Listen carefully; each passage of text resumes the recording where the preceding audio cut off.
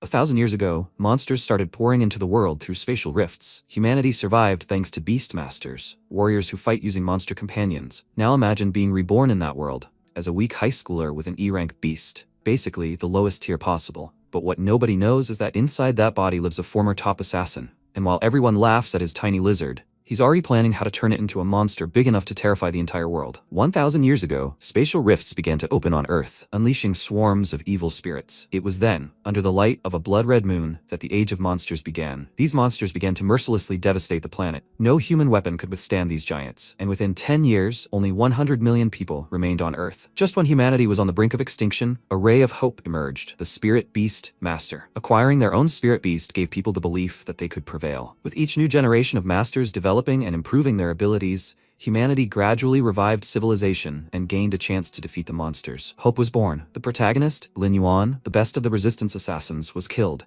after which he was transported to a dimension where monsters lived peacefully, becoming the weakest E-rank Spirit Beast Master. But who said he couldn't evolve? He received some useless black lizard named Yahello, who declared that from now on, he would accompany him and monitor his development so that he would become stronger over time. Despite a weak start, he decided to become the best and reach the top. It was an ordinary day. MC was flying on a plane, and his superiors contacted him with a request for a status report. He looked at the pile of people he had just killed and informed his superior that the targets were eliminated. He noted that it was fast, as expected from a first-class mercenary. Suddenly, a roar was heard. MC immediately became wary and asked what was going on, and his superior said that he had worked hard for the good of the organization all these years, but he knew too much, so he should take all the secrets with him to the grave. After that, the plane exploded, and when MC opened his eyes, he found himself in an unfamiliar place, somewhere in an alley. He immediately felt himself and wondered, where is he? Hadn't he died in the explosion? Feeling a sharp pain in his head, he thought that something seemed to have damaged his brain. The pain was so unbearable that he hit his head on the floor. Now a bunch of information about this world, about the struggle of people with monsters, and about those very same beast soul masters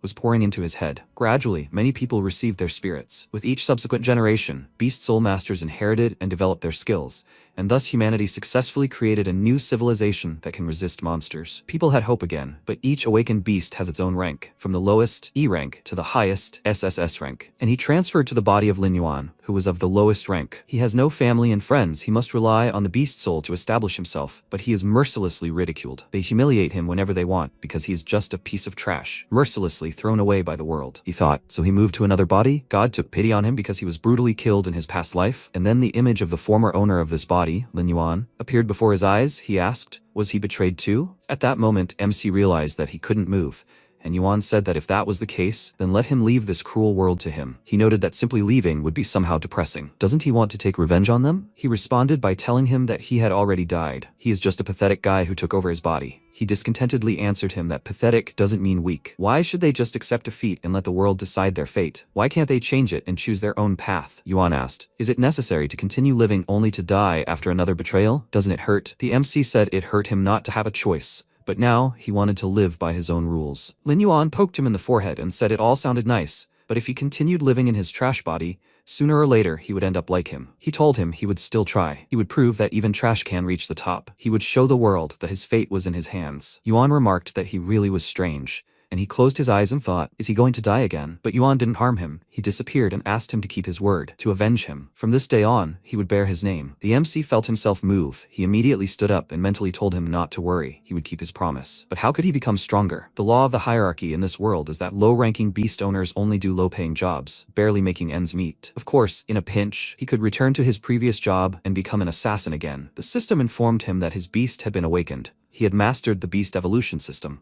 His beast was a rank E black lizard. Its development stage was immature, and it had 2 attack skills, bite and claw strike. He stared at the system window in surprise, after which a lizard appeared in front of him and greeted him, saying that its name was Yahello. From now on, it would accompany him and watch its strength grow. He asked, so this is his beast? He confirmed it and said that they were now partners whose bonds were built on trust, and they would definitely get along. Yuan took his things and headed for the alley exit, and Heilong asked, where is he going? He won't even ask how he can help him? He replied that he would ask him about it when the time comes, but now he had one important matter. Heilong followed him and asked how he could help him. Let him just say the word, and he would do it. Why is he ignoring him? At that moment, the man who had previously bullied Lin Yuan chased his friend Sumuk Shui into an alley and asked if she would run away anymore. She asked what he wanted, and he handed her a bouquet of flowers and asked her out. She asked if he thought she was interested in sports. He said that he knew she had an S-rank beast, but she had awakened it not long ago, and he had deliberately found a couple of B-rank ones. Does he deserve what he wants? She called out to him discontentedly, and he said that he had also beaten up that idiot. His words immediately made the girl nervous. She asked him what he had done to him, and he replied that he had been too presumptuous to cross him. Now it was just the two of them, and she had no choice but to date him. Suddenly, someone ran up to them. This man deftly overcame his guard and grabbed him by the neck, and Muxue covered her mouth in shock. It was her friend, Lin Yuan. He grinned, telling his attacker that he had finally found him, and at that moment, all four of his guards pounced on him from behind,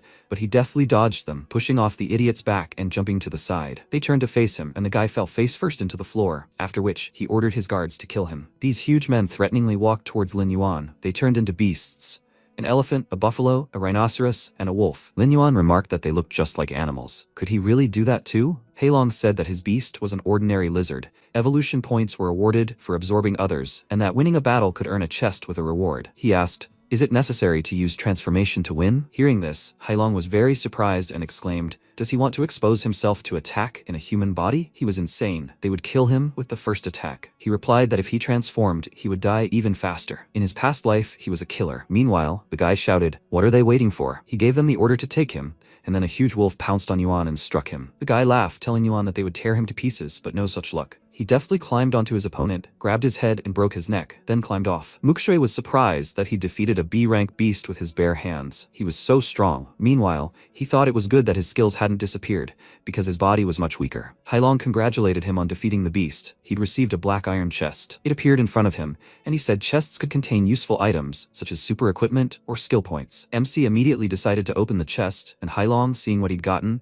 happily exclaimed that it was a random skill book. He could get a random skill from rank E to rank A. The chance of getting an A rank is 1%. He used the skill book and thought everything was fine, as long as it wasn't the lowest ranking skill. Of course, he was lucky and got the A rank skill, Daylight. Heilong said that then the beast's soul would be activated, and it would be able to emit white light capable of melting even steel. Its maximum temperature reaches 100,000 degrees Celsius. The skill immediately entered his body, and the lizard remarked that he was one lucky guy. Amazing. Maybe they should buy a lottery ticket too? Heilong pointed at his opponent and said that now was not the time to celebrate, after which the guy immediately ordered his subordinates to kill him, for which he would give them 10 million. Muxue became worried and offered to help, but he told her to get away from there, thinking she was one of the few who had been kind to him, and he wouldn't allow her to be harmed. At that moment, an elephant appeared in front of him, furiously twirling its trunk. He quickly shifted from side to side, dodging its blows. He then approached the beast, grabbed its trunk, and struck it on the head with all his might.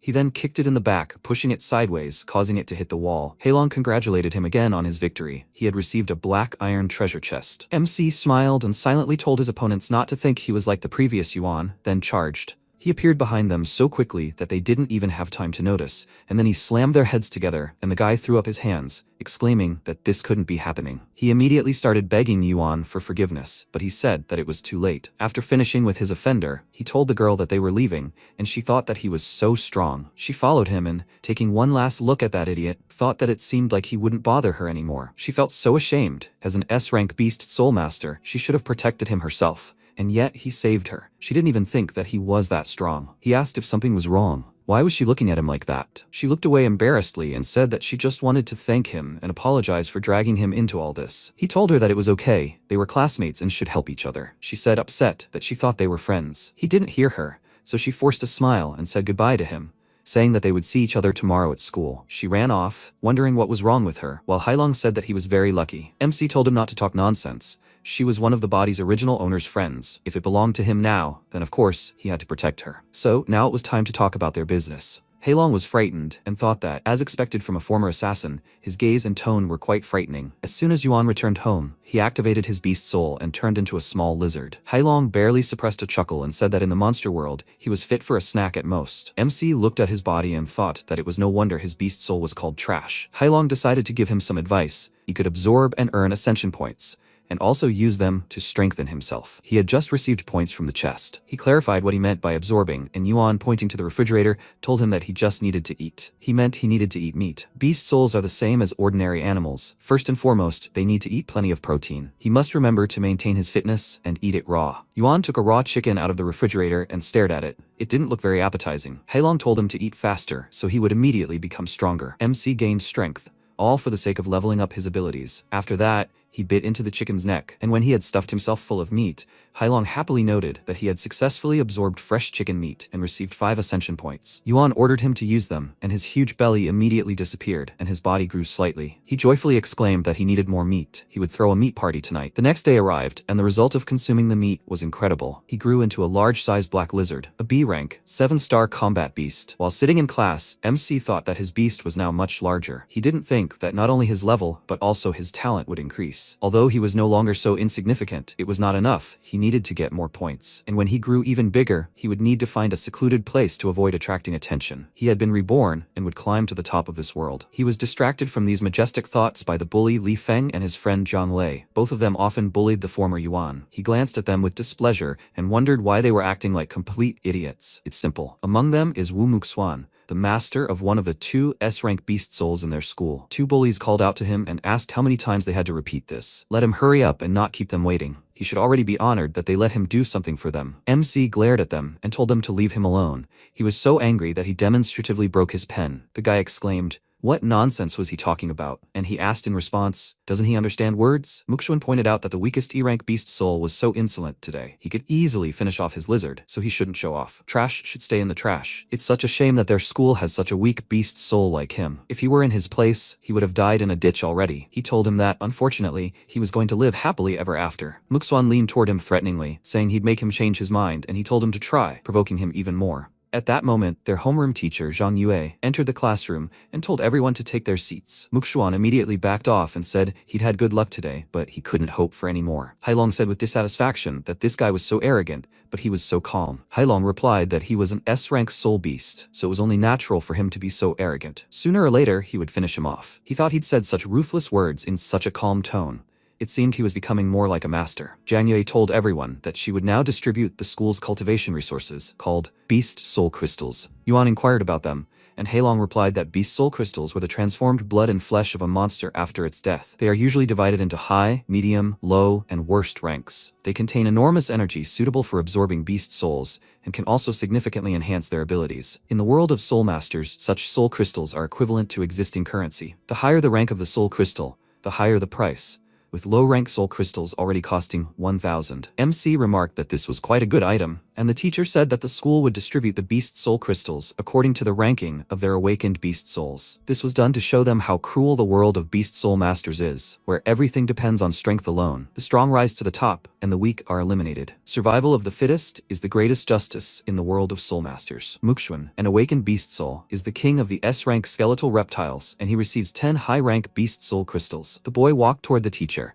and one of his classmates admiringly said that Muxuan was the master of one of the 2 S-rank soul beasts in their school, the other being Muxue. Before them, there was a senior who awakened the S-rank soul beast Golden Sun Crow, and now he's the strongest 9-star sovereign. Muxuan would definitely become just as strong. Zhang Yue told Muxuan never to relax, even though he'd climbed so high. With his talent, if he gradually cultivated, he could become a soul beast master. He thanked her, after which she summoned Zhang Lei, an A-rank awakened soul beast, giant stone beetle. He would receive 5 mid-rank soul crystals. Li Feng, an A-rank awakened soul beast hurricane demon wolf, would receive 5 low-rank soul crystals. Finally, it was Yuan's turn. He received 5 soul crystals of the lowest rank. Everyone immediately started laughing at him. Muxuan asked, "With an E-rank talent, is MC going to break the school record? With such a useless beast soul, he doesn't think he'll become a master. It's better for him to become a wall builder. Let him spare himself the shame." Yuan took his stones, and the teacher told him to just try his best, but Muxuan still didn't let up. The lowest rank soul crystals? 1,000 coins could buy him a bag with radiation inside. It's not at all suitable for cultivating a beast soul. He doesn't even want such trash to be given away for free,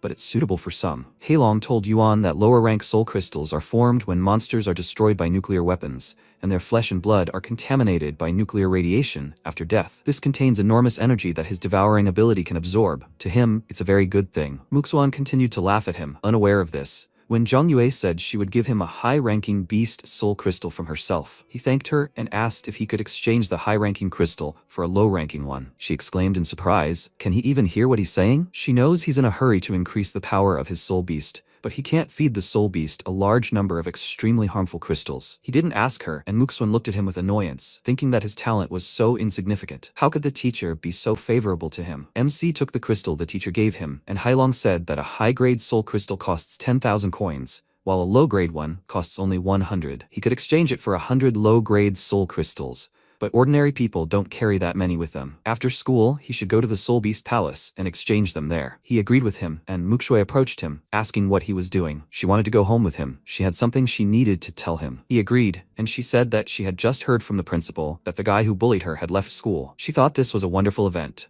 Meanwhile, one of Muksun's friends exclaimed, "Isn't that the school beauty? Do they know each other? Why does she, the owner of the S-level nine-tailed snow fox's beast soul, hang out with such trash?" Mukshun also glanced at the two of them and wondered, why is this guy so lucky? He has the weakest soul, both the teacher and Muksue. He doesn't understand why everyone is so kind to him. In the evening, classes ended, and Yuan was about to leave the classroom, but Muksuan and his friends blocked his way. He asked angrily what kind of love potion he slipped the teacher. What underhanded means did he use to get close to Muksue? Last time, he had forced that rich guy to detain her, so he could later heroically intervene and become her savior. But in the end, he dropped out of school and disappeared. Now MC understood everything. He was the one who damaged Yuan's past. Mukshuan said that a beauty like Muksue suits a talent like him, and he's just a worthless weakling. Why does she even bother with him? After that, he grabbed his clothes and threatened him to stay away from her. Besides, wherever they go, he must run away from there to avoid being seen. MC was starting to get tired of all this. But if he starts a fight at school, he will be punished. The teacher is kind to him. He doesn't want to make things difficult for her. He told the guy that he won't do that, and he angrily said that for an arrogant person like him,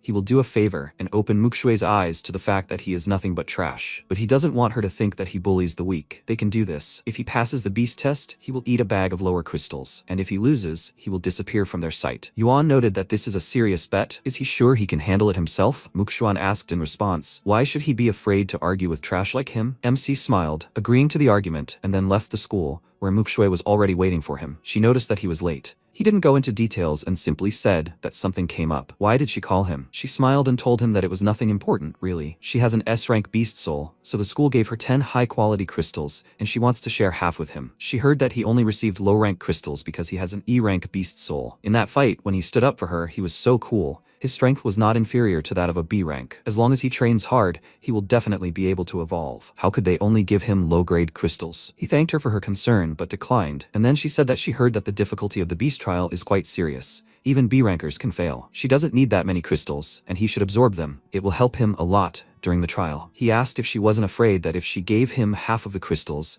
she wouldn't be able to pass the trial. She said that he underestimated her. She had the beast soul, nine-tailed snow fox. She could pass the trial even without soul crystals. He asked, then how about this? Although he can't tell her the reason, if they can pass the test, he will accept her proposal. She was very happy and agreed, and he added that if he failed the trial, it would be a waste of resources, so he needed to prepare well. She looked at him with a smile, and he thought that when the day of the trial came, she would be shocked by his strength. When they parted, Hailong noticed that she cared so much about him. Yuan said he was talking nonsense. Let him take him to the Beast Soul Palace instead. When they arrived there and went inside, Hailong looked around and told him that the palace was only for Beast Soul Masters. The Beast trial would be held there. He wasn't interested in any of this.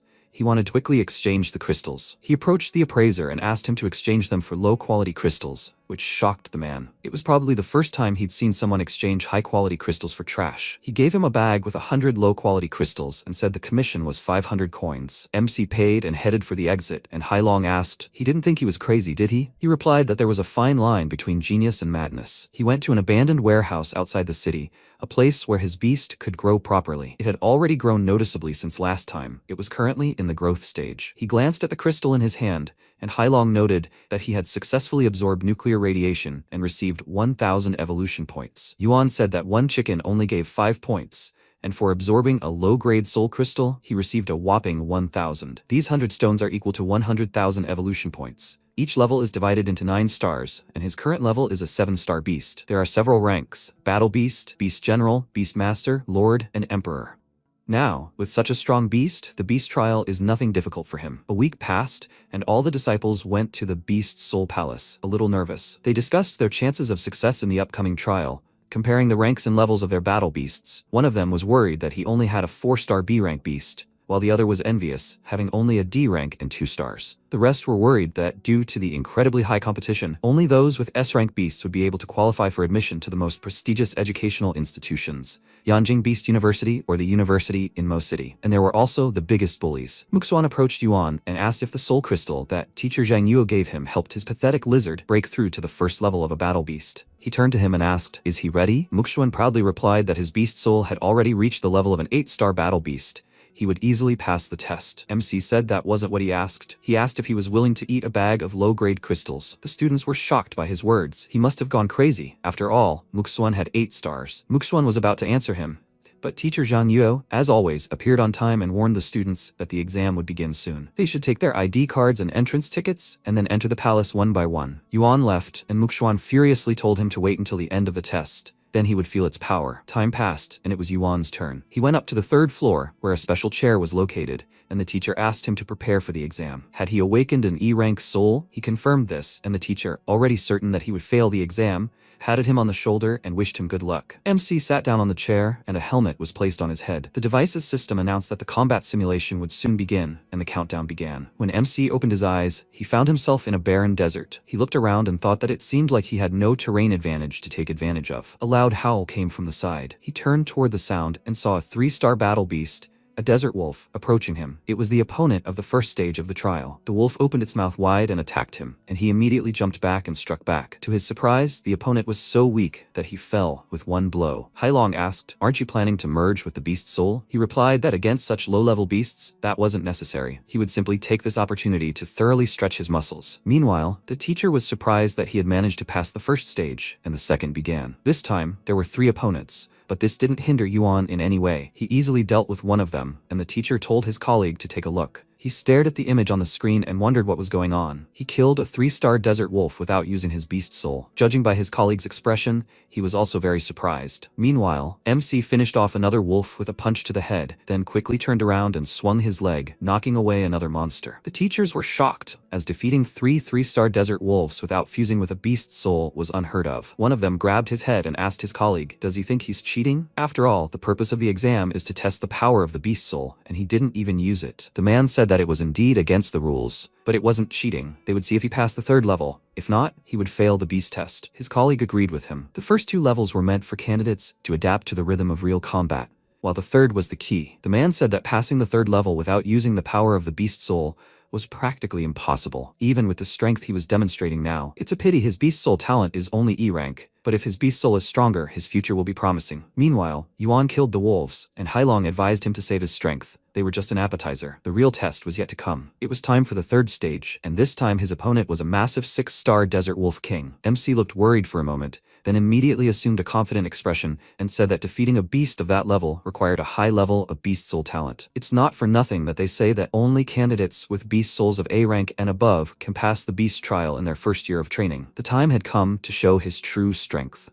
He decided to use beast soul fusion, which Hailong was very pleased with, after which he transformed into a huge black lizard. This time, his talent rating was S rank, and his level was 3-star Beast General. Hailong joyfully exclaimed that he had successfully reached a higher level. This was a new beginning. Yuan growled menacingly, his shadow completely covering the wolf, and one of the teachers wondered what had happened to the weak beast soul of a lizard. Even such a small thing could become a Tyrannosaurus. He asked his colleague, had he made a mistake during the inspection? Was he definitely E rank? He exclaimed in response that he wasn't blind. If you didn't believe him, then let him see for himself. His registration card indicated E rank. His colleague asked, "Then what's going on? A beast so gigantic must be at least general rank." This is incredible. It's only been a few days since his beast soul awakened. He already has a general rank beast soul, which means his talent is at least S rank. No, more likely SS or SSS rank. How did he manage to reach such a level? Meanwhile, the Desert Wolf King wasn't about to give up even in the face of such danger. He gathered all his strength and pounced on Yuan with a loud roar, and with just one swing of his paw, he killed him. The teachers were shocked. He had killed a 6-star beast in a second. The man ordered his colleague to stay there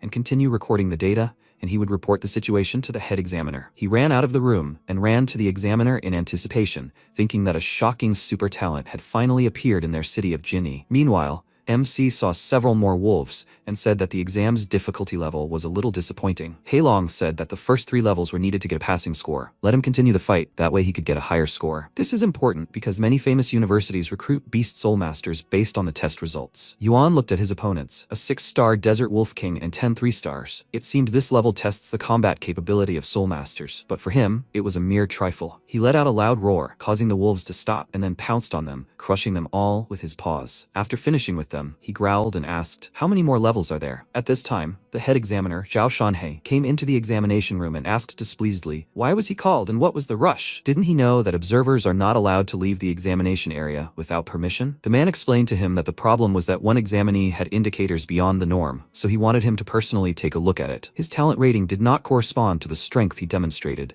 Shanhei said that there was nothing unusual about this. Many people exceed their capabilities during a real fight. A B rank can surpass the indicators of an A rank. He was exaggerating. But when the teacher said that his talent was E rank, he asked in surprise, he dared to participate in the test with such a talent? This guy is a daredevil, and he only summoned him because of a student who awakened an E-rank beast soul. Another examiner asked him to watch his fight first and then draw conclusions. Not expecting anything surprising, Shanhei approached him and peered at the image on the screen, but when he saw the huge lizard, he was very surprised. He exclaimed, "Are they sure he's E-rank?" The man confirmed it and asked, "Now does he understand why he called him here?" He thinks he has the power of at least a beast general, and he's currently at the 10th level of the trial. Shanhei thought that the 10th level was the final and very difficult, since each of the 10 wolves possesses the power of a 7-star battle beast. The examiner asked, if he can pass the 10th level, will that prove he has the power of a beast general? Shanhei confirmed this and added that the best universities will begin to compete for him. Without exception, everyone who has managed to pass the 10 levels of the trial are geniuses. At the very least, this child's future achievement is becoming a Lord-rank Beast Soul Master. He might even become an Emperor-rank Beast Soul, but it's too early to draw conclusions, as it's unknown whether he'll be able to pass this level. Meanwhile, MC faced more opponents. He thought there would be a monster boss at the final stage of the ability evaluation, but there are only 10 Desert Wolf Kings here. He glanced at the wolves and clicked his tongue in displeasure before attacking them,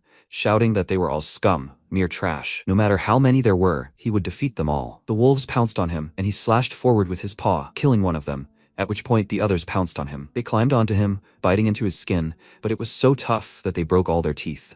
The examiners noted that he had terrifying defense. He was able to withstand the attack of a 7-star beast. His attack, defense, speed, and explosive power were all at the perfect level. Could this really be an E-rank talent? Yuan had dealt with the monsters clinging to his body, but there were still 6 left. He growled menacingly, gathering energy in his mouth, and the head examiner leaned forward with interest, asking what kind of power it was. MC decided to get rid of the monsters in one fell swoop. He fired a beam of energy at them, leaving no trace of them, before growling again. The examiners were shocked by his power. The beam of energy was so powerful that it left a deep mark on the ground. The simulation device's system informed him that he had successfully passed the test. Yuan thought the test had been much easier than he expected. Since he had passed the last level, he was guaranteed a good grade. He wondered how many people would be surprised when the results were announced. After all, even Muxuan, with his S-rank talent, definitely couldn't pass the test. He wanted to take this opportunity to let all the universities see that even an E-rank beast soul could possess immense power. Meanwhile, Heilong was dancing with joy, and when he returned to reality, he saw the stunned gazes of the teachers. They checked his characteristics again. He was 18 years old, and less than 2 weeks after awakening his beast soul,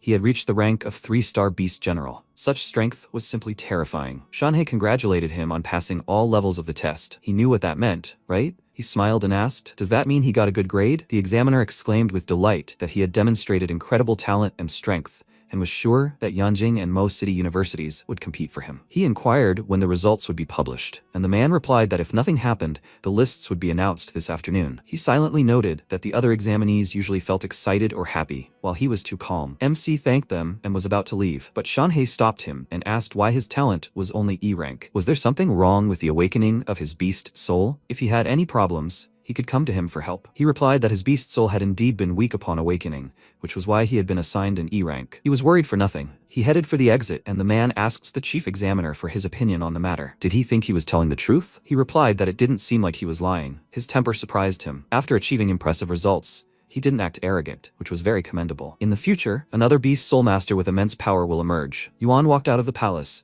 where a crowd of disciples had already gathered, discussing their results. Muxue, standing at a distance from everyone, waved at Yuan. She ran up to him, and he asked if she had passed the exam. She confirmed this and added that she had been evaluated quite well. He inquired how many levels she had passed, and when she told him 9, he was surprised. He didn't expect her to be able to do so. It seemed her strength had increased more than he had imagined. Noticing her gaze, he realized she wanted to ask about his result, but didn't know how. After all, E-rankers usually barely pass the first level. She would be very surprised later. He smiled and suggested that they leave. The exam was over, and he didn't really want to think about the results. He invited her to dinner to celebrate her success, and she happily accepted, saying she wanted a large bowl of noodles. He asked, puzzled. Is that all? She replied that she was so hungry that she would eat whatever he gave her. He thoughtfully noted that the restaurant was quite far away. They wouldn't miss the results announcement, would they? Mukusue grabbed his hand and led him along, saying that the results had already been determined anyway, and what would be announced was just the ranking. He followed her. There was nothing to worry about. No one could surpass him anyway. Time passed, and Mukusuan finally emerged from the exam. He had passed 7 levels, the same result as last year's winner. Mukusuan enjoyed the attention of the other students. They all talked about his strength. He smiled and thought that such an outstanding personality as he attracts attention everywhere. He prepared for this exam, even asking his parents to buy him an expensive pill to quickly maximize the potential of his beast soul. His friend noticed that Yuan was nowhere to be found, and he said that he must have hidden somewhere. And he still dared to challenge him with his rank? His friends said he was so ridiculous. In his place, they wouldn't dare say a word, and would have buried themselves in the ground in shame long ago. And they so wanted to see this, but this coward didn't even show up. Mukusuan said that since he didn't want to go out, he would remain a coward for the rest of his life. He ran away. That's exactly what he wanted. But everything turned out differently. He heard his voice from the side, and seeing that he was chatting with the school's beauty, he became furious and thought, how dare he appear in front of him with her? After that, he approached him and noticed that he was so calm. It looked like he got a good grade on the test. He answered that this suited him perfectly, and Mukusuan's friend asked, perhaps it was difficult for him to pass the first level? Another guy chuckled and said that it was possible to overcome the first level without any skills. Are there really people who couldn't do it? The other students also started laughing at Yuan, and Mukusuan asked, he hadn't forgotten about their bet, had he? He scratched his head in confusion and replied that until he told him, he almost forgot. Was he ready to lose to him? Mukusuan was indignant and exclaimed, how could he lose to a scumbag like him? The clock struck exactly 2 o'clock, meaning it was time to announce the results. The students crowded around the results screens, and Mukusuan, seeing himself in the top 3, thought he was this year's champion. But he was only in 3rd place, which meant there were 2 more ahead of him. Mukusue was in 2nd place. He was surprised that she had managed to pass the 9th level. He didn't expect her talent to be higher than his. But if she had passed 9 levels and only finished 2nd, then who was this monster in 1st? When he saw Yuan's name in 1st place, he was shocked. He certainly didn't expect this. He became very nervous and thought, how is this possible? How could he have passed 10 levels with his E-rank beast soul? The other students started asking each other who this person was, and since he had passed all 10 levels, he was a real monster. No one expected anyone to be able to beat even students with S-rank souls. Mukusue, who had almost completed the task, stumbled at the last stage. But what amused the students most was the humiliation of the overconfident Mukusuan, who had bragged too much before the start and ended up in only 3rd place, a public disgrace. After listening to them, Mukusuan tried to hide his face in shame, and MC said he had lost. Isn't it time he fulfilled the terms of the bet? Would he prefer to eat the bag of low-grade crystals dry or seasoned? All the students now looked at him with admiration. No one dared to bully him anymore. Mukusue was also delighted. Now she understood why he wasn't surprised when she told him her results. But the question was, how did he do it? Unable to accept his defeat, Mukusuan furiously shouted that it was impossible. How could an E-rank scum get such a result? He clearly cheated. When he announced this, a wave of bewilderment and indignation instantly erupted among the students. They didn't understand if this was true, or how it was even possible to cheat on such an exam. Could it be that the number 1 ranked person had deceived everyone? Yuan was clearly dissatisfied with this false statement and asked Mukusuan if he really thought he would cheat to win. He responded by exclaiming that he was an E-ranker. How else could he have passed the test? The students were confused. How could the owner of the weakest beast soul have passed 10 levels? Could he really have cheated? But some found this doubtful, since the simulation of a real battle completely excludes the use of external items, meaning cheating is impossible. Hailong noticed that doubts were flaring up, and MC asked his offender, who said that an E-ranker beast soul can't pass the exam? The reference books don't say anything like that, right? He advised him not to be so smug. He would file a complaint with the Beast Soul Palace Court and expose the vile methods he had used. He didn't understand which court he was talking about, and Hailong explained that if candidates had doubts about the evaluation of their test results, they could appeal to the Beast Soul Palace Court.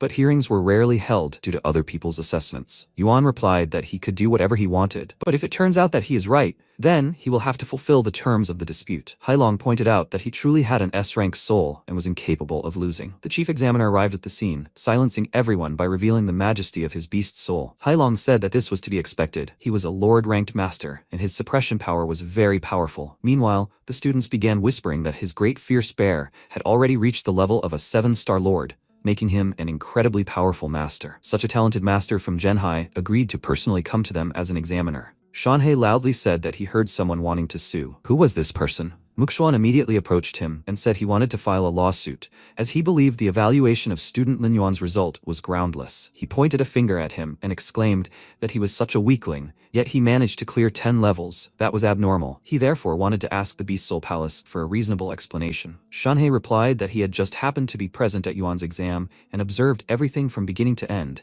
and he hadn't detected anything unusual. Or was he saying that he had helped him cheat? Muxuan confidently declared that he was the pride of Zhenhai and wouldn't dare doubt him. But the beast soul awakened by Yuan was rated as an E-rank talent. Everyone present understood perfectly what this meant. How could he clear 10 levels with such a soul? So he thinks the examiners should at least release the video of Yuan's fight to convince the public. The students agreed with him, and Shanhei said he was sorry, but he couldn't agree to this demand. According to the regulations of the Beast Soul Palace, examiners are prohibited from disclosing information about candidates except in special cases. But Muxuan had another plan. He said that since the video of the fight can't be released, there is another way to prove the authenticity of the results. They can arrange a duel, and if Yuan wins, he will prove that he really is that strong. But if he loses, it will be enough to prove that his result was obtained dishonestly. The students sided with Muxuan, and Muxue defended her friend, saying that he is so vile, doing whatever he wants just to humiliate him. He stopped her and said that everything is fine. Heilong noted that his thoughts were obvious. He wanted to seize the chance to fight him, then prove to everyone he was a loser. He smiled and said that this was very opportune. They would settle the score now. Muxuan turned to examiner Zhao and asked if challenging someone within the Beast Soul Palace was forbidden. Right, he confirmed this, but they also needed to know the opponent's opinion. Now all the students were wondering if Yuan would accept the challenge. The situation was so tense that he had no other choice. If he refused, everyone would think he was a cheater. Muxuan, with a satisfied grin, asked if he would accept the challenge, and Muxue told her friend that if he wasn't sure, he could refuse. He replied that if someone provokes you,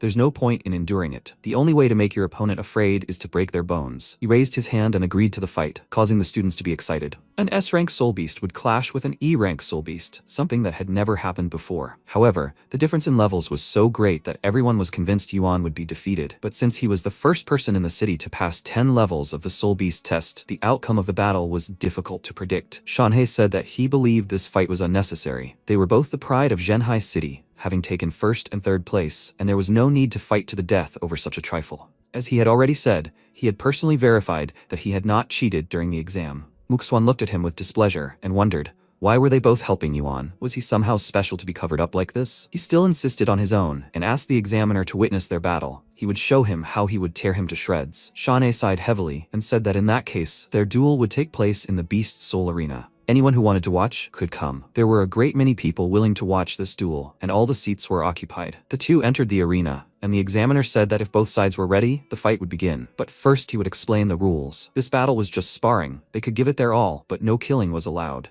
The fight would end as soon as one side admitted defeat. The use of any foreign objects was prohibited during the duel. If one of the rules is violated, it will be considered a defeat. Is everything clear to them? They both confirmed this. After which, Muxuan told his opponent that he must understand that everything that was happening was his fault. MC responded by saying that he hadn't expected him to make such a fuss to avoid the terms of the bet. If he simply begged for mercy, he would consider sparing him the opportunity to dine on inferior crystals. After all, giving them to him would be a waste. Immediately after, Muxuan wished him death and merged with his beast, transforming into a huge reptile skeletal king. The audience was amazed by his size. He really was an S-rank, a talent and a genius, ranking third. Muxuan immediately went on the attack, flicking his tail, and Yuan jumped, dodging his blow. Muxuan asked with displeasure, was he so afraid of merging with a beast soul? The audience also found it strange, and if he could crush an S-rank soul, it would mean he hadn't cheated. Muxue, meanwhile, thought that Yuan's beast soul was just a small E-rank lizard, although it was unclear how he had passed 10 levels of the trial. But if Muxuan dared to harm him and Zhao Shanhei didn't stop him, she would. Noticing her expression, Heilong flew closer to her and said that even though she couldn't hear him, she shouldn't worry, Yuan wouldn't lose to this guy. Meanwhile, he said with a smirk that since he was so looking forward to fusing with the beast soul, he would satisfy his desire. Immediately after that, he used the fusion. His body rose into the air and streams of energy swirled around him. He transformed into a huge lizard, and everyone was surprised by the sight of him. Even Muxuan. He didn't believe it was possible. He had an E-rank soul. How could he grow so quickly? MC gave him a menacing glare and swung his paw, shouting, "Who said an E-rank soul should be weaker than an S-rank?" Muxuan looked forward, and at that moment, the protagonist sent a wave of shockwaves at him. Muxuan, jumping back, thought, damn, if he had hit him with his claw, he would have been crippled. Yuan has the strength of a beast soul general, no less. But that's impossible. To rise to such a level in just a few days? The next second, the protagonist's paw came at him, and he thought, damn, he won't have time to dodge. Then he shouted, that's it. How could he, the king of reptile skeletons, lose to such an E-rank scum? The next second, he swung his claw, but the protagonist grabbed his paw and said that he didn't expect him to dare fight back. Muxuan shouted, "What the hell is he trying to do?" The protagonist threw him over himself and, slamming him to the ground, shouted, "What do you think?" Muxuan was set flying backwards, and then MC continued swinging him back and forth, slamming him into the ground with increasing force. At that moment, everyone present shouted, "Yuan has defeated Muxuan. Is this his true strength?" It turns out that Examiner Shanhei wasn't shielding Yuan at all. He was trying to protect Muxuan. At that moment, Muxue thought in surprise. Even though she knew Yuan wasn't weak, such a strong E-rank beast soul was astonishing. Then Muxuan shouted indignantly. It was impossible for his S-rank beast soul to be weaker than an E-rank. The next second, the protagonist tore off his tail and declared that he had lost. He indignantly asked, "Who said that?" Then a capsule appeared on his tongue which he swallowed. Shanhe, watching, thought, "A bloody capsule." At that moment, Heilong flew up to the protagonist and said that he had just consumed a pill that allowed him to level up in a short time. His strength will grow from an 8-star battle beast to a 3-star beast general. However, after taking this medicine, it will take a month to recover. What a psycho, he wants to defeat him at all costs. The protagonist said he was just a clown, and then Shanhei took the microphone and, pointing a finger forward, shouted, "Muxuan, he is the loser for violating the rules of the fight. He is even more useless than he imagined." Then he looked at the protagonist and thought, is he going to continue the fight with Muxuan even after he took doping? The next second, Muxuan's eyes lit up with a bright flame, and he shouted that he will kill him. But looking at his opponent, he wondered in surprise, why is he so calm? Obviously, he is stronger than him now. What kind of power is this? The next second, MC began to concentrate energy in his mouth, and Muxuan thought, there is no turning back. Yuan, he must die. The next second, the protagonist released a sphere of powerful energy, pushing Muxuan back with a powerful stream of energy. The force of the impact sent him crashing into the wall, cracking it, and then falling to the ground, transforming into a human. The next second, Shanhei clenched his fist and shouted, officially declaring Yuan the winner of this battle. Moreover, Muxuan took illegal substances during the fight to artificially increase his strength. So, does anyone have an objection to Yuan's assessment of the student? At that moment, the protagonist transformed into a human, and everyone present began shouting, "Wow, Muxuan couldn't win even with doping. Yuan is too strong. Who blinded him and judged his beast soul as an E-rank talent? Have they ever seen an E-ranker crush an S-ranker?" Shanhei took Muxuan's hand and, looking at the worker, told him to take him to the infirmary. The injury isn't fatal, but the effects of taking the substance are usually enough to keep you in bed for a couple of months. The worker extended his hands to him and replied, "Yes." He then placed Muxuan's arm over his shoulder, sighed, and said, "Now it looks like no reputable university will accept him." His partner said, "He only has himself to blame." Shanhei then approached MC and congratulated him on winning the duel. In return, he thanked him. He wondered what he was thanking him for. He placed his hand on his chest and said that he had given him the opportunity to injure him. He thought he should have stopped him in time, but he hadn't. Shanhei then frowned at him and said, "In fact, he's not only the chief examiner, but also a member of the admissions committee of the Beast University in Mo City. Does he want to enroll there?" With that, he placed his hands on his shoulders. The protagonist then looked surprised and asked, "Huh?" Heilong said that the Yanjing and Mo City Beast Universities are the most prestigious. Only the best of the best get in. Then MC extended his hand and smiled, asking, "Teacher Shanhei, he recruits people for his own benefit too, right? And he's the best in Genhai, right?" He looked at him in surprise and wondered, is this kid even normal? Is he doing the university a favor? The first thing he thought was, what advantages would the university give him? The protagonist then added, "Such a top-notch institution must have some special conditions." He shouted back, "Well, of course they do. If he wants to enroll, he can apply for a full scholarship including 500,000 coins, 20 high-grade beast soul crystals, 5 beast soul capsules, and a general rank beast sword." The protagonist thought 20 high-grade crystals are worth 200,000 coins, and beast soul capsules are worth 250. At this moment, Heilong told him to think carefully, and then Shanhei spread his arms and said that this is the best the university has to offer. He and the university administration are sincere in their intentions. The next second, they heard a voice. Shanhei, shameless. Chen Yu approached them and shouted, "The admissions campaign hasn't even started yet. He already tricked this kid." MC thought, who is this, talking to Shanhei in such a tone? A representative of Yanjing Beast University, Yuhu, approached them. Shanhei closed his eyes and said, "Yuhu, he shouldn't talk nonsense. Can't young talents go to any university other than his?" He shouted, "Enough." He looked at the protagonist and shouted at him not to be fooled. Their university is superior to the University of Mo in many ways. If he were to enroll, he would be given 500,000 coins, 40 high-quality beast soul crystals,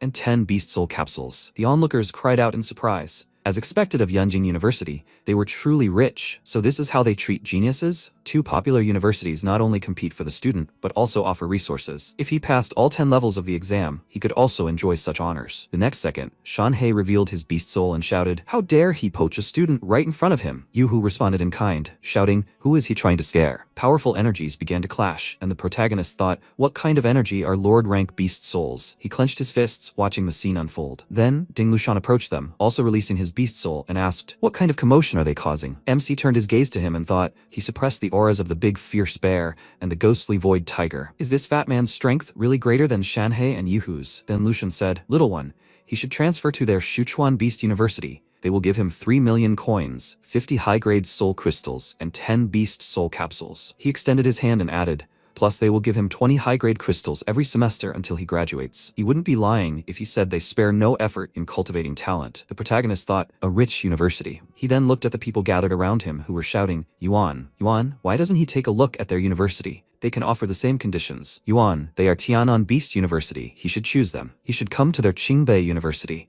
They ranked 8th last year." He thought, although they all want to accept him, it's clearly to use him as free advertising. Then Yuhu said they should stop making a fuss. Yuan, what does he think? He bowed and said that he was grateful to them all, but he was very sorry. Apart from Yanjing Beast University and the Beast University in Mo City, he wasn't considering any other organizations. Lu Shan adjusted his hat and said that if he changed his mind, he could come to him anytime. He replied, "Of course, if anything happens, he'll contact him." The remaining 2 men shouted for him to say who he'd choose. He slammed his fist into his palm and said that he'd announce his decision to them before the admissions committee began. Shanhei replied, "Okay, he'll wait." Yuhu added, "He needs to think it over carefully." He replied, "Okay." Then the university representatives walked to the exit and shouted at each other. "He took him away from him. He shouldn't be embarrassed. Who took him away from here? He wants to fight. Come on, he's not afraid of him." They continued arguing. At that moment, Hailong said, congratulating him. The system had just rated his beast soul to general rank, earning him a silver chest. He should quickly open it and see what's inside. It's his first silver chest. The protagonist said thoughtfully, "He is." At that moment, Muxue approached him and, calling him over, said,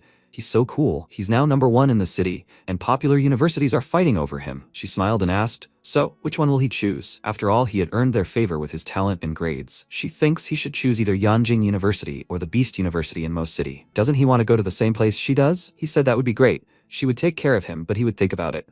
And then she added, objectively speaking, Yanjing University is stronger, but she will choose the university in Mo City. He asked why. She looked away and said because there are people in Yanjing she doesn't want to see. He thought, it seems like this isn't the best topic of conversation for her. Sometime later, in Yuan's house, Hailong flew around him and said, 10,000 evolution points, and also a general rank weapon, a flame claw. He looked at it in surprise and shouted, when it attacks an enemy, fire appears on the claws, which deals additional damage. The protagonist looked at the claw near his hand and shouted, not bad. Then Hailong folded his arms and shouted, what do you mean not bad? This is so cool. Weapons are divided into ranks: War Beast, General, Beastmaster, Lord, and Emperor. A weapon of his level is worth hundreds of thousands. He was surprised, so expensive. He shouted, that's still cheap. Anything above the Beastmaster rank can be worth tens of millions. If they're lucky, they'll strike it rich in the future. The protagonist said thoughtfully, he must reach the Lord rank as soon as possible. Then Hailong asked, by the way, what do you think of universities? He asked, what information do you have? He replied, Yanjing University trains strong masters, and the university in Mo City trains super strong ones. Besides, he thinks he'll like it there. He asked why. He shouted back,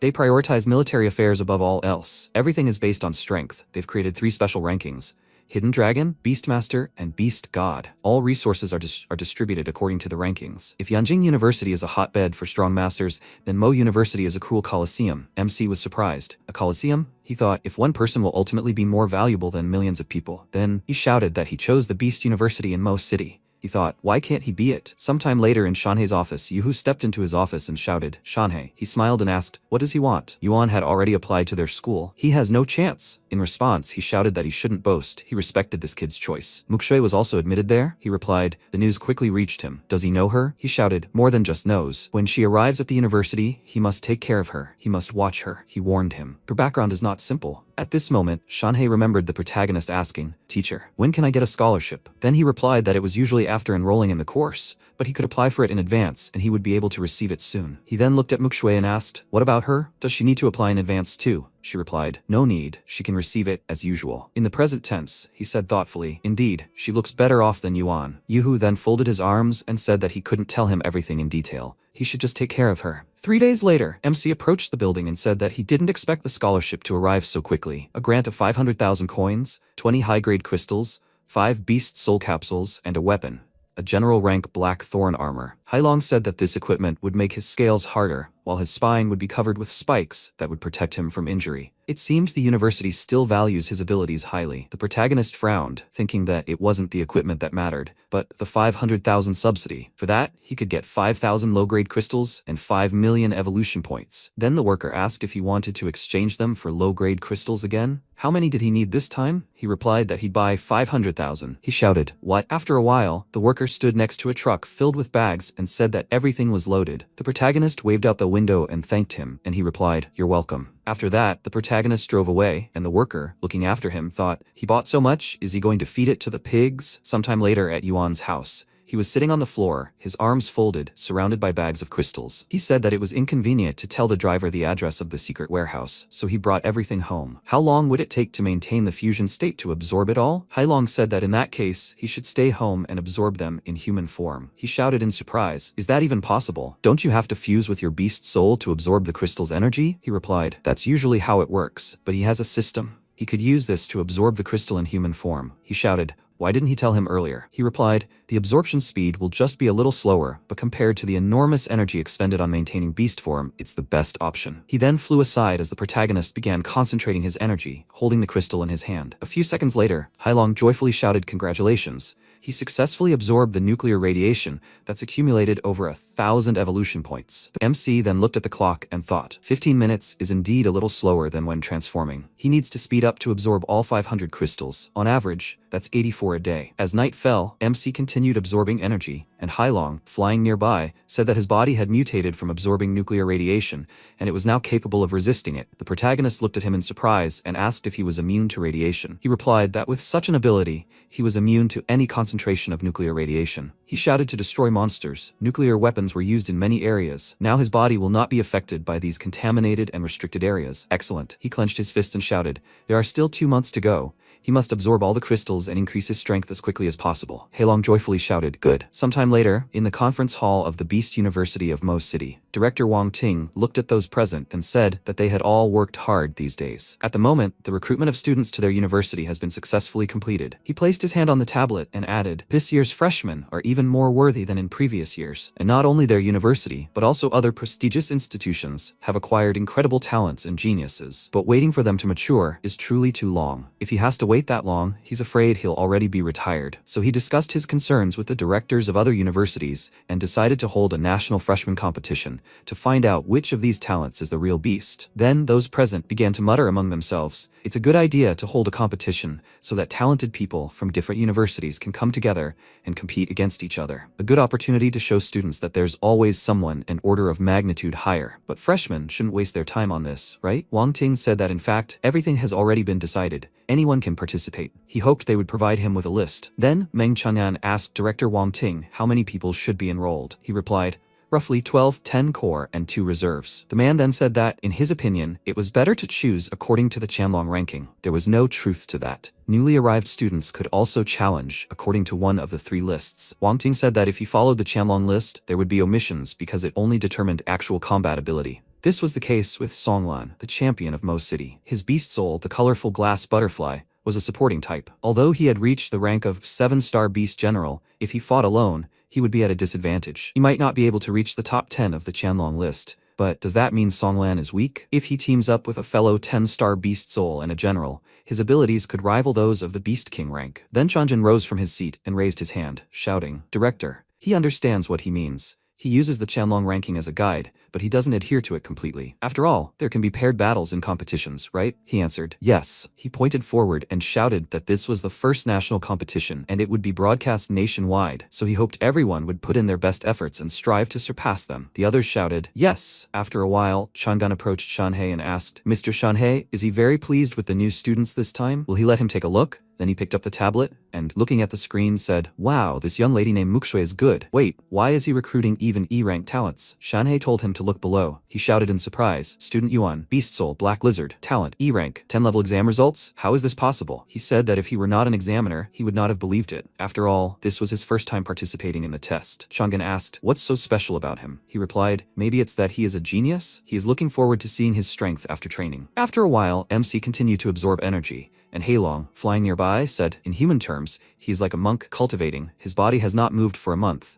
In the process of absorbing nuclear radiation, he mastered a skill from the S-rank level, nuclear breathing." He asked, "Nuclear breathing?" Hailong replied, Nuclear energy breath can emit light particles with nuclear radiation, infrared rays capable of reaching 10.55 degrees Celsius. He wants to spend 1,000,000 evolution points on training? He replied, of course. He thought exchanging 1,000,000 evolution points for a tier S skill is profitable. Hailong shouted, he successfully acquired a tier S skill, nuclear breath. Then he added, this month he absorbed 2,500 crystals. Now he has 1.5 million evolution points. He said, he sees, the monk's practice is worth it. He proposed to see how much these evolution points can improve his level. Spend 500,000 evolution points to improve the body. At this moment, Hailong happily thought, for a monster, size is the most important thing. He said, okay. Then, the protagonist pointed a finger at him and shouted, he must increase the hardness of the scale armor for 200,000 points, claw sharpness for 200,000, and the power of a nuclear reactor exceeds 300,000 points. He then looked thoughtfully at the system window, while Hailong, placing his paws on his waist, shouted, now he's the leader among the beast general level masters. Just a little more, and he'll become a king. He sighed and said that he thought he'd need 1.5 million points to reach the king level in one go. But in the end, he'd only managed to jump from 3 stars to 7. Maybe he was just too greedy? At that moment, Hailong flew up to the bag and said that he still had 2,500 crystals left.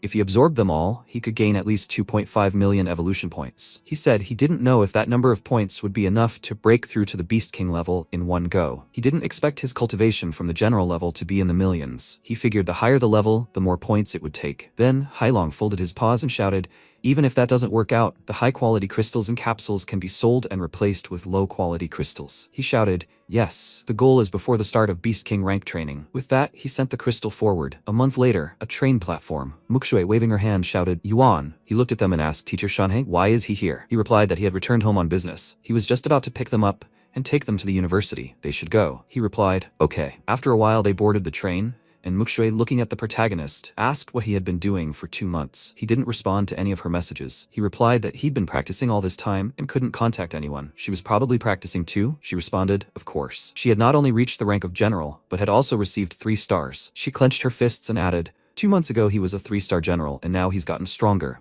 So no matter how hard she tries, she can't catch up. He noticed that she was incredibly strong, and her level had risen significantly. Then Shanhei turned around and said, they've arrived, they should go in. With that, he walked into the room, and Mukshui, walking forward, said in surprise, wow, there's everything here. The protagonist thought, ordinary seats on this train cost over 100,000, but Shanhei's teacher has a separate room. A lord-ranked master gets special treatment. Then Shanhei said, if all goes well, they'll arrive at the university by evening. The protagonist asked what if all goes well meant. He replied, there might be monsters fighting each other along the way. They call it a beast tide. He then sat down on the bed and added the accidents mostly happen when packs of beasts or several lord-rank monsters attack the train, and sometimes even king-rank monsters are encountered. The protagonist remarked that this sounded very dangerous. He told them not to worry. The likelihood of their appearance was extremely low anyway. If that happened, he would try to delay them so that they and the people on the train could escape. He could even hold out for 5 minutes against emperor-rank monsters. At that moment, MC wondered, with Shanhei's strength, could he only hold off an emperor for 5 minutes? He then looked out the window and thought, it seems this rank is much more terrifying than he imagined. Then they heard a sound. A train worker ran into the room and shouted, Mr. Shanhei, 10 kilometers from the city, he discovered a pack of beasts approaching them at high speed. He's afraid they'll collide with the train in 10 minutes. With these words, he anxiously grabbed Shanhei's clothes. Then he asked, how big is the beast tide? He replied, 3 beast kings, over 50 generals, and about 300 battle beasts. 2 other beast soul masters hurried to meet them. Then Shanhei turned to the students and asked, do they want to go together? The tide was small, so they could treat this as a mock battle before training. The protagonist replied, okay. Muksui clenched her fist and shouted that she would go too. Then the train was surrounded by magical seals, and Shanhei, boarding a special apparatus, asked if he knew how to ride one. The MC replied that it shouldn't be a big deal. Muksui said she hadn't. After that, Shanhei rode forward and said, no problem, she'll go with Yuan. They should follow him. The next second, he sped ahead, and the protagonist said, he just ran away, how irresponsible. Then he sat down on the vehicle, and turning to Muksui, told her to get on. She sat down behind him and asked, do you really know how to operate it? He replied that it wasn't so, but he didn't think it was difficult. He'd learn as they rode. Then he pressed the pedal and took off in an instant. He frowned, looking ahead, and thought, almost like riding a motorcycle. Then they caught up with Shanhei, and the protagonist asked, Teacher Shanhei, should there be a wave of beasts ahead? He shouted that he would remind them before they engaged in combat. If they encountered a beast they couldn't handle, they should not get as far away from it as possible and waste no time. These weren't sparring matches, and safety came first. Then he ran forward and, crossing his arms, shouted, merging with the beast's soul. The next second, his body transformed, and wolves began to gather around him. But he swung his paw and shouted, Earth Claw. He unleashed a powerful attack, sending a huge crack through the ground.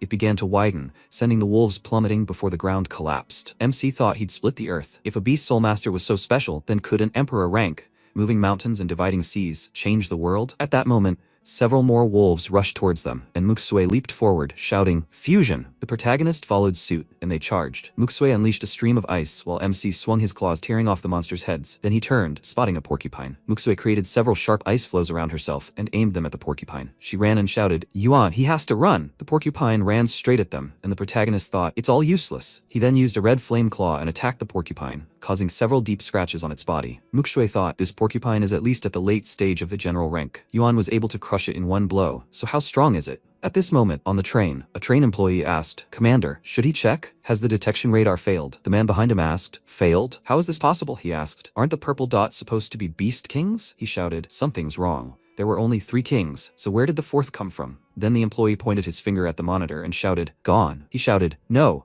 It looks like a beast king, the ability to conceal its presence. They must immediately report this to the soul masters on the front lines." At this moment, the monster tore out the heart of one of the soul masters on the front lines. He looked forward. Meanwhile, Muxue turned around and asked Yuan, "How many general rank beasts have they killed?" He replied that he didn't know, maybe around 10. She then directed a stream of energy to the side. The next second, a monster appeared next to her, and the protagonist shouted, "She must close her eyes, or she'll get blood." He instantly attacked the creature, tearing off its paw, and Hailong flying nearby said, "This is a beastmaster, the best at stealth." MC said, "It seems they were misinformed. There's another one." Muxue was surprised. "What?" The protagonist looked at the monster and shouted, "He's a cowardly mongrel. All he knows is hide. Will he bark at him too?" Then Muxue said to be careful. He could appear anywhere. At that moment, the monster appeared behind the protagonist, but he attacked with the spikes on his back, piercing his paw. He asked, was he going to scratch his back? The next second, the monster screamed loudly. After that, MC picked it up and shouted, "Now it's his turn?" The monster opened its mouth wide, and the protagonist also began concentrating energy in its mouth, and shouted that he should taste its nuclear breath. After that, he released a stream of powerful energy, hitting the monster precisely,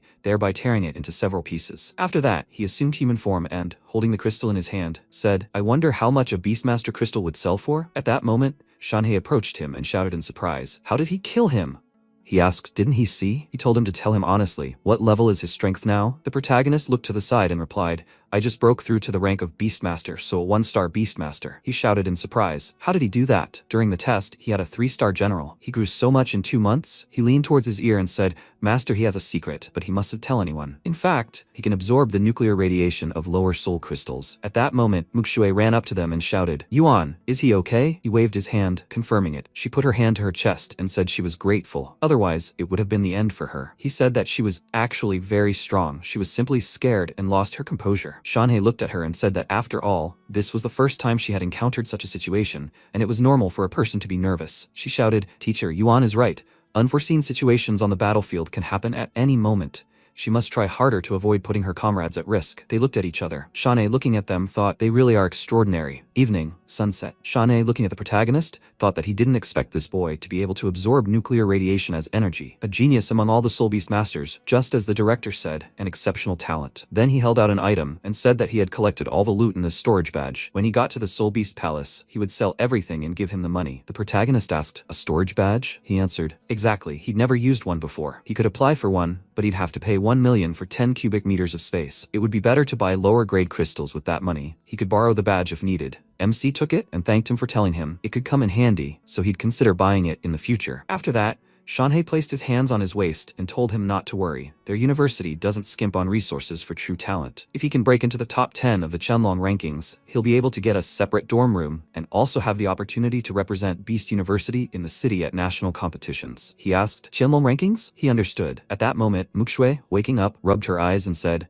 "Teacher, the university is so rich. Are the dorm rooms designed for multiple people? It'll be inconvenient for them to practice." He smiled and said the dorm was a place to sleep and relax, and students could use the 24-hour training rooms for free. The protagonist thought he was lucky there were such facilities, otherwise he would have been discovered quickly. Then Shanhei said that if she really wanted a private bedroom, she could donate 5 million to the school. The protagonist yelled in surprise, "5 million? What a ripoff!" Muxue yelled in surprise, "So little." MC looked at her in bewilderment and wondered, who the hell is she? After a while, they arrived at the Mo City Beast University dorm. The protagonist approached the door and thought, before conquering the Chenlong rankings, he'd first settle in the dorm. It was good that Muxue had decided to use the university's accommodations. Although she had money, she couldn't squander it like that. Then he cracked the door and Zhao Ming came out and asked, "Oh, a new roommate? Hey, he's Ming.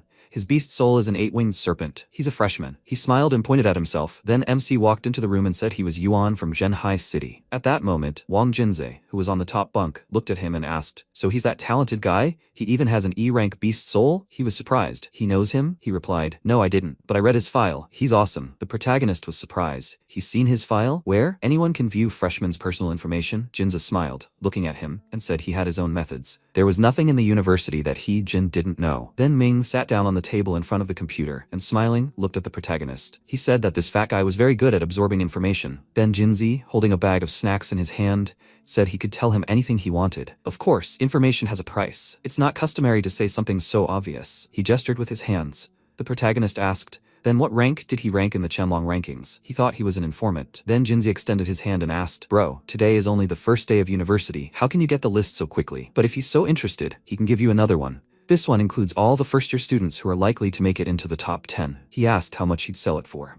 He replied that since he's his roommate, he'll give him a 20% discount, so that's 4,000 coins and his card number. At that moment, MC thought, good informant, but where did he get such a thing? After that, he sat at the computer, and in front of him was a list that said, Shen Kong, Awakened Beast Soul, White Fang, Strength, 1-star Beast Master. Chen Mu, Awakened Beast Soul, Qingbi Demon Tree, Strength, 9-star Beast General. Wu Shuanggu, Awakened Beast Soul, King of Golden Winged Centipedes. Strength, 3-star Beastmaster. Ming, Awakened Soul, 8-winged Serpent. Strength, 8-star Beast General. Songlan, Awakened Soul, Colorful Glass Butterfly. Strength, 2-star Beastmaster. Then the protagonist thought, there are so many hidden geniuses in Mo City University. Half of the freshmen are already Beastmasters. Even Ming, who seemed cheerful to him, is an 8-star Beast General. I wonder what strength Jinze has. At this moment, a student shouted, the last of the roommates has arrived. MC turned his gaze to the entrance. Songlan entered the room and, after greeting him, said it was nice to meet you. The others thought, how evil. After that, Ming walked up to him and shouted, Songlan, he is this year's champion in Mo City. Jinze added, how lucky he is to be in the same room with the winner. The protagonist thought, is he Songlan? If he remembers correctly, his beast soul is a multicolored glass butterfly. His talent rating is SSS rank. Then Jinze shouted, bro, if he is interested in any information, he will give him a 20% discount. If he himself knows something useful, he will buy it at a reasonable price. Ming said, okay, enough bargaining. They should go have lunch. What does he think, Yuan? He stood up from his seat and said that he is in favor. He thought, yeah, his neighbors are not ordinary. One is an 8-star general, another is a 2-star overlord, and the third is an informant. Then Ming spread his arms out to the sides and said that he had always dreamed of entering this university, and now he had succeeded. It seemed as if he were dreaming. And then Jinze put his hands behind his head and said that the main thing is not to dream when the time comes to pay the bills. After that, they noticed the girls, and Jinze said, the girl on the left is called Yu Qingqiu. Her beast soul is an S-rank snow silkworm. The girl on the right is called Mukshui. Her beast soul is an S-rank 9-tailed snow fox. Ming looked at him and shouted in surprise, how did he know everything in such detail? He replied, the power of information. He couldn't understand. Then the girls turned their attention to them, and Mukshui, waving her hand, shouted, Yuan, they haven't seen each other for a long time. He approached her, shaking Qingqiu's hand. He asked, what is she talking about? They saw each other during the day. She laughed lightly and said, that's true. It was Qingqiu, her roommate. The protagonist greeted her, and at that moment, Jinze exclaimed in surprise, do they know each other? Ming asked, isn't he their informant? Why didn't he know about this? He shouted, damn it, he's gathering information, not matchmaking. How could he know what's going on between them? At that moment, the protagonist smiled, pointing at the guys and said that they were his neighbors, Jinze, Ming, and Songlan. Then Jinze spread his arms out to the sides and said that they were going to eat. Are they with them? Mukshui smiled and said, not today. She arranged to have lunch with her neighbor some other time. The MC smiled and said, okay, bye. And Jinze shouted in surprise, how did he meet Mukshui? Looks like they are close. He turned around, looking at him and asked, oh, so there's something he doesn't know? If he wants, he will sell it to him at a 20% discount. As a neighbor? He looked at him in surprise, and the protagonist thought that life on campus would be fun. 2 hours later, the protagonist was training and thought, even though he wants to return to the dorm to rest, he can't relax. The university is full of cool students. At that moment, Hailong flew in front of him and shouted, there's a high energy concentration here, good for training. MC closed his eyes and said that this was a free entry-level training room, while there were paid rooms for mid and high-level training, and the energy concentration in those rooms should be higher. But he thought, the rooms are too expensive. The mid-level ones are currently 1,000. And the high-level ones are 5,000. At that moment, Hailong, arms folded, looked at the list and said, what a coincidence. He had absorbed all the low-grade crystals, leaving only high-quality ones and beast soul capsules. Then the protagonist raised his index finger and suggested checking how many evolution points he would get by absorbing a high-quality crystal. Hailong then shouted, "Congratulations!" He had received 1,000 evolution points. The protagonist looked at him and said, "But the result is exactly the same as absorbing low-quality crystals. He wasted 10,000 coins." He shouted, "It's okay, he still has the capsule." Then an energy core ignited in the protagonist's body and Hailong raised his paw and shouted joyfully, congratulating him. He'd successfully absorbed the Beast Soul capsule and gained a new talent. MC looked at him and wondered, so, he has a talent section in his stats? Could it really be a hidden parameter? Hailong then shouted, "The talent can increase absorption speed by about 5%. The protagonist looked at his hand and said, "Yes, indeed, he feels like he's absorbing energy faster." Hailong then added, "Plus, since he has this, he doesn't have to limit himself to just one capsule a month. He can absorb as much as he wants." He frowned at him and said, "Beast Soul capsules are good, but too expensive, 50,000 each." The next day, the protagonist sat up in bed and asked, "It's only morning, where are those two?" Jinsei lay on the bed and looked at his phone screen, saying, "They must be in the training room." MC then thought, it looks like he's not the only one training hard. He should go to the Beast Soul Palace and buy a batch of lower soul crystals. He then answered the call and said hello. Shanhei asked, "Hello Yuan, are you awake? He should come get the money." After a while, he held out the phone and said,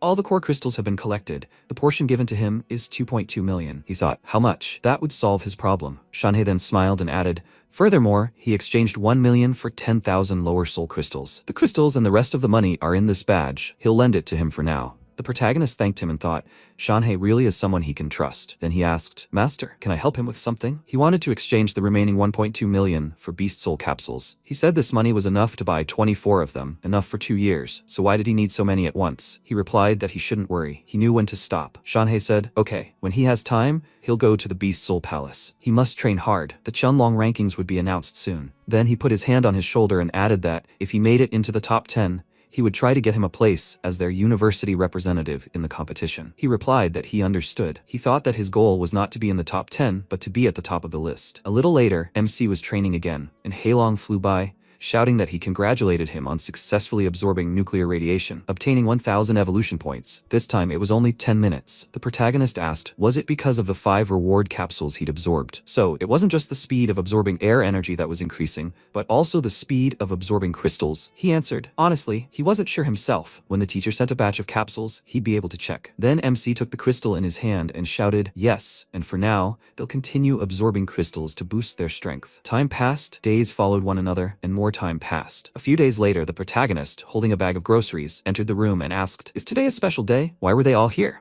He thought that usually, the 3 of them left early and returned very late. Well, except for Jinza, who spent all day gathering information. Then Jinzi said that today was the freshmen's meeting. Had he been so engrossed in training that he'd even forgotten? He cried out in surprise. Oh, he really forgot. Then Jinza smiled and shouted, the 3 of them train like monsters. Do they want to enter the top 10? Ming shouted, come on, with his 9-star general, he can only enter the top 100. But Songlan, with his strength, can definitely enter the top 10, right? He scratched his head and said, even though he's an overlord, his soul is auxiliary. He's bad at fighting. Besides, there are a lot of talents in the university, so he's not sure. At this moment, MC looked at them and thought, it looks like the competition this year will be really tough. He must train hard. After a while, everyone gathered in the auditorium, and conversations could be heard all around. He heard that Principal Wang Ting would give a speech at the freshman assembly. He's the Beast Emperor. His attendance will show that the students are very important to the university. Is he not aware of this? This year, there will be a national competition among freshmen from famous universities, and the principal attaches great importance to the selection of students who will represent them in the competition.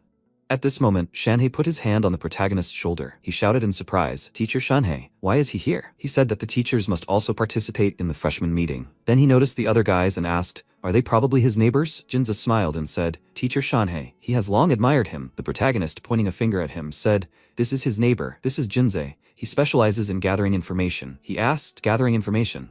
Then he laughed lightly and said, he's just like his father. Jinza smiled and thanked him for the praise, teacher. The protagonist was surprised, huh? They know each other? Shanhei said that his dad is a big shot. He will soon find out for himself. Then Ming looked at Jinze and asked, who is he? He replied, Big Fierce Bear Shanhei, an 8-star Lord rank Beast Soul, one of the promising candidates for the Emperor rank. Then a cry was heard from the crowd. He must see the director. Director Wang Ting has arrived. At this moment, the protagonist looked at the yawning Jinze and thought, wait, Wang Ting? Could Jinze really be his son? Incredible. Then Wang Ting approached the podium and said that he welcomed the faculty and students. He was the director of Mo City Beast University, Wang Ting. He was glad to see them all here. They were first-year students at their university, and also the future, the hope. The Chenlong rankings would soon be officially opened, and they would face the first stage of the struggle. The higher the ranking, the more generous the rewards. Fate is always in their hands. Talent means nothing. As long as they fight, they can change their fate. The strong must fight. Most City Beast University is the institution with the highest mortality rate, but since everyone chose them, that means there are no spineless weaklings or cowards here. Ladies and gentlemen, do they realize this? The students unanimously shouted, yes! The list has been posted. After a while, the list said, first place, Gu, Awakened Soul Beast, King of Golden Winged Centipedes. Second place, Shen Kong, Awakened Soul Beast, White Fang. Third place, Linghu, Awakened Soul Beast, Red Flame Tiger. Ninth place, Songlan, Awakened Soul Beast, Colorful Glass Butterfly. MC, looking at this, thought Jin's information was useful. The guess was correct. So what place is he in? Then he noticed 312th place, Yuan, Awakened Soul Beast, Big Black Lizard. He thought, so low. The protagonist thought that most cities Beast University really did have many exceptionally talented students. He knew he'd only achieved this ranking based on 10 rounds of testing, but what were the rules of the Chenlong rankings? At that moment, Hailong appeared on his shoulder and said he knew. The first rule is that only a low-ranking person can challenge a high-ranking person, and the rank gap cannot exceed 20. The second rule is that you can only challenge once a day, and you cannot refuse a challenge the first 3 times. The third rule is that each participant has the opportunity to challenge an opponent with a rank gap of up to 100 once a week. The fourth rule is that the use of illegal substances is prohibited. The weapons used must be appropriate to their level. The fifth rule is that if one of the parties admits defeat during a fight or is no longer capable of fighting, the duel is immediately ended. Then he folded his arms and added that, according to their current position on the list, it would take about 16 days to reach the very top. MC thought that if they added the opportunity to challenge an opponent with a rank gap of up to 100 once a week, then the time could be cut in half. At that moment, he heard the guy's voice asking, where the hell is Gu? Did he take first place as soon as the list was posted? The guy next to him said that if he still ranks first in 7 days, he will admire him. The girl said that she thinks there will be major changes in the rankings in 3 days. Then the protagonist walked forward and thought, indeed, there will be many people competing for a higher place. The situation is getting tense, and because of this, he cannot concentrate on training. And then Ming said, Yuan is strange. He continues to train calmly at a time like this. Jinza said that he wanted to buy information from him for 1 million, but he refused. He remembered that MC said that when he reaches the top of Chenlong, he can discuss the price and his information again. Then he thought that it was obvious that his goal is to compete for the first place in the rankings. What terrifying power does he possess? Then, Hailong shouted, these are the capsules that Shanhei sent. There are 24 in total. Does he want to take them all at once? He replied that he will try them in parts. Then he popped 10 into his mouth. His body began to glow, and Hailong shouted, congratulating him on his successful absorption, a talent boost of 1. He congratulated him on his successful absorption, gaining 10 talent points. The protagonist said, clearly, the absorption speed had increased greatly. He then poured out the stones from the bag and said he would check if this would also increase the speed of fusion with the crystals. The next second, he began to concentrate energy. 7 minutes later, Hailong shouted, congratulating him on his successful absorption of the nuclear radiation, gaining 1,000 evolution points. 7 minutes, previously it was 10. The protagonist smiled and clenching his fist shouted, his guesses were correct, the absorption efficiency had also increased. Then his phone began to ring. He answered the call and said, I'm listening. Shanhei said, Yuan, in 10 minutes, Gu and Linghu will have a duel in the 3rd arena. He must hurry, he shouted in surprise. First and 3rd place are going to fight, he'll be there soon. After a while, Mo City Beast University, arena number 3. The stands were full and Shanhei waved his hand and shouted, Yuan, come here. He looked at him, then walked closer. At that moment, Chang'an put his hands on his waist and said, Shanhei, he treats this kid like a treasure, even brought him to the competition. Maybe he should tie him to himself. He replied, Chang'an, it would be better for him to help those in need than to chatter nonsensically. Then he said that this was his friend, Chang'an. He was one of the teachers. MC bowed and greeted him, and then Chang'an asked, is he Yuan? Shanhei only talks about him all the time. Hasn't he chosen a mentor yet? Why shouldn't he become his disciple? Shanhei indignantly shouted that he invited him to watch the fight, not to lure students to himself. Then he looked at him and said, by the way, which of these two has a higher chance of winning? Shanhei frowned and replied, how should he know? He doesn't know them. Then Chang'an looked at the protagonist and asked, what do you think? He replied, he doesn't know them either. Then he shouted, they're out. We need to look quickly. This is Linghu, ranked 3rd, and Gu, ranked 1st across from him. Then the referee said, in this match, Linghu, ranked 3rd, will face Gu, ranked 1st, Chenlong. He declared the match to begin. The next second, Gu folded his arms and asked them. He challenged him first. Did he think he'd chicken out? Linghu shouted. First place belongs to him. With that, he slammed his fist into his palm. Gu grinned and shouted, yeah? Then he should teach him a lesson, since he's so overconfident. Fusion with the beast soul. The next second, his body changed, and the protagonist thought, the king of SSS ranked golden winged centipedes. His overwhelming strength is at least that of a beastmaster. Linghu shouted, it looks like there's an opponent here he'll be eagerly awaiting. Beast soul fusion. The next second, his body transformed and MC looking at him, thought, Lingyu is also a beastmaster. Who will win? Watching this, Chang'an shouted, these kids are so energetic. At his age, he could only dream of such strength. Shane looked at him and said, they even brought it up. This year's freshmen are far from ordinary, each one better than the next. The next second, Lingyu began concentrating energy in his mouth, then spat out a powerful stream of fiery energy. Gu ran forward and asked, is that all he can do? Lingyu spread his paws and shouted at him not to delude himself. He must win first. After that, he charged. Gu aimed at him, but Lingyu tore off his paw. The protagonist thought, Lingu's red flame tiger surpasses his opponent in strength, speed, agility, and explosive power. There's a chance even Gu won't be able to dodge his attack. But at that moment, Chang'an said, Lingyu acts cautiously, tested the enemy from a distance, then quickly closed in and caught him off guard. Shane said, this guy's combat experience is simply astounding. Then Chang'an added, looking at the situation, one wonders if Gu really deserves the top spot in Chenlong. Shane said, Yuan, isn't it scary to watch? The fight for the top spot will be very difficult. Chang'an thought, with the soul of an E-rank beast, entering university is no easy task, but isn't his desire to lead Chenlong a bit too arrogant? At that moment, MC said, it's a trap. Chang'an looked at him in surprise and shouted, what? He said that Lingyu had fallen into Gu's trap. He cried out in surprise. How did he know? At that moment, Lingyu struck and thought he was one last blow away. Then he gaped in surprise as Gu grabbed him from behind with his paws, and he shouted at him to get away. He then covered his body in fire, and Gu, in turn, released a powerful stream of energy from his mouth, which hit Lingyu in the face. At that moment, Chang'an looked at the protagonist in surprise and cried out.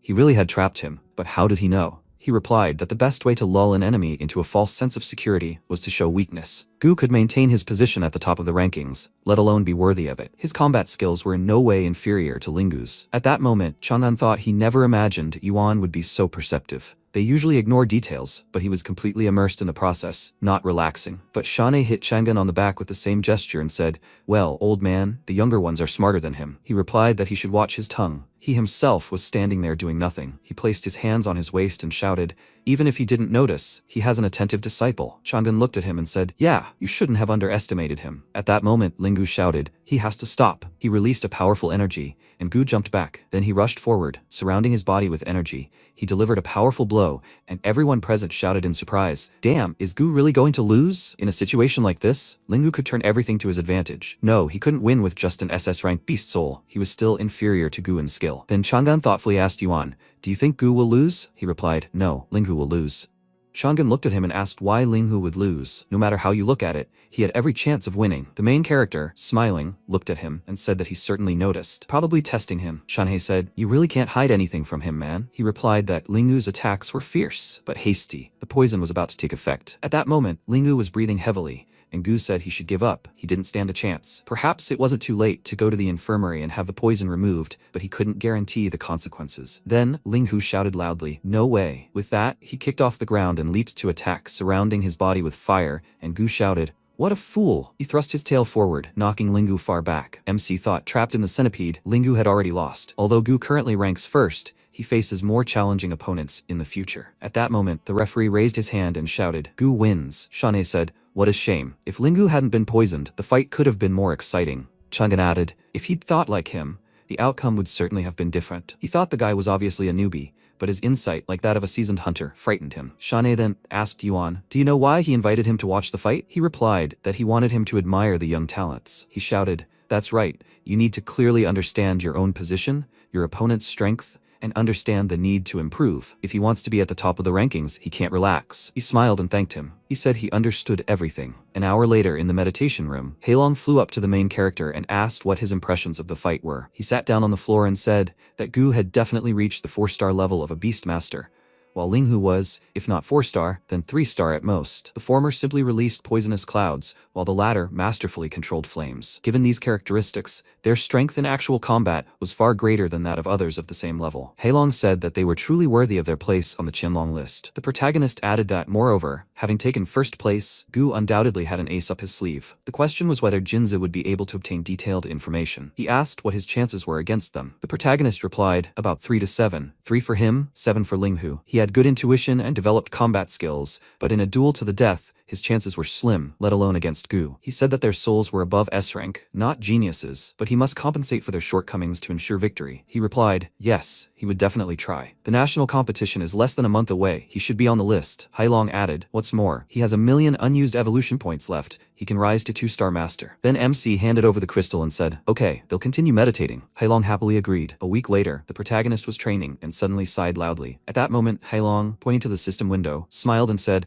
wow, he's leveled up so much. The system window said the beast's soul is a huge black lizard. Status, growth stage, talent rating, SS rank, class, 1-star beast master, height 20.7 meters, weight 7,840 kilograms, attack methods, bite, claw attack. Skill, Daylight rank A, Nuclear Breath rank S, Beast artifact Scarlet Flame Claw, same as Beast level, Black Scale Armor, same as Beast level, remaining evolution points, 3,250,000. The protagonist looked at this and said that he had been accumulating evolution points since reaching the Beast Master rank, and currently had more than 3 million. Then he looked at Hailong and shouted, if not for the experience boost, he would not have been able to accumulate so many. He asked how he would distribute the points. He raised 2 fingers and said, 200,000 for scale hardness, 200 for claw sharpness, another 200 for the sharpness of his teeth, and the same for increasing the power of his nuclear breath and capacity. Half an hour later, Hailong shouted that he congratulated him on receiving the 2nd star. Master, there were still 1.75 million points left. The protagonist, smiling, looked at his hand and said, yeah, it's a shame he didn't reach the 3rd star, but still not bad. Then he walked to the exit and said it was time to test his abilities. Hailong said, yeah, he hadn't shown up in the dorm for a week and slept for 2 or 3 hours. He thought, judging by the description,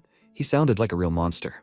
Sometime later, in the bedroom, Jinze asked in surprise, why did he come? MC asked, what's wrong? This is the dorm. His roommate packed his things and said, dude, he's already gone crazy from leveling up. It's been so long since they've seen each other. Then the protagonist went into the room and asked, where are Songlan and Ming? He replied that Ming and the others were seriously injured. He came to get a change of clothes. Songlan had arranged a meeting with Ming's attacker this evening, and was probably training for now. He was surprised. What? Why would he even need this? He replied that a kind person like Ming would never get into a fight with anyone. There were simply too many ranking hunters, so Songlan had to stick his neck out. He asked, ranking hunters? He frowned and said, right, he didn't know. They were a recently formed group of freshmen. They use strong students to get to the top, then lose places to the weaker ones. The protagonist asked, can you elaborate? He replied, first the stronger freshmen fight for a place on the list, then deliberately lose to the weaker members of the group to transfer the ranking to them. Moreover, to maintain their performance, participants must make weekly contributions. Those who want to get a higher ranking are obliged to pay much more. Then the MC shouted, he should wait. Shouldn't they be removed from the list if they meet the skill requirements? He replied that this wasn't true. Their position was maintained as long as the money kept coming in. If he dared challenge the person they were protecting, he would become a target. Ming couldn't stand it, so he challenged them to a fight, but was badly injured. The protagonist said, really, this is just like him, and the university doesn't care? Jinze looked at him and asked, have you forgotten that their university admires its students more than others? Of course, no one is going to interfere. At that moment, the protagonist thought, this university is even more brutal than he imagined. He's starting to like it more and more. Then he asked, who founded the organization? Probably because he's not one of the strongest to think of such a thing. He replied, the creator of the hunter group, Gu. He asked, Gu? Isn't he first on the list? Jinze replied that he hasn't been first for a long time. Among the current freshmen,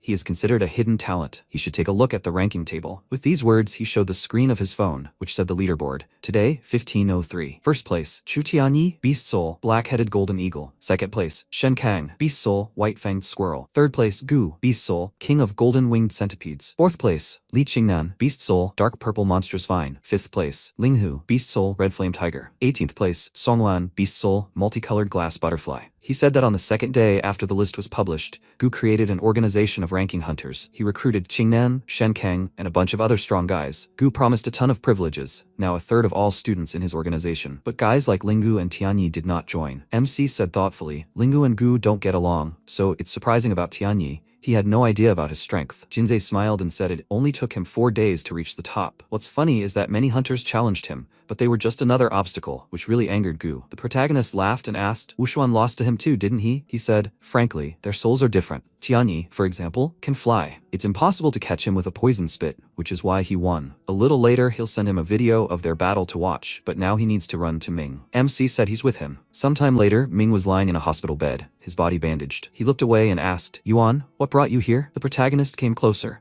holding a basket of oranges, and asked how he was. He replied that he was fine, and Jinze spread his arms wide and asked, where is he fine? He apologized and asked, By the way, isn't Songlan's meeting with that guy today? He frowned and replied, yes, tonight at Arena 7. Ming's body shook, and he said it was all his fault. If only he were a little stronger, none of this would have happened. Jinze worriedly told him to lie still, otherwise he'd need bandaging again. Then MC asked, whoever Songlan is fighting today injured him, right? This evening, Mo University, Arena 7. Jinze, raising a treat to his mouth, said that today's opponent was Yuan Lian, ranked 25th, but fighting hard for it. He hoped Songlan would cope, since he hadn't shown his full strength in the fight with Ming Lian. The protagonist looked at him and asked, doesn't he seem to care about his ranking at all?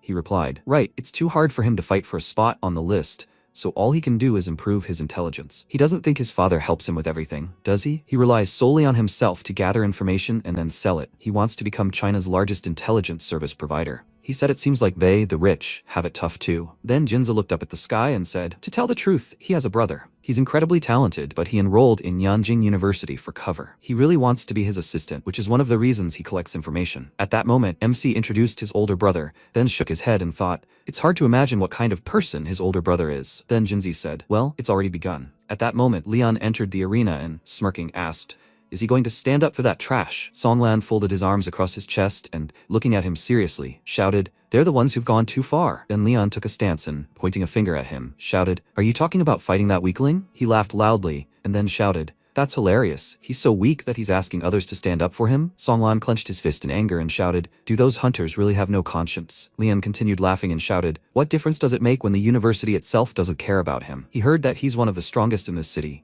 But does he know what he thinks? To him, he's the same trash as that Ming. The next second, Songlan used fusion, and Lian said, oh my god, is this his spirit? He laughed loudly, pointing at the butterfly, and shouted, what a cute little butterfly. He's scared. His shiny wings are just right for sticking needles into it. Then he shouted, fusion. The next second, his body changed, and those watching the scene shouted, why is Songlan's spirit's appearance different? He heard that it was a purely auxiliary soul with no combat power. How to deal with it? Four-armed magical monkey Lian is an aggressive soul. Songlan is in danger. At this moment, Jinze looked at the protagonist and said, Lian is incredibly strong. He has every chance of reaching the top 10 rankings. Does Songlan have a chance of winning? Who do you think will win? He replied that he didn't know yet, but for now, the monkey obviously has the advantage. At this moment, Lian leaped to attack, and Songlan flew to the side and shouted, accelerate. The next second, he was struck. The next second, Lian aimed his fist at him, then looked away in surprise and shouted, what? At that moment, Songlan flew to the side and shouted, fury. Several slashing attacks hit Lian's back. The next second, Lian fell to the ground,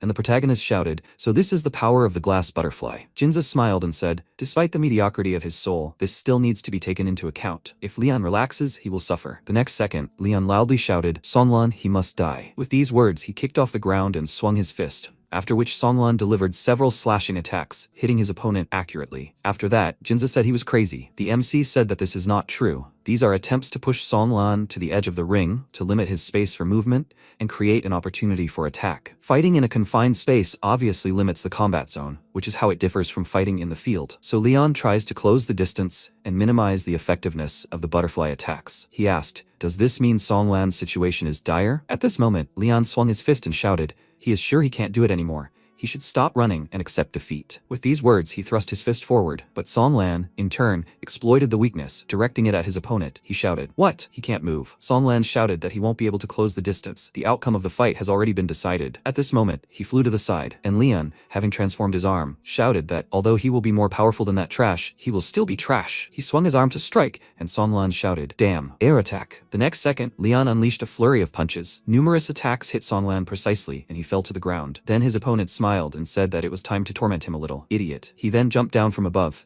delivering several more attacks. After that, he rose to his feet and shouted that he knew he could fly, so he prepared an airstrike. Songlan rose up. Then he noticed Songlan rise into the air and shouted, idiot, are you still trying to fight? He launched another strike, and Jinze, starting to get nervous, shouted, oh shit, where's the referee?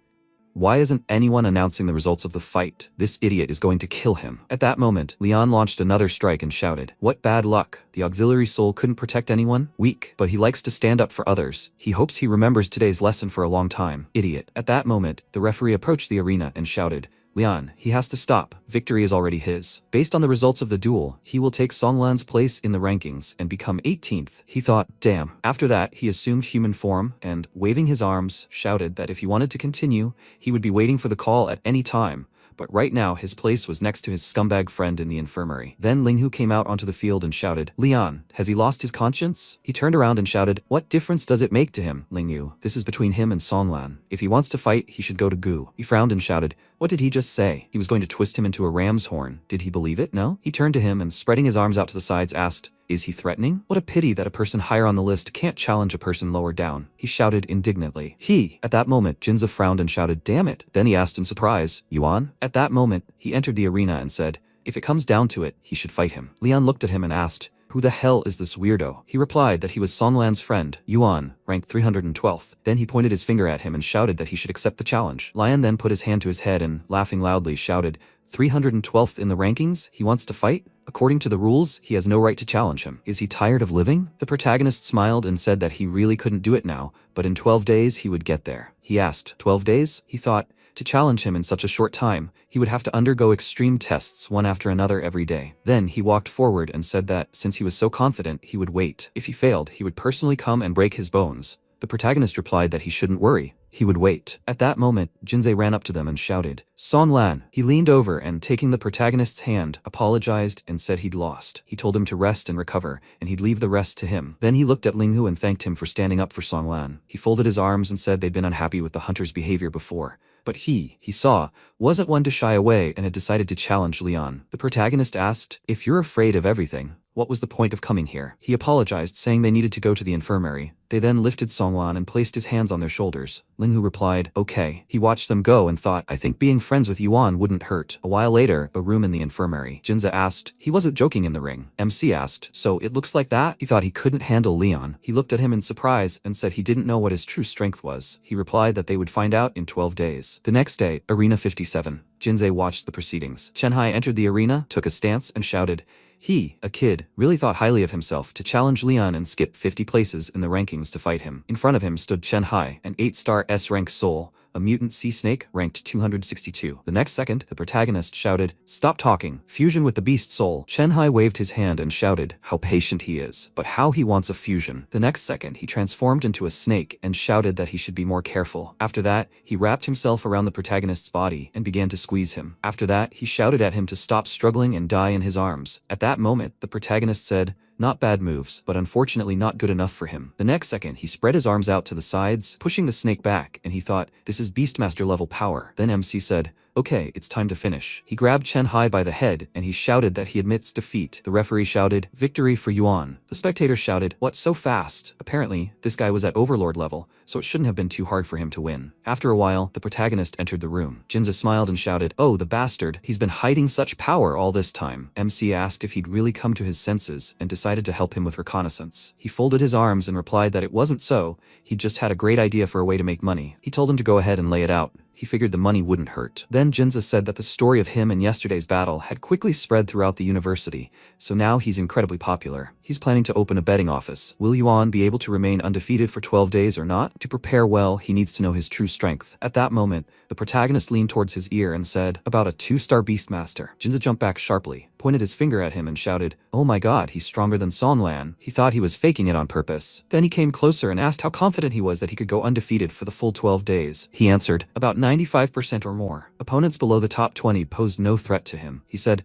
Okay, he'll bet 10 million. They'll split the winnings 60-40. He shouted in surprise, "Isn't that too much?" He replied, "Of course not. He's the key to their success." He asked, Sometime later, Mo University, buffet number 2. Lian was sitting at the table enjoying lunch when Gu approached him and said, "Good job." He looked at him and wondered what had brought him here. He said he heard someone challenged him after yesterday's Songlan duel. He replied that it was some clown from 312th place. "What's so interesting about that?" Gu leaned over and said, "It seems the news hasn't reached him yet. This kid has already risen to 262, and they say he's a Beastmaster." Lian, perplexed, shouted, "Beastmaster?" He said he'd heard something and decided to inform him. He replied, "Don't worry, he won't let him poke his nose into his organization." Then Gu walked toward the exit and, waving his hand, said that in that case, he'll expect good news from him. At that moment, Leon thought irritably, "Beastmaster? I can't wait to see him in action." On the third day, midday, arena number 53. The protagonist thought about it. As far as he knew, this time the opponent would be a guy with the soul of a moon shadow leopard, ranked 242nd. known for his speed. Then he looked at the stand's end, noticing Jinsei thought he completely trusted him and was even more inspired than yesterday. He remembered how he had asked if he should continue pretending. Then Jinsei had replied, naturally, after the betting opens, the odds change in real time. How could they make money if he won quickly? He asked if he meant a rigged duel. He replied, of course not. What made him think it would be rigged? It was just a business strategy. He would still have to win in the end. The idea was to take full advantage. First, they would convince the audience that he was highly likely to lose, then they would win, and that way they could make much more money. With these words, he threw his arm over the protagonist's shoulder. He replied, okay, whatever he says. He said their earnings depended solely on him. In the present, the protagonist thought that yesterday he had demonstrated the power of the Beast Master,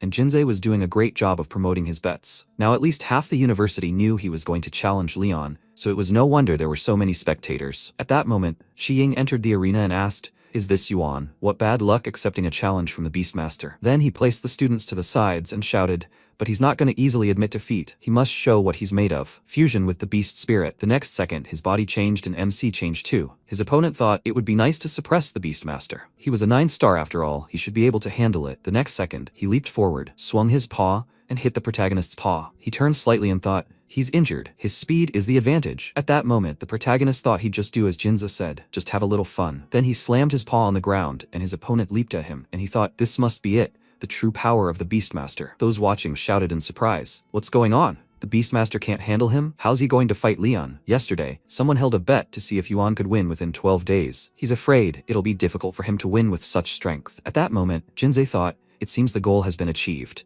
The number of people doubting Yuan is growing. The better he shows off his acting skills, the more money they can make. The next second, Qiying landed a few more blows on the protagonist's body and thought, if he keeps this up, maybe he can even defeat the Beastmaster. Then, he raised his paw to strike, but at that moment, the protagonist's punch landed on his face, sending him flying into the wall, causing cracks to form, and then falling to the ground, returning to his human form.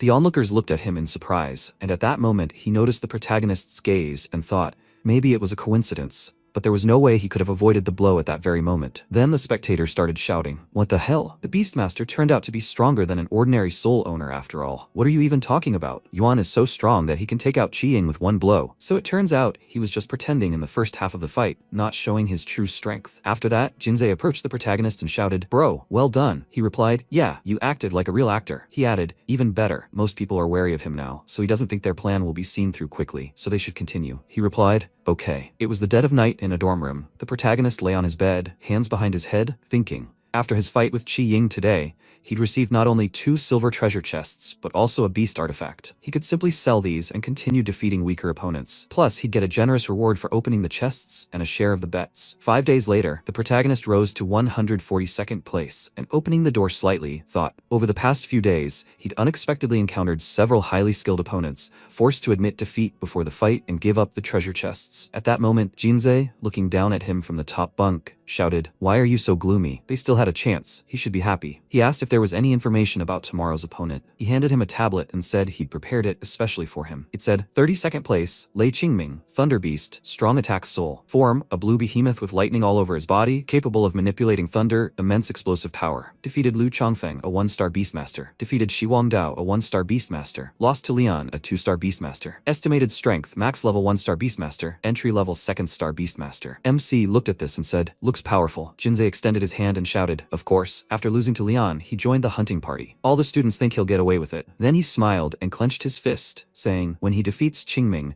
everyone will finally see his true strength, so he'll close the bets before the fight. In a duel with him, he'll be able to let loose and show his all. The protagonist smiled looking at him and replied, okay. It's finally time to have some fun. After some time, in the upgraded leveling room, Mu Shui was training when she heard a notification sound on her phone. A hologram of Qingqiu appeared in front of her, and she asked, what's wrong? She replied, Yuan and Qingming are fighting today. Will she come watch? She thoughtfully asked, how strong is this guy? She replied, he's ranked 92nd in the Chenlong rankings. A 1-star Beastmaster. She said, a 1-star Beastmaster. Then Qingqiu spread her arms and said, it seems she's not at all worried about Yuan losing. In response, she smiled and clenched her fists, saying, he's very strong. She believes in his victory. Then Qingqiu smiled and said, as far as I can see, she has confidence in her boyfriend. Then Muxue blushed with embarrassment and shouted that he wasn't her boyfriend. She shouldn't talk nonsense. They were just fellow countrymen. She replied, okay.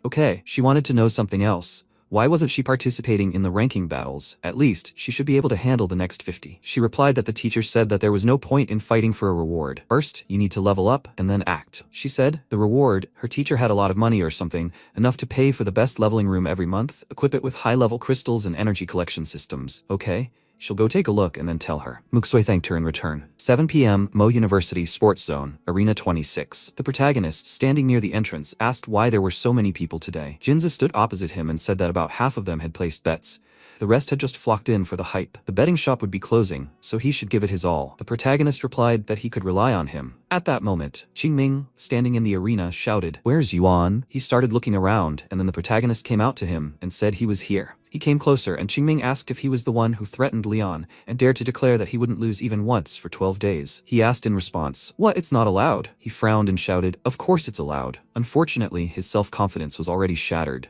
He would bring him back down to earth. The protagonist told him to try, and then they simultaneously used Beast Soul Fusion. At that moment, everyone watching the fight shouted, "This Qingming is so strong, one of the strongest freshmen." Even though Yuan is a beast master, he didn't particularly impress in the last competition. Now everyone calls him a windbag. Be that as it may, she bet on Yuan to lose. She can't even imagine what's going on in the minds of those counting on him to win. At that moment, Qingming said, by the way, he forgot to mention, he deliberately bet 5 million on his defeat. The protagonist asked, "Did you bet 5 million on him losing?" He asked, "So should you have bet on him winning?" MC smiled and replied, "It doesn't matter, he just wanted to thank him." He was surprised. Thank him? For what? The next second, the protagonist swung his paw and shouted that he would find out soon. Qingming shouted, "How fast?" The intelligence guy told him that his soul belongs to the power category. He then released a pulse of energy, striking the protagonist's paw, and thought, even though he only has 1 overlord star, he can match the speed of 2 stars. If he doesn't die, he'll suffer quite a bit. Then he looked at his opponent in surprise and thought, that's it? How is this possible? After that, he concentrated energy in his mouth and thought,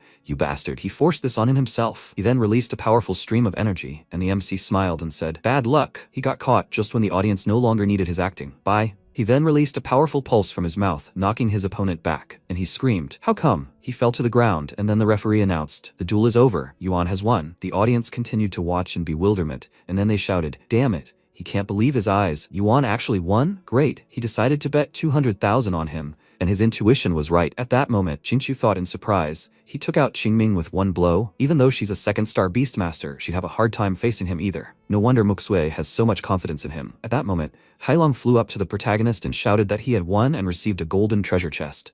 He asked if he could open it now. He replied, of course, only he can see the contents. Then the chest appeared, and he shouted, the chest has been successfully opened. 50,000 evolution points have been obtained, and a Beastmaster level artifact has been obtained. Konglei's Claw is a Beastmaster level artifact. When struck, the claws are imbued with lightning, which grants increased attack speed and a bonus to lightning attribute damage. The protagonist shouted, this is much better than the flame claw. It's a common level claw, but it should fetch a good price. At that moment, Jinzei started running toward him and shouted, my friend, what was that, Yuan? He spread his arms out to the sides and joyfully shouted, what a beautiful victory. Now they are incredibly rich. The protagonist looked at him and happily replied, that's great. At that moment, Leon approached them and said, it turns out he's still capable of something. He clapped his hands and shouted that he'd watched the duel. It was exciting. At that moment, Jinze turned his gaze to him and asked why he'd come. He smiled and replied that he just wanted to check on his roommates. MC said he shouldn't worry about that. Then Leon rose up on his tiptoes and said there was no question of worrying.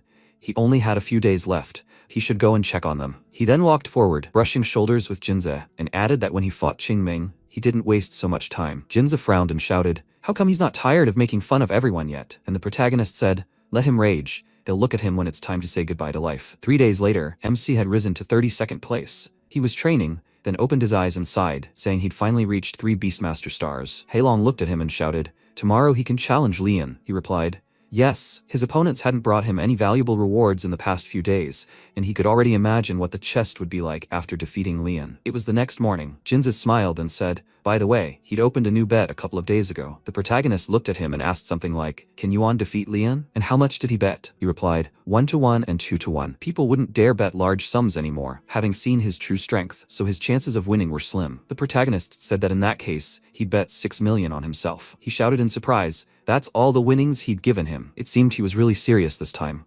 He replied, they'll see. Sometime later, at the medical station, Ming sat on his cot and looking ahead, asked in surprise, what brought them here? Jinze handed him a bag and said, here are some buns from the 3rd canteen, still hot. He took the bag and thanked him. Then the MC asked how Songlan was doing. Ming replied, "Not very well. The wounds are deep. Fortunately he was at overlord level, otherwise he would have been expelled by now." Songlan asked, "Why did they suddenly come?" Jinzi approached him, bag in hand, and said, "They brought breakfast. He should eat." At that moment, the protagonist thought, in the battle with Lian, not only Songlan's body had been defeated, but also his spirit. His bruised pride would not allow him to live in peace, and he would begin to struggle with his abilities. No one would help him here.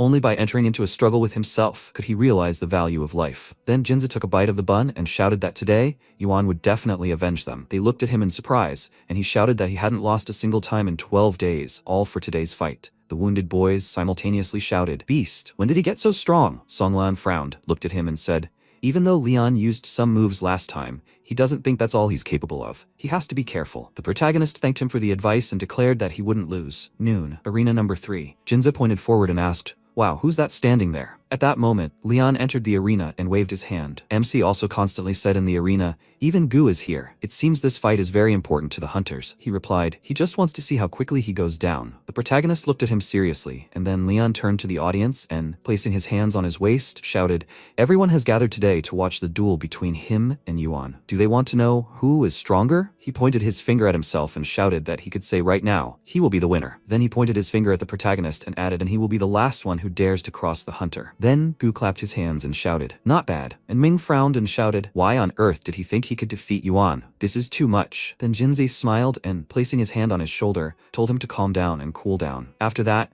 Linghu approached them and said that many hunters came this time, so they just decided to show their loyalty to Gu. "Do they mind if he sits next to them?" Jinzi replied, "Of course he can sit. He didn't think he would come too." He replied that he'd bet 10 million yuan, so naturally, he'd come to watch. Jinzi exclaimed in surprise, "So much? Isn't he afraid he might lose?" He thought, "This guy must have a lot of money." Then Linghu smiled and said, "But they organized the betting, right? He'd had plenty of time to earn some money, then bet it all on yuan." Jinzi thought, "This guy's no slouch." He snatched his share. Then Ming said, "Just look at him. How confident he is." Linghu said that Gu had also made quite a splash. At the same time, he'd established himself in the eyes of the organization members. After all, after Tianyi stood up for Yuan, the other one became the most desirable target. He hoped it wouldn't affect him too much. Then he frowned and thought that he really wanted to see how Gu would react if Lian lost. The next second, Lian shouted, "Fuse. In this battle, he will break his bones one by one until he kneels before him and begs for mercy." With these words, he began to pound his fists on his chest and then added, "Well, he should show what he's made of already." Then the protagonist looked at him confidently, before concentrating his energy around himself and shouting, "Fuse." His body changed, and the next second, Lian leaped forward, swinging his fists, but MC extended his paw in front of him, blocking his blow. At that moment, Lian thought in surprise, "No way, his jumping strikes are at the level of a 2-star overlord." The next second, his fist was covered in blood, and then he noticed how energy began to concentrate in the protagonist's mouth. He thought, "This is bad. I need to change my position immediately." Then the protagonist released a powerful beam of energy, and Lian jumped to the side. He thought, "Damn, too fast." Then he noticed another beam of energy and shouted, again. He put his fists in front of him, trying to defend himself, and everyone present began to shout. Who would have thought? He was able to defend himself. He then shouted, "Does he think he can deal with him with only this ability? How naive." Then he walked forward and thought, "Not a scratch. He is absorbing most of the energy. If this continues, he won't last long." The protagonist did not stop releasing a beam of powerful energy, and Lian, covering himself with his hands, continued to move forward. At this moment, Ming shouted. Lian withstood Yuan's attack. At that moment, the protagonist released another beam of energy, and Lian, looking at it and continuing to defend himself with his fists, thought it was energy. Then a blow hit him in the chest, sending him flying back. The audience shouted in surprise. "What?" Ming pointed his finger at the arena and shouted, "Damn it. When did Yuan get so strong?" His neighbor hit him on the shoulder and said that he didn't know, but he'd always been like this. He shouted, "Lian is no match for him. Too bad someone lost their bet." Then, Linghu told him not to rejoice too soon. He didn't think it was that easy. Then, from the resulting smoke, Lian stepped forward and said that he must say that he had exceeded all his expectations. Then, he wiped the blood from his mouth and said, "Then the time for games is over." He charged, swinging his fist, and MC concentrated his energy in his mouth again, then released a powerful beam and thought, "At least an overlord with at least 3 stars could reach such a speed." At that moment, Lian was approaching him, and then he struck, shouting that he must die. But the protagonist stopped him with his paws and threw him back. His opponent shouted at him not to forget he has 4 arms. Then he said, "The taste of blood is not bad, right?" The next second, a cross-shaped attack flew into the protagonist's chest. Lian shouted that this is only the beginning. He charged again and swung his fist, leaving a wound on the protagonist's tail. And he thought, did he still have the strength to laugh? Then claws appeared on his paw, and the monkey shouted that he shouldn't say he had an artifact. He thought with fear. Damn, he deliberately let him get closer to lure him into a trap. The next second, several powerful blows flew at him, And after that, the protagonist unleashed a final, powerful beam of energy from his mouth and shouted, "It's over." It then dissipated, and Leon, lying on the ground, said with his last strength, "He hasn't lost yet, him." MC stood over him and said that since he hasn't lost, then he should let him continue. Leon tried to get up and shouted, "What does he want?" He replied that he wanted to do the same to him as he did to Ming and Songlan. He then unleashed another powerful beam from his mouth, and Leon began to scream. Those watching the scene shouted, "Yuan is so cool. This is what Leon deserves. Let him get what he deserves." Honestly, it was high time to teach him a lesson. Hunters are the Academy's sore spot. He's done well, Yuan. Then the protagonist asked, "Do you want to give up? This is the only way. Otherwise, he can forget about the national competition." His opponent shouted, "Yuan, does he think you can bully him forever?" He shouted, "Bully? He's acting exactly like himself." At that moment, Gu said, "Yuan, there's no need to overdo it." And Linghu, folding his arms, shouted, "Where did he go too far? Isn't it too much of an honor for them hunters to occupy places on the ranking list and do whatever they please?" In response, Gu smirked and asked, "Who gave the floor to a loser?" Linghu shouted indignantly, "Oh, him." Then Gu added, "Yuan, he should think carefully. Does he really need hunters as enemies?" He concentrated his energy around himself, and the protagonist said that he thought there was a misunderstanding between them. He was surprised. A misunderstanding? He replied, "Right, he declared war on their stinking organization a long time ago." The spectators watched in amazement, and then Gu shouted,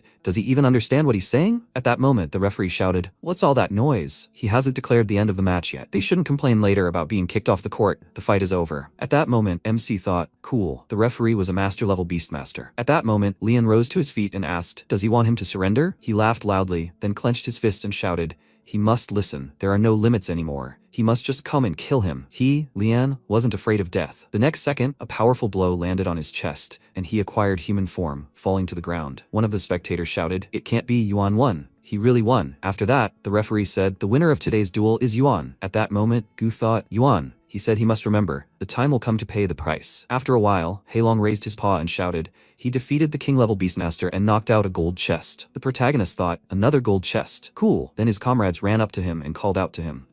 Ming smiled and shouted, never having imagined he was such a beast. Ling Yu folded his arms and told him to be careful. Gu wouldn't let this go. He's the kind of person who will stop at nothing until he achieves his goal. Then the protagonist asked who he thought he'd send next. He answered thoughtfully, most likely it would be Qingnan. The protagonist asked, why him? Gu and Shen Kang were supposed to hold higher positions than him. He replied, Gu is the leader of the Sand Hunters, so he values his skin more than anyone else. Challenging him to a duel is practically impossible. He definitely wouldn't send Shen Kang unless absolutely necessary. That would leave only Qingnan. Then MC looked at Jinze and asked, so that's it? He has any information about him? He winked and replied that he would find out, if necessary, about more than just him. Then Linggu held his hand out in front of him and said they shouldn't waste time and ask him directly. He'd fought him before. Ming asked who won last time. Jinze said, he speaks as if he's never seen the rankings. Ming laughed awkwardly. Linggu spread his arms and said, of course he lost. Qingnan is not only incredibly strong, but his beast soul is extremely eccentric. The protagonist asked, what does he mean? He asked, have they heard of a Phyto Soul? After some time in the observation room, the director walked into the room and said,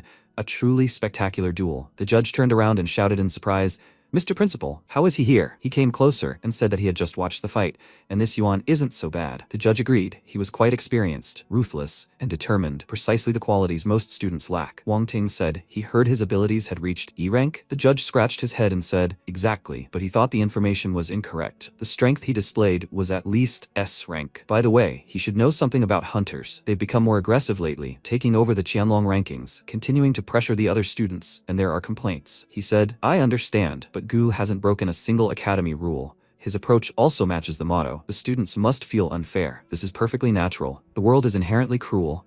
These children don't yet know the pressure people face daily, and it only gets worse. Sometime later, in the cultivation hall, the device spoke, first year Yuanwu. His name is currently ranked 18th on the Chenlong list. He currently receives a 50% discount for upgrading his skills. Room A116. The procedure should take no more than 5 minutes. After that, the protagonist went into the room and said, cool. Now I understand why everyone is so focused on getting on that leaderboard. At that moment, Hailong shouted, hurry, he must open the chest. Then he looked at the chest that appeared and shouted, wow, 50,000 evolution points. A master-level artifact. At that moment, the protagonist looked at the item and asked, what is this? Hailong replied, an energy-accumulating crystal. The owner's attack becomes 50% more powerful when the steel energy reaches maximum strength. What's more, the owner can infuse it with their own energy. He can try it right now. He replied, okay, fusion. Then his body transformed, and he looked at his paw and said, a worthy place for cultivation, like a 4-dimensional space. Then he took the crystal in his hand, and the energy began to concentrate. The next second, Hailong joyfully shouted, it's full. And the protagonist said that filling such a small stone took almost half of his entire energy, more than half an hour. Recharging it in battle will be practically impossible. Hailong said it was good for preparatory work,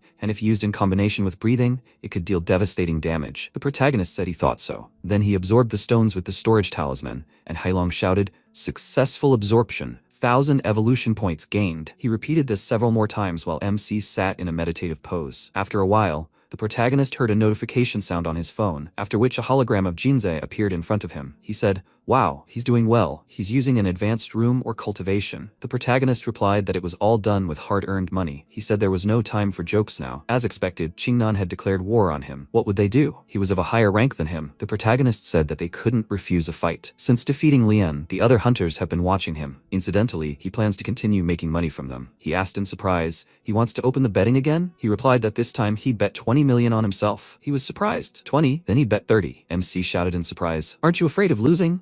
"That's too much." He clenched his fists and shouted, "He has nothing to lose. He believes he'll win. Damn it." Then he started running away and added, "The duel is scheduled for tomorrow at 7 p.m. He'll go and announce the opening of the betting. They'll meet before the fight." At that moment, Hailong waved his hand and said he must have imagined it or he hadn't taken a breath while speaking. The protagonist said they'd leave it to him. He didn't think there would be the same excitement tomorrow as last time. On the evening of the second day, Jinzei ran forward. The guys in front of him were saying, "Does he know?" He didn't believe Yuan would win this time either. In any case, Qingnan is ranked 4th, plus he has an unusual Phyto soul. His friend added, "Finally, someone capable of defending the honor of the freshman has appeared. Win or lose, he's betting 100 yuan on Yuan." He even has the nerve to say such a thing. At that moment, Jinzei thought, the current odds are 1.5, which shows that the majority is still against Yuan, my friend. Now their fortune depends only on him. After a while, MC waved his hand and apologized for keeping him waiting. Jinzei said, "This is amazing. The duel starts at 7, and he trained until 5:30. Yuan replied, "It's okay. Training never hurt anyone." Jinzei turned around and said, "He really has no equal in this. They need to go. They need to enter the arena a little earlier." MC said, "But they'll just stop by to eat first. He hasn't had dinner yet." Jinzei turned around and asked, puzzled, "What?" A while later, in the 3rd Academy cafeteria in the 2nd building, MC and Jinzei were sitting at a table. Yuan asked why he suddenly rushed to pay the bill. "Did he take the wrong pills today?" Jinzei said, "That's nonsense. He bet all his money on him, so let him eat in silence. The more he eats, the stronger he'll be in the duel." MC licked his lips and said, "He's the rector's son, and he's pretending like he has no money." Jinzei replied, "That's not the issue. Money from his father and money earned are two different things. He wants to show his father that he's not a freeloader at all." Yuan said, "By the way, he still doesn't know what kind of beast soul he has." Jinzei looked away and said not to even ask. He'll find out later. That night in the first arena, MC asked in surprise, "So many people?" Jinzei replied, "Of course." This time, he's facing the 4th-ranked Chenlong. Considering how exciting the fight against Yuan Lian was, it would be strange to draw fewer. "Let him come in. He'll find Zhao Ming and Wang Linghu." MC gave him a fist bump and said yes. At that moment, Wu Xuangu was watching him, smirking. Yuan looked at him and thought, he's going to destroy him. It's a pity he chose the wrong person. At that moment, a guy came out to meet him and asked, was he the one who defeated Yuan Lian? Honestly, he's not quite suitable as his opponent. Li Qingnan, the demonic vine, said, he will give him advice. No need to provoke people who are not his equal in strength. MC smiled and said, "Thank you, but he does not need advice." At this moment, the host said, "Ladies and gentlemen, since everyone is gathered, he declares the duel open." The people in the stands joyfully began to shout, raising their fists in the air. MC said, "Unity." Qingnan adjusted his glasses and said, "Unity." His vines headed towards Yuan. He said, "It's nothing." He swung his paw and cut the vine. Ming shouted joyfully. He was barely holding on. "Lin Yuan, keep it up." Linggu said, "It's too early to rejoice. He's just testing the waters. Li Qingnan's true strength lies elsewhere." MC asked, "Is that all he can do?" The vines fell to the floor, and Qingnan said, "He thinks he understands everything. Now it's time to finish him off." Vines began to grow around MC, and the audience screamed. The vines are starting to grow again. MC thought. Wang Linggu said that one of Li Qingnan's abilities is regeneration. As long as he has enough energy, the vines will grow endlessly. Huge vines combined and headed upward, right above Yuan. He ordered Lin Yuan to die. MC thought, how to kill him? He released a stream of energy from his mouth and cut the vines. Someone screamed, "Unbelievable, so many vines and they're all destroyed. What kind of plant soul is this?" Qingnan thought. He made a laughing stock of him in front of the crowd of spectators. He screamed. He completely angered him. MC asked, what new things can he show? Qingnan created vines again and sent them towards Yuan. Linggu screamed, "The situation is not the most optimistic. Lin Yuan will hardly be able to defend against such an attack." Ming asked, if he doesn't cope, will he lose? Lingyu replied, he doesn't know. He's already warned him before. If Li Qingnan takes away the advantage, it won't be easy to regain. Ming said fearfully, whether he warns or not, it's hard to dodge something like this. Jinzi frowned and thought, Lin Yuan, Someone shouted, that same move where multiple tendrils are directed from all directions. MC began to parry the attack, but someone said, even Lin Yuan will have to sweat, because one breath isn't enough. At that moment, a vine struck MC's tail, and other vines began to rapidly attack his body. Jinza's eyes widened in fear, and Qingnan asked, is he ready to beg for mercy? Yuan thought, the vines are sucking energy from his body. That's Li Qingnan's second ability, energy absorption. Qingnan asked, so what? He ordered him to beg for mercy if he wants to preserve even a drop of energy. Yuan replied, he hasn't achieved anything yet to beg for such a thing. He unsheathed his claws and quickly cut through the vines, and Qingnan said, neither long-range nor close-range attacks will help him. MC roared loudly, then grabbed the vines and released mana from his mouth. Qingnan looked at this and thought, the nuclear breath he used to defeat Yuan Lian. What a pity that he already knows about this technique.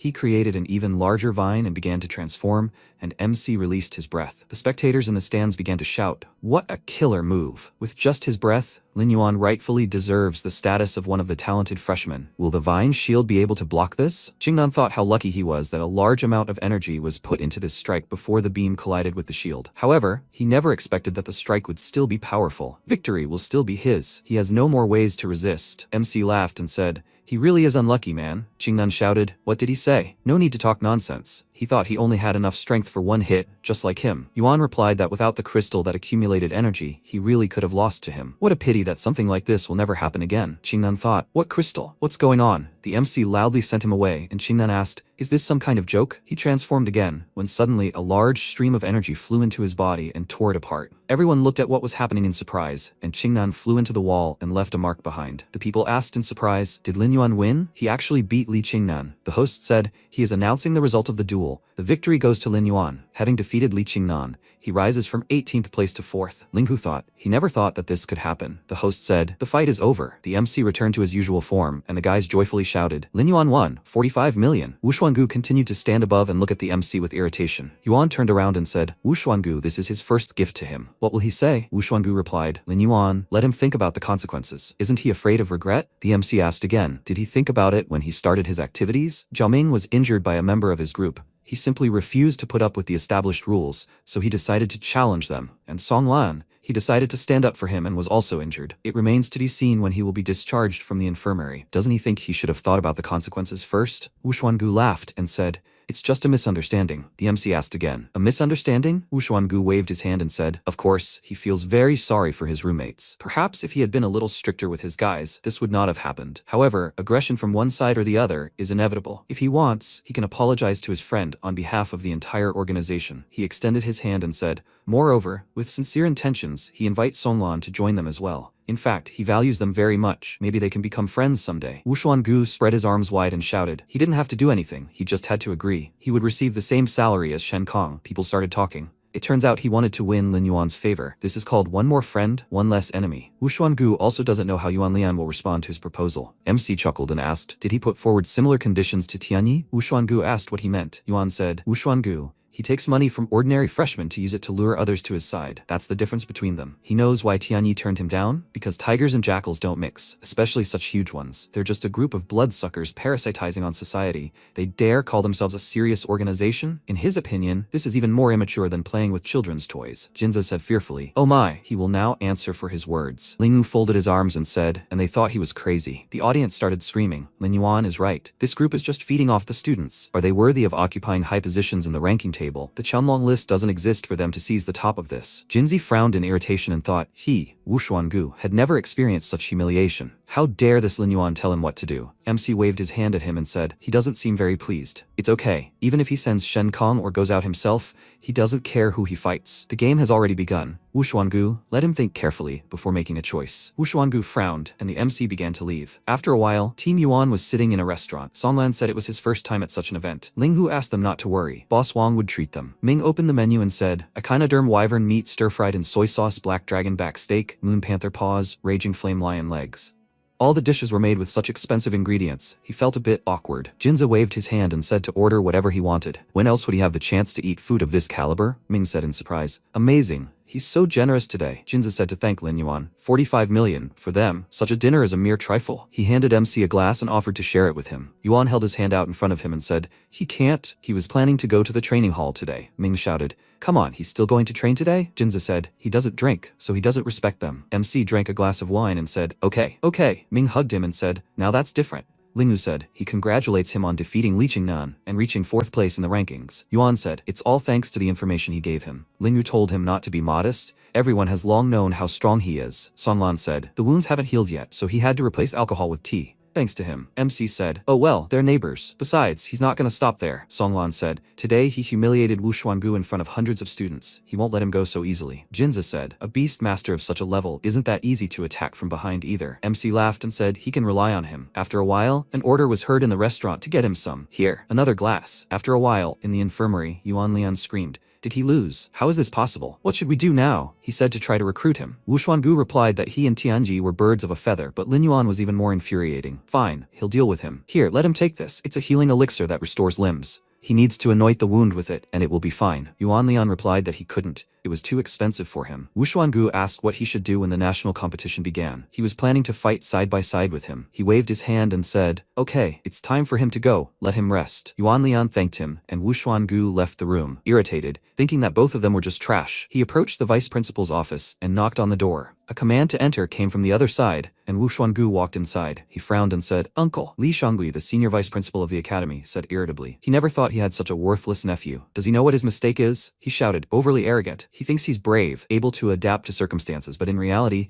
he's just a brainless fool. After all, the reason people bully him is his own weakness. Shangui said, he gave him everything, the means, the opportunities, but he never advanced beyond 3rd place. Shame. He frowned and thought, as a disciple of this academy, he'd never made it out of the top tier. Why is he so worthless then? He asked. So what does he want? Wu Xuangu shouted in displeasure. It's okay now, uncle. He'll personally fight Lin Yuan and restore his reputation. Shangui told him not to even try to challenge Yuan unless he's confident of victory. The national freshman tournament will officially begin in 10 days. Prestigious educational institutions from all over the country attach considerable importance to this event. Beijing will gather all the talents. Does he understand what he means? Only by performing well at the tournament will he be able to demonstrate to everyone that he is truly worthy of leading people. Wu Xuangu frowned and said, I understand, uncle. Shangui sat down on a chair and said, okay, he'll take care of the rest. Let him return to training. Wu Xuangu bowed and thanked him for the guidance. In the training room, Qingchu said, straight to the point. Lin Yuan defeated Li Qingnan. Mukshe replied, after all, he never did anything he wasn't confident in. Qingchu asked, by the way, has she already reached a sufficient level to compete for a place on the ranking list? What did she think? Mukshe replied, the tournament is starting soon, and there are only 12 spots left. He needs to be in the top 10 to have a chance of qualifying. Qingchu said that with her current abilities, there shouldn't be any problems. Who is she going to fight? Mukshe replied, of course, Wu Xuangu. Qingchu asked because he insulted Lin Yuan? Mukshe replied, yes, she has no reason to let him go. Qingchu thought, well, she really is going to intercede. After a while, in the capital, MC's cry rang out in the Beast Soul Hall. This place truly deserves to be called a hall. Such a scale, such a scope. Heilong happily said,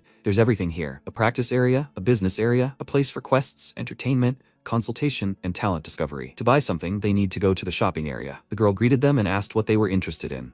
She frowned and thought, he's so young, she doesn't think he's capable of buying things worth that much. MC ruffled his hair and asked, are storage artifacts sold here? The girl happily replied, of course. She told him to follow her. She thought the check will come to several million. They went up to the 12th floor and approached the artifact counter. Yuan looked around and said, when he was promoted, the bronze storage he wanted was only 10 cubic meters in volume. Heilong said that this was too small. He suggested that he buy more. MC asked, do they have artifacts with a capacity of more than 10 cubic meters? The girl answered, of course. If he allows, she can recommend a few. Here, a storage ring that has a reserve of 20 cubic meters. It is convenient to use, easy to carry. It is suitable for young people who are often away from home. She thought, but the price of this is 5 million. Yuan said to give it. He asked, by the way, he also needs lower-level beast soul crystals. Are there any? The girl asked again, how much does he need? She thought, he is rich, and on top of that, with fantastic curiosity. MC said 100,000. The girl apologized, puzzled, and asked, why did he need so many? She'd have to contact the manager for that amount. Yuan laughed and said he was from the Beast Academy. His mentor was conducting an experiment, studying how creatures changed after prolonged use of lower beast soul crystals, and he was just helping him with his shopping. He wondered if he'd be lying if he concealed the fact that it was him, right? The girl enthusiastically answered, I see. She asked him to wait a minute. They'd prepare everything for him. MC asked for another 100 miracle beast pills. She thought, he's an excellent student and he's well off too generous. That's just wonderful. Heilong asked, this time it cost 20 million. He said, does anything else matter? Yuan replied, no,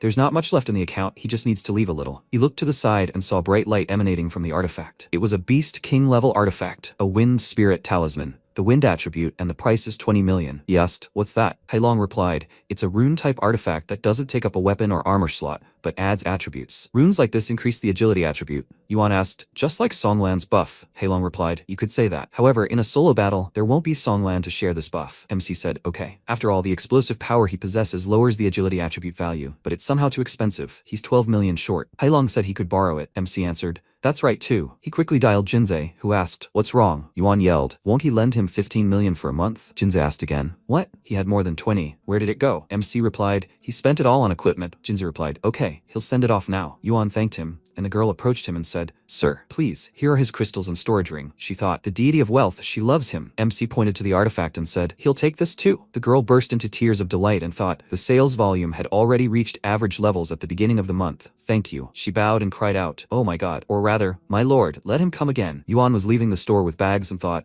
the almost rich man had instantly become a debtor. Well, who would have held back in his place? That afternoon in the dorm, he asked puzzledly, why are they all gathered? The guys replied, he's just in time. Are they going to the lecture together? MC asked again, don't they need to practice? The academy has no rules for passing tests, so attending classes is not required. Songlan answered, that's right, but the lecture will be very useful for people of their level, so they should go. Yuan asked, what's it about? Jinze replied that it is said that there is a gap between the level of an overlord and a king. Many people had settled on the overlord, so this time, Teacher Zhao personally volunteered to give the lecture. He would teach him to evolve to the king level. After a while, many students gathered in the Beast Academy lecture hall. MC asked in surprise, is Teacher Zhao really that popular? Ming replied, of course he is. He achieved the king level at a young age, which caused quite a stir in society. Let them see. All the seats in the front row were already taken. Jinze grinned and said to rely on him. With him, they would definitely take their seats in the front. He walked forward and said, sorry, they were a little late. If they give up their seats, he will give each of them 10,000 yuan. People started raising their hands and shouting loudly, they can, they want to. The guys sat in the front row, and Ming said, the power of money in all its glory. Shanhe entered the auditorium and looked around, thinking Lin Yuan too came to listen. He stopped and said, I'm very glad to welcome them all. He believes everyone here is here to learn how to evolve to the king level. He knows many of those present have already achieved this, but throughout their existence, they've likely found themselves stuck in one place and unable to advance further. This issue is the most pressing, so the Beast Soul Hall has conducted several investigations. In the end, the following conclusion was reached. Many of them still don't understand their own path. MC thought in surprise. Paths? The disciples began to mutter among themselves. Don't they understand what he's talking about? Shanhe said, the so-called path is the perfect match between you and your beast soul. In other words, complete unity. Ming asked, does Songlan understand what he means? He replied, he understands some of it, but he's not sure if it's correct. Shanhe said not to worry, slight misunderstandings are normal. He asked to give a more specific example. He once spent half a year hiking through places with majestic scenery during his cultivation. His beast soul was an earthen, furious bear, so he considered it necessary to feel the power of the earth, its might, and also to understand every movement of the wild bear. Until one day, he finally felt a change. The power of the earth and the strength of the bear became his own. His eyes flashed, and the image of a bear appeared behind him. Everyone cried out in surprise, and MC thought every exclamation of his was admirable. Shanhe waved his hand and said, naturally, each soul is unique, and everyone has their own path. They need to understand what is best for them. There is no need to rush this. The best king-level mentor today, Jiang Yang. It also took him 3 years to find his path. MC asked again, 3 years? Jinze answered, that's right. After finding his own path, he raised his owl soul level from S rank to SSS in a day, and the 9 overlord stars turned into 6 king stars. Shanhe smirked and said, before evolving, Jiang Yang was a mediocre soul master. Perseverance and tenacity are precisely the qualities they lack. Therefore, the process of evolution is not as complicated as it might seem at first glance, but at the same time, it is not entirely simple. Yuan thought, the path is truly an abstract concept. You need to merge with your soul. In other words, you need to find a response in your consciousness. After the lecture, only guys remained in the audience. Ming asked what soul Teacher Zhao was talking about. He didn't understand a word. Did he really need to catch several snakes to have an epiphany? Jinze put his hand on his shoulder and said, he didn't understand anything either. Songlan said a certain realization had come to him. Previously, he resisted his own beast soul, so he tried to develop physical skills. But in the fight with Yuan Lian, he created a feeling that this was not his advantage at all. So maybe he should embrace the characteristics of his beast after all? MC looked closely and thought, it's amazing how Songlan thinks. He's a real genius. He got his bearings so quickly. At that moment, someone called out to him from the side. He turned and saw Shanhe, who asked, well, did he learn anything? Yuan replied, yes, but he still can't figure out which path to take. Shanhe told him not to worry. He had recently evolved to the overlord level. It was already unique that it happened so quickly. That plus he took 4th place on the ranking list. MC replied, in front of him, he couldn't lose face. By the way, Professor, he should return something to him. Shanhe grinned and said, not bad. They must have earned a lot from the bets. MC and Jinze made a heart sign with their hands and laughed. They said he could join too. Shanae said, I think he'll refuse. By the way, if they still want to challenge Wu Xuangu, they'll have to wait a couple of weeks since he was sent on some mission. Jinzei said, Lin Yuan, yes, he's deliberately avoiding him. Shanae said, no need to exaggerate. His uncle, Vice Principal Shungi, gave an instruction. Jinzei looked away and said, I understand. He never got along with his father, so he takes liberties. Shanhei placed his hand on MC's shoulder and told him not to worry. If anything happened, he wouldn't leave his students alone. The national tournament was coming soon, so he should prepare calmly while he had time. Yuan thanked the professor. Day softens night. After a while, MC sat on the floor surrounded by crystals and meditated. Heilong said the effect of 100 pills was powerful. It only took 5 days to absorb 5,000 crystals. Now he had successfully reached the 4th star of the Overlord. MC closed his eyes and said he regretted having to waste 5 million evolution points on this. Maybe Professor Zhao was right, and it was all because of his lack of self-awareness? Heilong asked if he should try a real combat training regimen. He remembered there was one like that in the training hall. MC looked at him in surprise, then pressed his phone and said, let's see. The system window reported an article about the swamp squid. It's good at fighting in a swamp environment and has extraordinary vitality. The terrifying golden wolf is an extremely bloodthirsty monster. The terrifying golden monkey is an incredibly ferocious and bloodthirsty monster. The armored ape with a golden pupil is covered in steel armor. Very powerful defense, causing hallucinations upon direct eye contact with the golden pupil. Heilong said, the actual battle simulation function allows you to select an opponent according to their strength and completely simulate the battle process. You don't have to worry about injuries. MC said, here, he chooses a 5-star armored ape. He pressed the system window, after which a voice announced, the battle simulation with the armored ape has been successfully simulated. He can begin the battle. MC looked around and wondered where. Suddenly, a huge creature appeared in front of him and struck Yuan's paw. He thought, wow, what strength? Is this 5 stars? The monkey swung its fist, and Yuan released energy and grabbed the creature by the neck. He thought in surprise, what? It turns out the neck is not a weak link. It's all covered in armored fur. What's going on? The monkey smirked, and MC thought, his claws are stuck. The monkey quickly struck him, and Yuan's eyes widened and thought, how so? In the training hall of the Beast Academy, MC fought with a monkey, who quickly attacked him. MC fell to the floor, and a voice announced, the battle simulation is over. The challenger is dead. The test is failed. This feeling of pain is too realistic. Yuan said, if they had fought for real, he definitely would not have survived. He underestimated his opponent. He should pay more attention to his strength and speed. Besides, his intuition failed, and he was unable to identify his weaknesses. Heilong asked, will he try again? Or will they change the opponent? Yuan cried out, wanting to try again. Their strength isn't that different. A voice announced that the battle simulation with the armored monkey had been successfully simulated, and he could begin the fight. The monkey erupted in energy and headed toward MC. He decided to seize the initiative and directed his breath attack at his opponent. The creature jumped, and Yuan thought, old tricks don't work on him anymore. The monkey headed toward MC, but he quickly moved behind the creature and used his breath attack. The monkey flew off, spitting out blood. MC bid the creature farewell and delivered a finishing blow to the monkey's body. He was transported back to the training ground, after which the voice announced that the battle simulation had ended.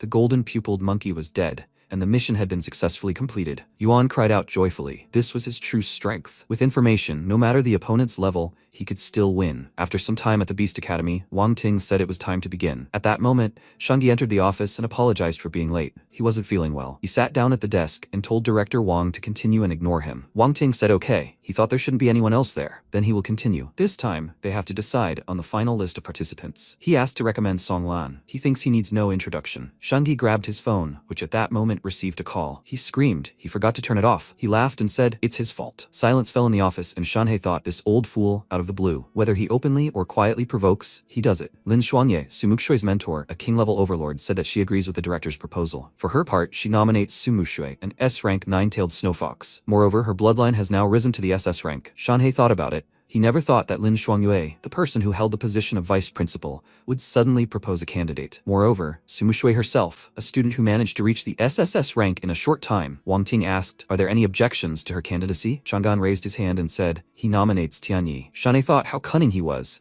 He nominated Chenlong, number 1 on the list. Wang Ting said, so 3 positions have been decided. Xiangui interrupted him and shouted, he nominates Wu Xuangu. He is currently 3rd on the list, also an SSS rank. He believes that he is sufficiently qualified to participate in the competition.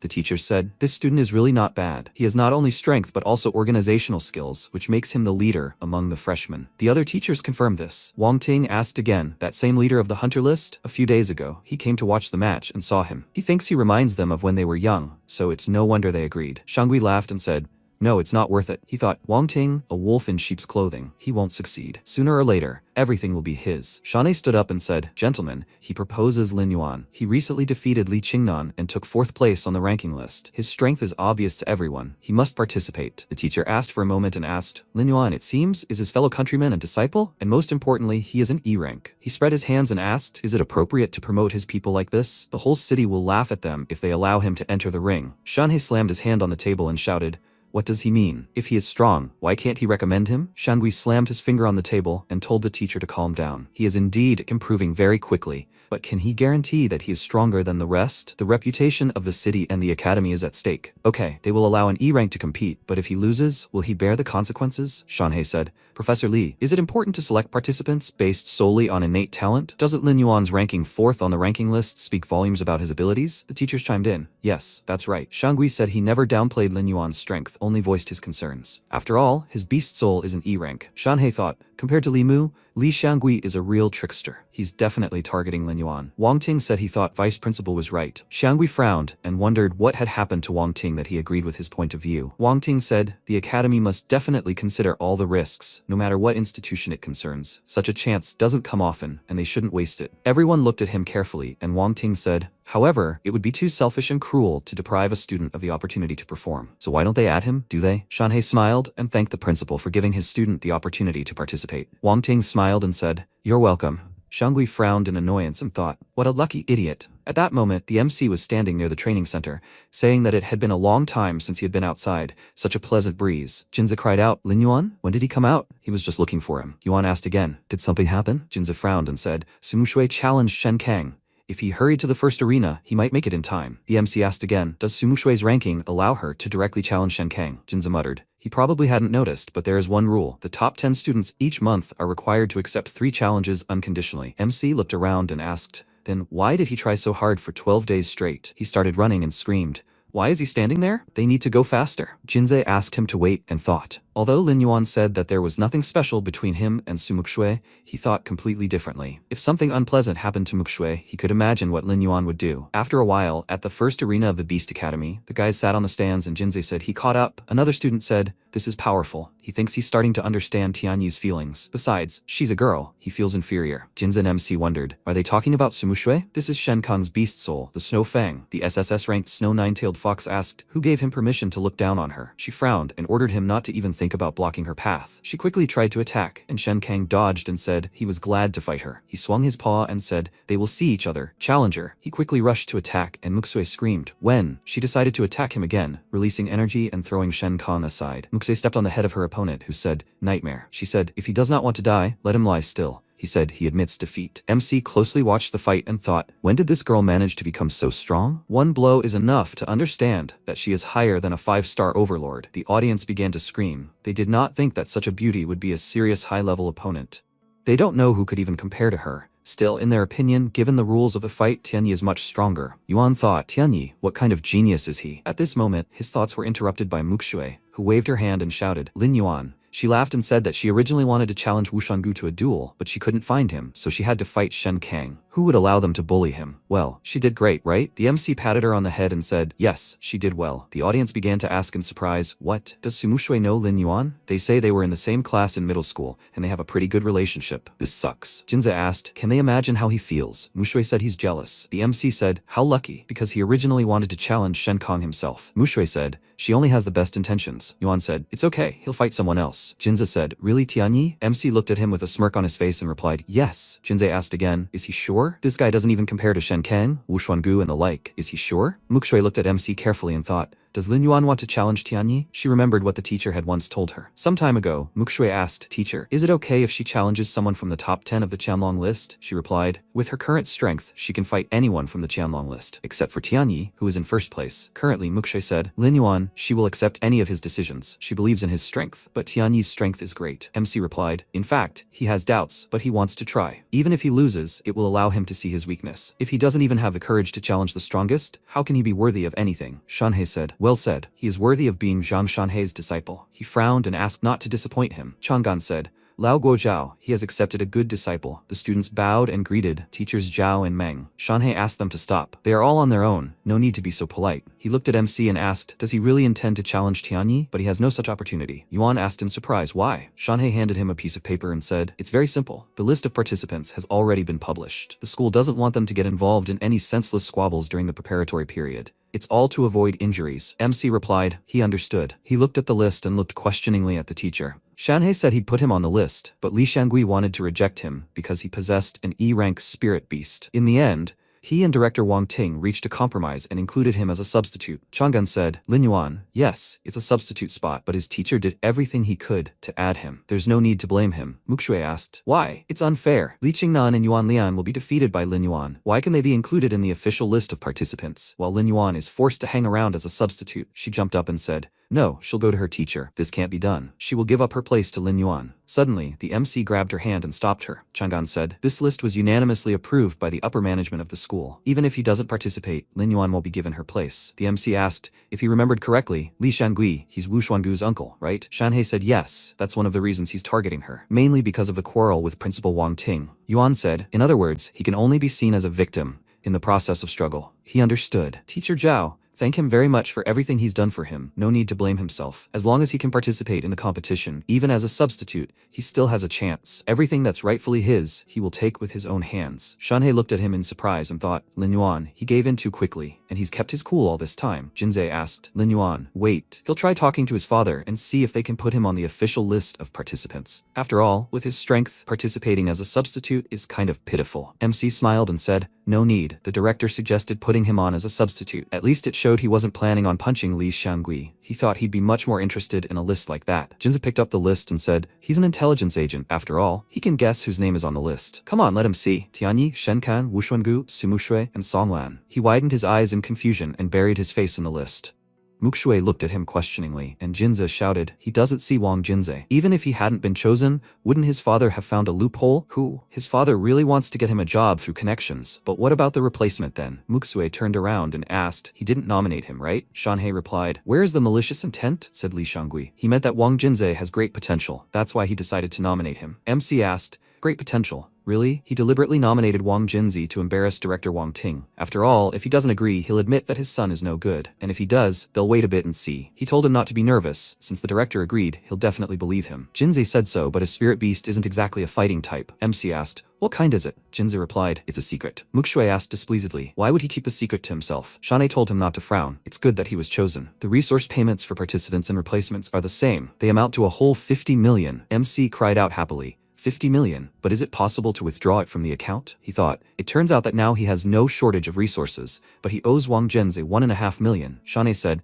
Yanjing Beast University provides resources worth 50 million, including crystallized pills as well as the beast's secret magical weapons, and things that can't be bought anywhere. This is an amazing chance for him to get into the university's treasury, so he suggests that he remember this and make a good choice when the time comes. MC said happily, he got it. Thank you, teacher. At this time, Wang Ting was standing in the main building of Beast University, looking out the window. He said, Mr. Ying, before he comes next time, could he please knock first? He told him to get used to it. Wang Ting asked, Mr. Ying saw everything, right? How did the guys react? The man in the robe responded. Wang Jin's reaction was simply incredible, nervous and awkward. He said to let him participate in the National Freshman Friendship Competition. Perhaps this was Li Shangui's trap and an unwise choice. Wang Ting turned around and said, Mr. Ying, he knows his son too well. Frankly speaking, Wang Jin's strength has reached the 4-star Beast Master level, so there is no problem with participating in the competition. As for Li Shangui, he paid no attention to him. Ying asked, isn't his strength similar to Shen Kong's? Why is he so unsure of himself? Wang Ting exhaled and replied, it's all because his brother is too good. His beast soul is strange and not suitable for showing it off. And as for Shi, he worked hard and the knife didn't slow him down. The competition is the last chance he can give him. Wang Ting said he speaks highly of his son. How is Lin Yuan? The boy replied calmly. He didn't see him as a freshman. Even when he looked at him, a deceptive feeling arose inside that they were similar. Wang Ting looked at him in surprise and exclaimed, he rarely spoke of people like that. Maybe he could take him as a student after the competition was over? The boy replied, no need. He wasn't interested in taking anyone as a student. Wang Ting said, that's a pity. He frowned and turned to the window, thinking, Lin Yuan. A few days later, a question rang out in the treasury of Sichuan Beast University. Are these 3 offspring candidates for the competition? The boys looked closely at the old man, and Shanhei nodded and said, Yes, this document is signed by the school principal. Let him take a look at it. The old man looked at the piece of paper and told them to come in. As soon as the time comes, they should leave immediately. Shani took out a bottle and told old man Cheng not to worry. He understood everything. He would look after them. Senior, he bought this fine wine especially for him. Let him try it. The old man pointed at him and cried out, "This is not bad." Young Zhao, he is still as tactful as ever. Shani said,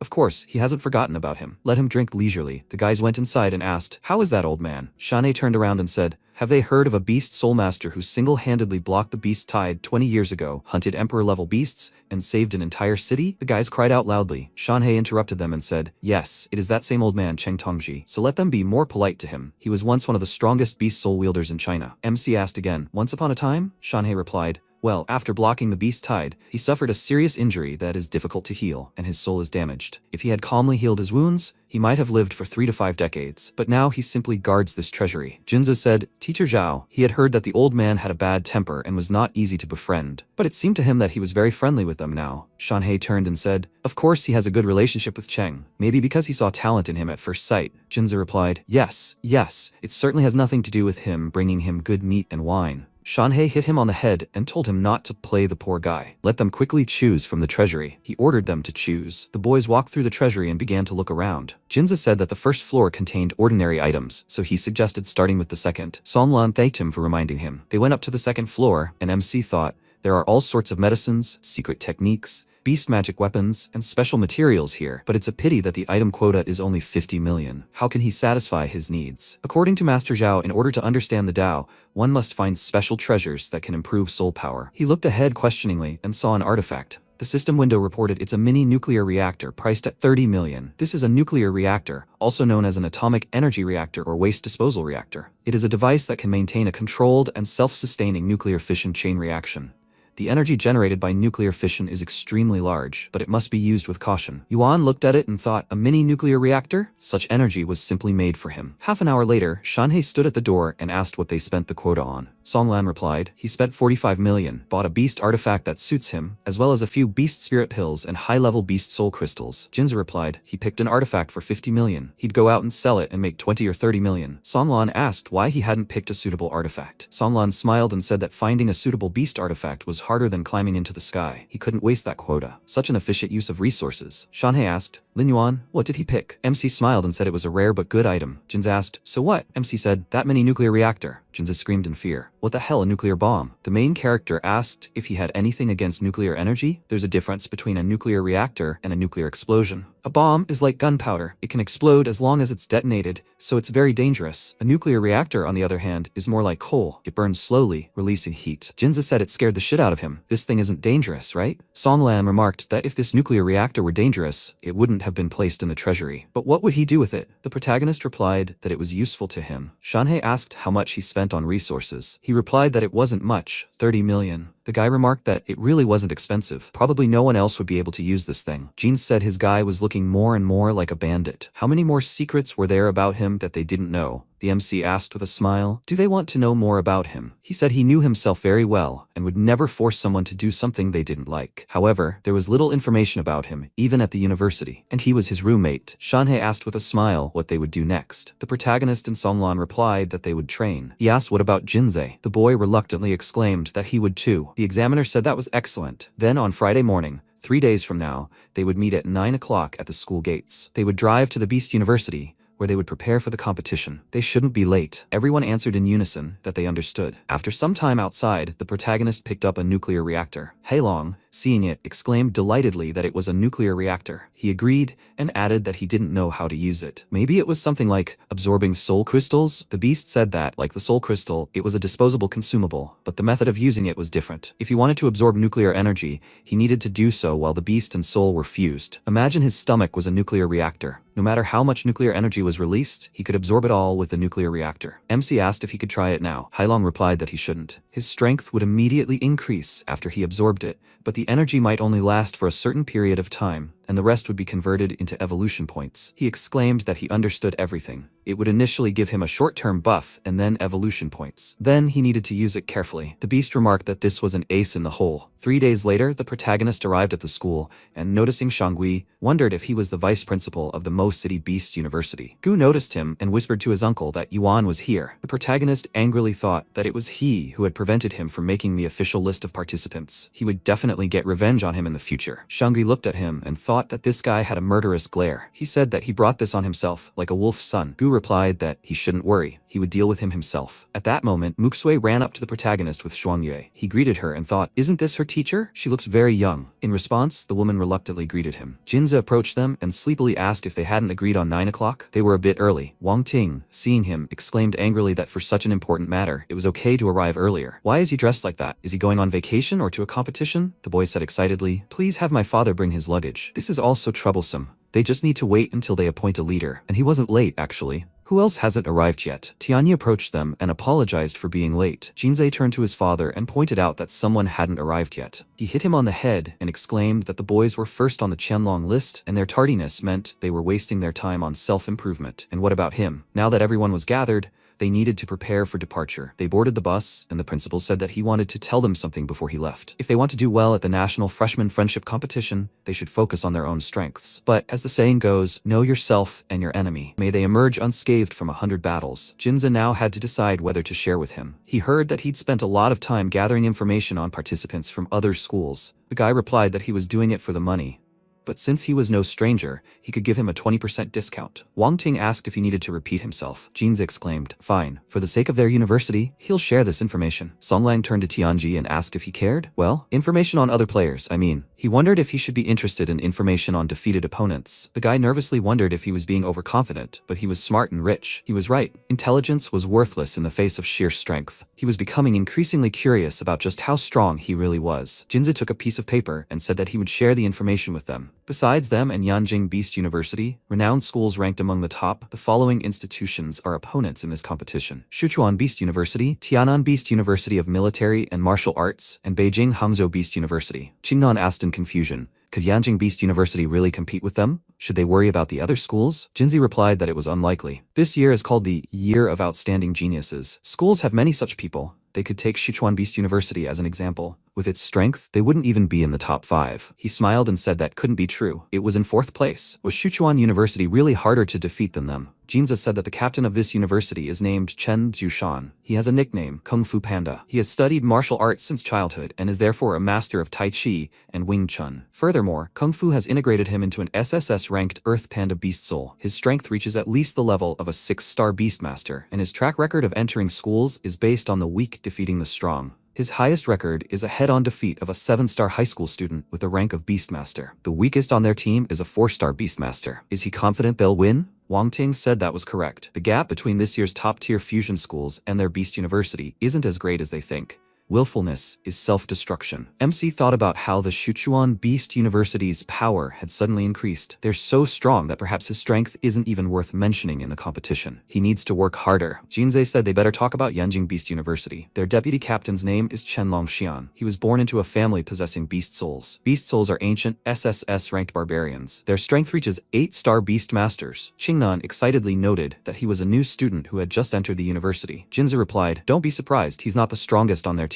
Tianyi, shocked, asked who their strongest was. The guy replied that his name was Xu Xiao, and he possessed immense strength, but his beast soul was unknown. According to reliable information, when he faced Longxian face to face, he was devastating, and the guy was convinced he would lose. They shouldn't be too upset. Yanjing University has no shame in losing. They can take 2nd place. They're used to it. Wang Ting slapped him and exclaimed that he asked him to share information, not to intimidate him. They don't need to fight for 2nd place. They need to fight tooth and nail for 1st. Jinza asked, who doesn't want to win? The problem is their opponents are stronger. They're strong, but not that strong. Jianyi said he'd defeat him. Be it Xiao or Longshan, it's his job to be their opponent. Gu exclaimed with a smile that fear of battle wasn't their style. The competition hasn't even begun. Anything is possible. Why should they give in to anyone? Now that they've seen the gap, they need to try their best to catch up. Ling Hu happily said, well said. It's just a competition. They'll break their backs, but they'll emerge victorious. Wang Ting exclaimed with a smile that he's a worthy student from their Beast University. But don't worry, after Yanjing University, they'll undergo 3 days of special training. Shangui suggested that they could use this time to identify a candidate for the position of team captain. The director agreed and pointed out that they should remember the rule of the Beast Soul Master. Strength is respected, the strong are first. Tianji will be the candidate for captain. The vice principal replied that he didn't mind. Although he is strong, he lacks the skills to handle the simplest matters. It would be better to assign Gu and Songwan as deputies to assist. One is a person with management experience and is good at problem solving. The other is thoughtful, reasonable, and considers the problem more thoroughly. He thinks that these two complement each other.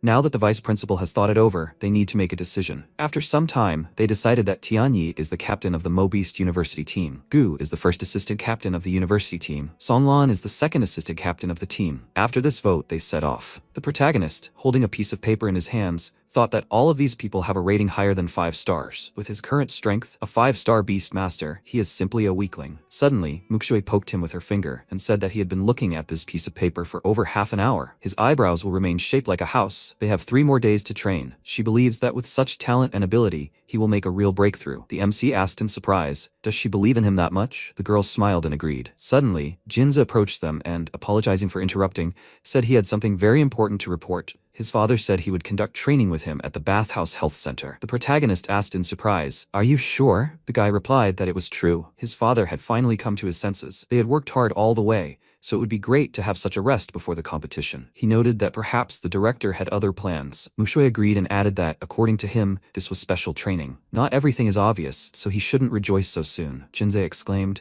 "What does he think a bathhouse can teach you?" The wife echoed her husband in everything. She turned around angrily and shouted, "Has he lost his desire to live?" The guy started running away and said he was leaving. "Let the others leave these two alone." Mushui sat back down and said she wanted him to test her strength one day. MC remarked that she was really good now, having risen from S to SSS rank. She smiled and mused that it was because she didn't want to be his shadow. She wanted to become stronger and be by his side. The protagonist noticed her gaze and asked, perplexed, what was wrong? Was there something on his face? The girl replied no, they were about to arrive in Yanjing. He looked out the window and wondered what difficulties he would face in this city. After some time, they got off at Yanjing station. Shanhei turned to the director and noted that they had already arrived. Were they ready to go to the hotel to check in? He replied, no, they were going to the Tianqi Spa and Wellness Center. Jinza smiled, saying he'd told them so. 30 minutes later, they arrived at the center itself. Ling Yu, shocked, asked, is this really a bathhouse? What did he mean by that? Jinza smiled, saying it must be very relaxing. If they didn't believe him, they should just look at those young ladies over there. The bathhouse staff, made up of young and beautiful women, lined up in front of them. Mushui covered the protagonist's eyes and exclaimed, don't let him look. He replied that he hadn't seen anything. At that moment, Huang Ping came out to greet them and remarked that they had finally arrived. Wang Ting smiled, saying they hadn't seen each other in a while. How was he? He replied that he was honored that the director could bring his students here and allow him to see all the geniuses of their Beast University. The director replied, don't flatter me. Had he prepared what he asked for? Huang Ping agreed and asked how he could have forgotten. He led them to the elevator and explained that there was a secret bathhouse on the 2nd floor underground, closed to the public on weekdays. Their director had found it and gathered a batch of materials. Before the National Freshman Friendship Competition began, he wanted to offer them his place to take a therapeutic bath to maximize their potential. Mukshui pointed out that Jinze was mistaken. He replied that, in any case, it was a bathhouse, so he wasn't mistaken. After that, they descended to the 2nd underground floor, where they were met by staff pouring a reddish liquid into the water. MC, seeing this, was surprised to think that it contained a ghost flower, powdered bone from a giant barbarian. One bucket of this stuff is worth at least 50 million. A larger bucket could be worth hundreds of millions. Although he was very grateful to the principal for his generosity, no matter how precious the medicinal materials, they were merely aids to boost his strength. Wang Ting exclaimed that the preparations for the medicinal baths were complete, and they should hurry. After this, all the students changed their clothes and climbed into the water. The principal said that first, they should allow him to make a statement. The medicinal bath cost about 2 billion and he had paid the price. If they dared to flush all his efforts down the drain, then they shouldn't be surprised if he defeated them. All the students exclaimed in shock. Where did he get such money? The protagonist sat in the water and reflected that in just a few minutes, his fatigue had disappeared. No wonder children from wealthy families grew so quickly. This precious medicinal bath could significantly improve their abilities. Wang Ting jumped in and declared it was nice here. Ling Yu asked if he was there too. He asked, perplexed, if he couldn't just enjoy the bath he'd paid for? Why couldn't all the teachers have fun together? Shanhei replied with a smile. No, let him have his fun. Shuang Yue said she wasn't in the habit of bathing in the hot spring in public. Wang Ting replied, don't show off and come to him. The materials he prepared were more than enough for 30 people. He'd need her help later. This medicinal bath was merely a supplement. Even if he stayed here for 3 days and 3 nights, he wouldn't be able to significantly improve his abilities and strength. The protagonist wondered, so, the director had prepared something else? Wang Ting took out a monster crystal core and said it was taken from a Beast King level, Light and Shadow Dragon. They knew how immense and pure the Beast King's power was.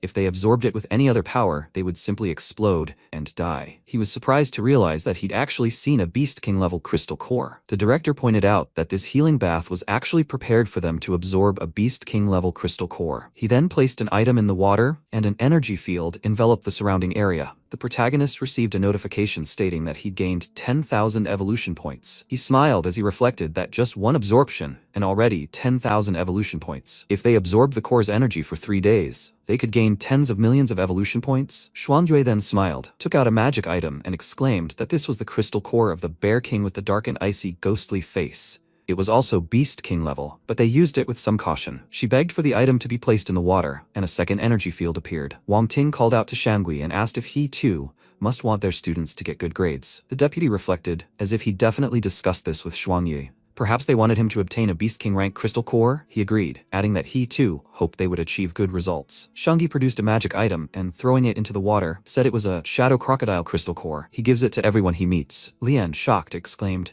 have they understood correctly? 3 Beast King rank crystal cores had appeared in the healing bath in just a few minutes? Wang Ting said, let them practice. Shanhei and Shangui should go down. They possess great power, so let them help the students and keep an eye on them. Gu suddenly took out a magic item and, with a mischievous smile, reflected that the Hinadan his uncle had given him could quickly absorb energy in a relatively short period of time, which was perfect for this situation. He needed to keep his distance. Shangui noticed this and wondered with displeasure why Wang Ting was forcing him to pay for a Beast King class crystal core. He'd make his nephew wedding clothes. Shanhei noticed this and called out to the director. He replied that he saw everything and knew what this guy was thinking. It all depended on talent. The higher it was, the greater the absorption efficiency. Let him look at Tianyi. He was faster than others even without any pills. There were also those who focused on one type of energy. Energy and attributes were interconnected, and this doubled their effectiveness. Wang Ting looked at Shuang Yue, who sat furthest away, and said he knew she had her own motives. This crystal core was prepared for Mukshui. Shanhei noted that he knew Gu had used Hinadan though, so why hadn't he stopped him? He replied that no one could stop it. His intention was for each disciple to absorb as much energy as possible, but excessive energy absorption could backfire. Whether he could turn this into his advantage depended on one's luck.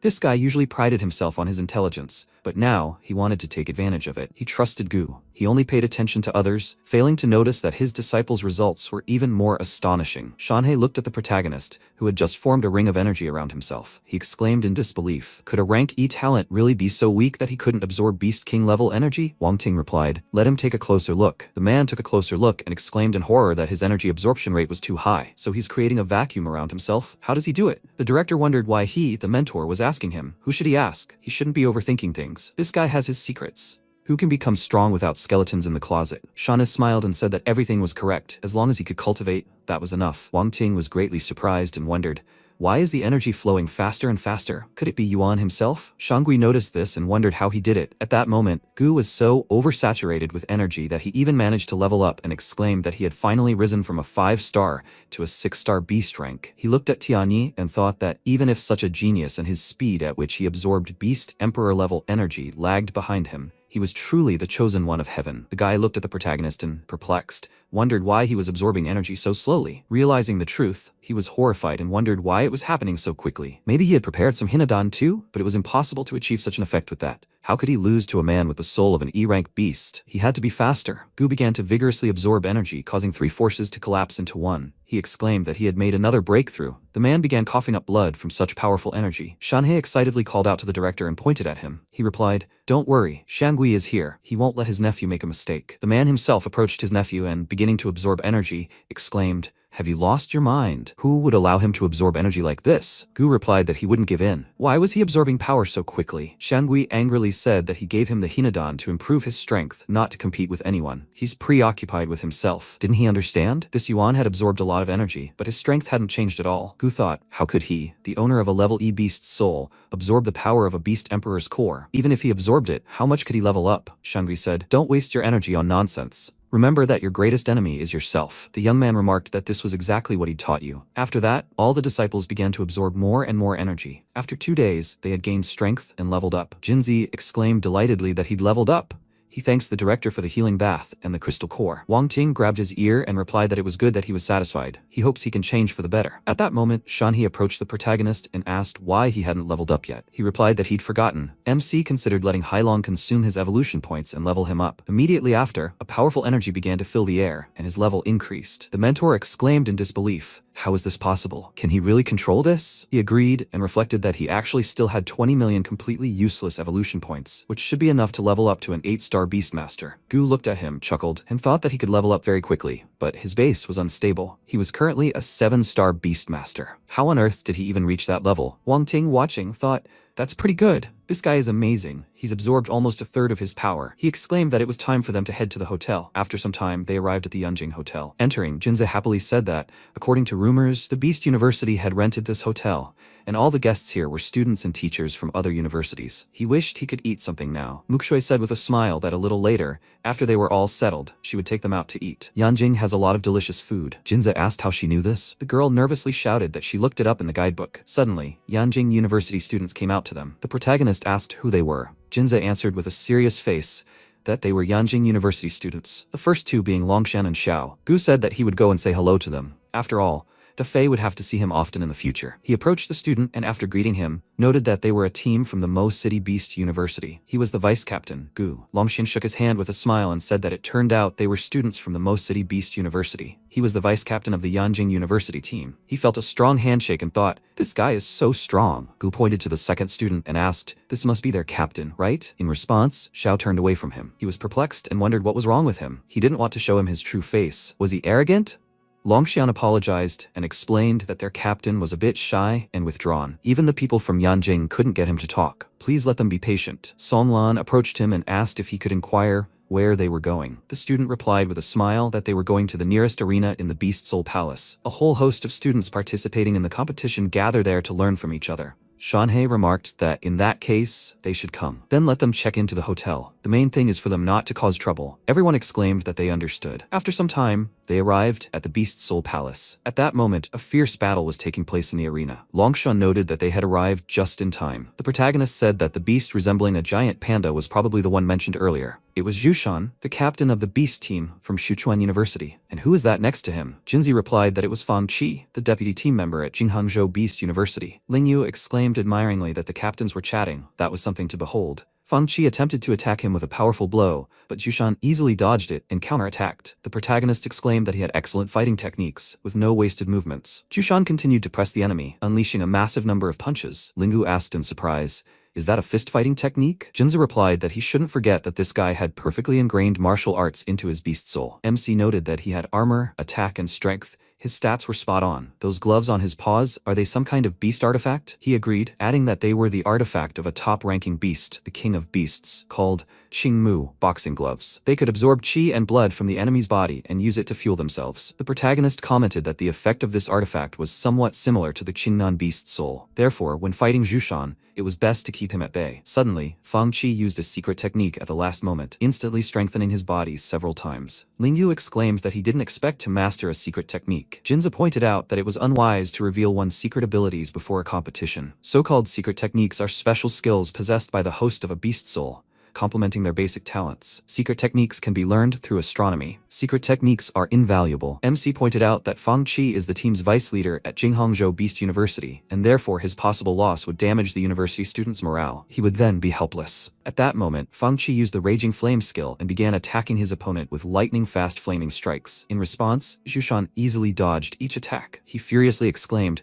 "Why is this panda reacting so strongly?" Waiting for the right moment, the guy delivered a powerful blow to the jaw and then finished him off with a final attack. Lingu shouted that it was truly a shame. If he'd used his secret technique earlier, he could have defeated Zhushan. Jinzi remarked that it was a shame, as this guy's secret techniques hadn't been demonstrated yet. The protagonist thought that this guy deserved to be special. His way of thinking was different from normal people. At that moment, Zhushan assumed human form and asked if he knew who else from Tianzhou would dare to take the stage to fight him. Jinza exclaimed that he was acting strangely. If the battle continued like this, sooner or later all his secrets would be revealed. MC replied that he didn't care. He was first and foremost the owner of a beast soul, a warrior, and a warrior must hone his skills in battle. Confused, the guy asked, does he mean to say that Jushan wants to hone his skills in this fight and eliminate his weaknesses before the competition? Mukshui called out to him and asked with a smile, maybe he wants to give it a try? The protagonist replied that his path of cultivation was different from his. If he followed his path, he'd be wasting his time. Gu said to just leave it to Yuan. Even Fang Qi, the 7-star Beast King, wasn't Jushan's match. He was afraid he might not last in a fight with him. Mukshui asked if she was even talking to him. It would be better if he kept quiet. Gu replied that he was simply telling the truth. Let him hear it. Wasn't that a waste of time? Once the competition began, everyone would see the real him. The girl furiously wanted to confront him, but the protagonist calmly took her hand and ignored him. Gu wondered irritably why he was looking at him like that. Jinze wondered if, knowing Yuan's character,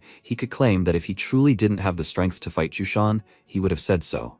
But since he remained silent, did that mean he could fight him? Suddenly, Tianyi stood up and shouted that he wanted to enter the arena and fight him. Songlan, with a serious face, exclaimed that he was the captain of their Beast University. The team's morale depended on his performance, so if he lost, it would be bad. Qingnan added that he was right. They were one unit and the competition would begin anyway. They needed to pull themselves together. Gu shouted that if the captain couldn't do it, then he would, and he didn't need Tianyi to make up his mind. He could beat him. MC exclaimed with a smile that the captain was finally back in the game. He thought about how eager he was to prove himself. Gu's 7-star power was obtained through the use of Hinadan, meaning his foundation of strength was unstable. In this situation, he wouldn't be able to stand up to Jushan, but he seemed overly confident. Could he really have potential? Gu entered the arena and introduced himself. Jushan asked, "Are you from Mo Beast University?" He thought it was a coincidence. Yanjing Beast University and Mo Beast University were his targets in this competition, both of which he would achieve. He transformed into a panda and introduced himself. Gu responded by fusing with his beast soul and transforming into a giant centipede. Everyone onlookers screamed in shock. Could this really be a golden bird centipede? This beast form is extremely rare. Where did the vice captain of Mo Beast University get this? They don't even know who will win this duel. One is the vice captain of Mo Beast University, the other is the captain of Shuchuan University. Both sides are extremely strong. Suddenly,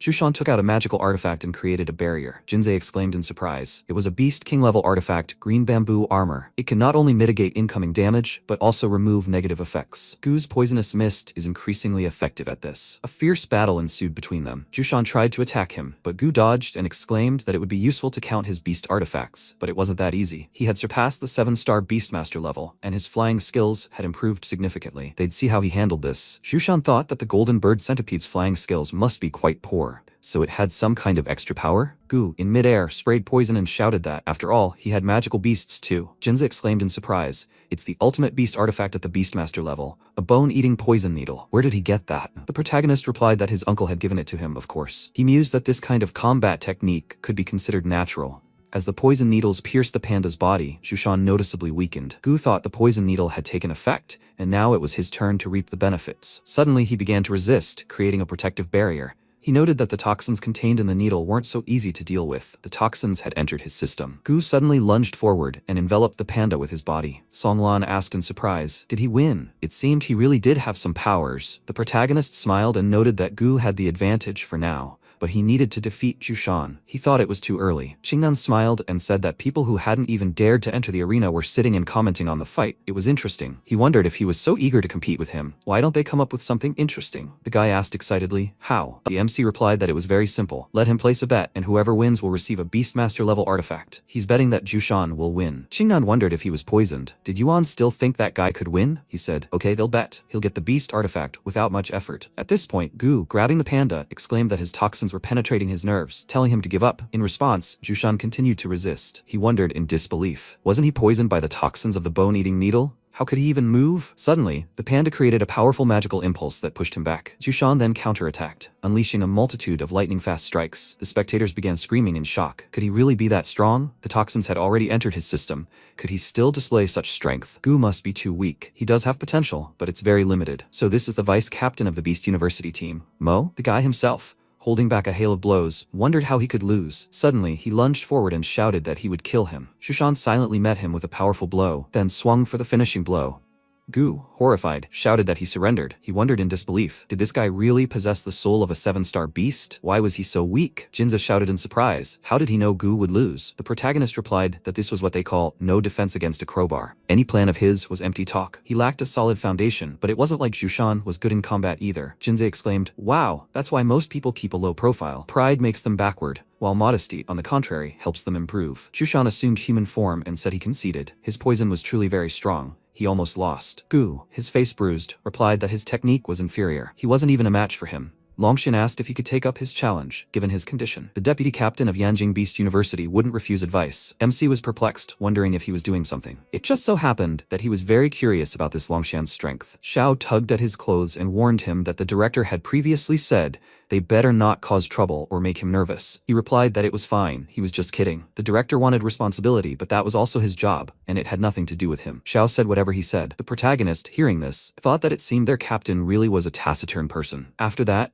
Longshan entered the arena and handed the package to Jushan. He asked in surprise, "What is it?" The boy replied that it was a blue pill. It would help him flush out toxins from his body and quickly regain his strength. Even if he decided to fight and won, he would be invincible from now on. He was giving it to him, but he should wait until the pill took effect and flushed out all the toxins from his body, and then they would fight. Jinsei exclaimed that this was a worthy act for a man born into a family of beasts and possessing a beast soul. This was very generous. The blue pill consisted of 211 pieces. The protagonist pointed out that he wasn't a child of a family of beasts. He replied with a smile that he was different from them. They were losers, but he started from scratch and never wasted money. Mukshui inquired who it was that invited Yuan and the others to dinner last time and spent hundreds of thousands. At this point, Jushan folded his arms and said that he wouldn't refuse then. He thanked him for this gift. Once he recovers, they will fight. Half an hour later, the boy returned to the arena and, thanking him, noted that he had fully recovered. He was asking him for a fight. Longshan agreed and, using the fusion skill, transformed into an ancient barbarian elephant, then emitted a ferocious sound. Everyone in the audience, shocked, began to comment on his terrifying strength. Was he a beast soul master? Jinsei said that if his memory served him correctly, the intelligence indicated that this boy was an 8-star beastmaster. The protagonist, eating, agreed and added that they couldn't rule out the possibility that he had improved in this time. Songlan said that they could all improve their strength in a short period of time, and there was no reason why others wouldn't do the same. Mukshui noted that the master had said that if they found the path that suited them, even if it was late, at the beast master level, they would still have the opportunity to fight those of higher ranks. MC began to think that enlightenment was actually much more important than he thought. At that moment, Jushan transformed into a panda and, creating a magical shield, exclaimed, "Let him show his full strength and fight him." Longshan delivered a powerful blow, causing the shield to crack, and shouted that this was exactly what he wanted. The entire audience froze in surprise. Immediately after, the magical shield shattered and the impact reached the panda. Jushan was thrown back a considerable distance and coughed up blood. The spectators, horrified, began to shout, "This is the true strength of Yanjing Beast University." Compared to the vice captain of Beast University, Mo, the two sides were completely unmatched. He was only a vice captain, so what kind of strength did a captain have? Gu cowered in a corner, thinking about how he couldn't defeat Jushan, yet Longshan had so easily deciphered his weaknesses. The difference in strength between him and that guy is simply enormous. He's a student from Yanjing University. He's a genius. Suddenly, Tianyi stood up and shouted for him to challenge him. He's from Mo Beast University and is the captain. Linghu told him not to get worked up. Longshan said with a smile that he was just his type. Xiao noted with displeasure that, as he had said, if he won one game, that would be enough. The spectators began to look at him and mutter among themselves, "What? He's the captain of Yanjing University." The guy thought excitedly that he hated being watched. He remarked that if this continued, the director would punish them. Longshan asked if he couldn't fight. Xiao replied with a serious face that if he wanted to find someone to fight, he would join them. He began to refuse and said that he could handle it himself. The guy turned to the others and said that their captain hadn't allowed him to fight, so he suggested postponing the battles until the competition began. Jinza turned to the protagonist and remarked that this fool was very strong. Longshan obeyed him without complaint. He agreed and added that he didn't expect the students from Yanjing Beast University to be so strong. It would be a problem for them. The guy replied with a smile that Chen Kang should actually be much stronger than Gu. Team control should be given to him. The protagonist noted that he lost to Mukshui. "By the way, why isn't she fighting?" The girl asked. "What about him? What's so funny about that? Even if he wins, it doesn't mean anything." But Longshan could definitely beat her if she fought. MC asked if she wanted to fight Jushan. Mukshui replied with a smile that she almost did. Of course not. After all, she's a 7, and he's a 3. He underestimates other people. He was surprised to find that she was much stronger than he thought. The protagonist thought that this girl probably had some tricks up her sleeve. Muksui smiled and said, "Don't let him look at her looks. If he needed a strong opponent, she was it. He definitely couldn't defeat her, and even if he could, her sister would kill him." He said that then, she really was the best. MC thought that his current strength was far inferior to Zhu Shan's. If he used all his evolution points and leveled up to level 8 as a Beastmaster, then a duel with him shouldn't be much of a problem. Suddenly, Songlun shouted that the principal had arrived. The Yanjing students bowed their heads and greeted him. Jinze noted that this man was the management of Yanjing Beast University. His name was Su Dian. The protagonist wondered if Muxue hadn't wanted to enroll in this university because she didn't want to see this principal. But what did that mean? Wang Ting extended his hand and joyfully exclaimed that the recent battle of Longxian, a student from his university, was quite impressive. Dian replied that he had participated in the battle by coincidence. The protagonist wondered if they were related. He remembered how teacher Shanhei had said that Muxue had had a hard life. He asked if he was related to her. The girl dejectedly replied that he was her biological father, but there was no connection between them. Not before, not now, and not in the future. Wang Ting smiled and said that he thought they should step aside to avoid undue pressure and to avoid embarrassing the students. After that, the two directors stepped aside and began to talk. Dian looked at the girl and thought that she still hadn't forgiven him. He exchanged an angry glance with the protagonist and began to leave. Wang Ting asked what kind of looks those were. Dian replied that he should ignore them. But who's that guy next to Muxue? He replied that it was Yuan, Professor Shanhei's student. He was a substitute at their Beast University. The director asked what kind of energy was coming from him. It didn't look like the strength of a substitute student. At that moment, the protagonist said they were going back to the hotel. The girl agreed, and they began walking. At that moment, Muxuan glared at them. He noticed him and asked, "Is that the guy?" Muxue agreed, adding that he had finally entered Hebei Beast University. This university is at the very bottom of the list of prestigious schools, but his strength and talent are considered among the best there. MC said he thought he didn't know about fighting. Okay, they should go. They won't bother him. Sometime later in the evening, he got out of the shower and breathed a sigh of relief. Hailong asked if he would be training today. The protagonist replied that he had seen the strength of Yanjing University and that he was much worse. Jinza will return a little later, so for now he'll use his remaining 20 million evolution points and level up to Beastmaster level 8. 2 days later, all the competitors gathered in the hotel lobby. Jinza looked at his opponents and noted that their uniforms were too green. At least they weren't wearing hats. The protagonist replied that he was thinking about the same nonsense every day. At that moment, Muxue approached them and apologized for being late. All the competitors looked at her admiringly and said she was beautiful. She happily approached the protagonist and asked what he'd been doing for the past 2 days. She wanted to invite him for a walk around Yanjing, but Jinze said he was busy and not to bother him. He replied that he'd been training and leveling up a bit. Gu, watching them, wondered how he'd managed to level up with his E-rank beast soul. Was he a Beastmaster level 7? MC agreed with a smile and added that over the past few days he'd gained as much Beast Emperor power as possible. He was now level 8. Gu thought with a sneer that he'd risen from level 6 to level 8. What kind of leveling up was this? Was he kidding? This was a waste of time. Muxue, noticing their ridicule, thought these guys were too naive. Yuan was joking, of course. He couldn't possibly be level 6. At that moment, Wang Ting came out to them and asked if they were ready. Let them seize this wonderful opportunity presented to them. Perhaps even the best one. He hoped they could show their best in battle and let everyone know they were from Mo Beast University. The students were energized and agreed. Sometime later, they arrived at the Yanjing University arena. Dian announced that freshmen from all higher education institutions were invited to participate in the competition. The Yanjing University team, the Mo Beast University team, the Sichuan University team, and the Jinghong Beast University team. The protagonist looked at the captain of the latter team and asked in confusion, "He's the team captain? He looks like a high school student." Jinzi replied that his name was Han Yantong. He was turning 14 this year, and he was a genius. The protagonist, perplexed, replied that the beast soul only manifests in 18-year-olds. He replied that yes, but had he ever heard of an innate beast soul? This means that a child's beast soul awakens at birth, and such children are extremely talented. They have 18 years to cultivate their beast soul, unlike ordinary people. Such children are ahead of 90% of people in the world. Combined with excellent conditions for growth, they are undisputed leaders and geniuses among the beast souls. They can look to him as an example. He is only 14 years old, but already an 8th level beastmaster. Yantong's soul is special. His beast is Yan. He has the ability to speak and obey. You could say his beast soul is perfect. He can attack, defend, and assist. MC was surprised, thinking that this was an amazing ability. Jinza said he didn't expect to be invited to the Jinghong Beast University team, let alone appointed captain. It seemed their team was determined to achieve something this time. He asked how come a genius like Yantong didn't end up at Yanjing University or Mo University. The guy replied that Jinghong University was closer to home. He was born with a beast soul, and his parents are beast soul masters, so he spent all his free time training. Therefore, he can't take care of himself, and his parents help him with this. The thing is, he has a high degree of alignment with his beast soul, and he can't speak of his own free will, fearing that it would lead to disaster. Of course, his parents wanted him to attend a more prestigious university, but Yantong refused. The protagonist reflected on how he was that young master who was incredibly talented and couldn't live without his parents. But the Beast Soul Masters respected him for his strength, and as long as he was strong enough, other personal matters wouldn't matter. Dian announced that regardless of their university, he invited them to participate in this first national freshman friendship competition. They, as the best representatives of the new generation,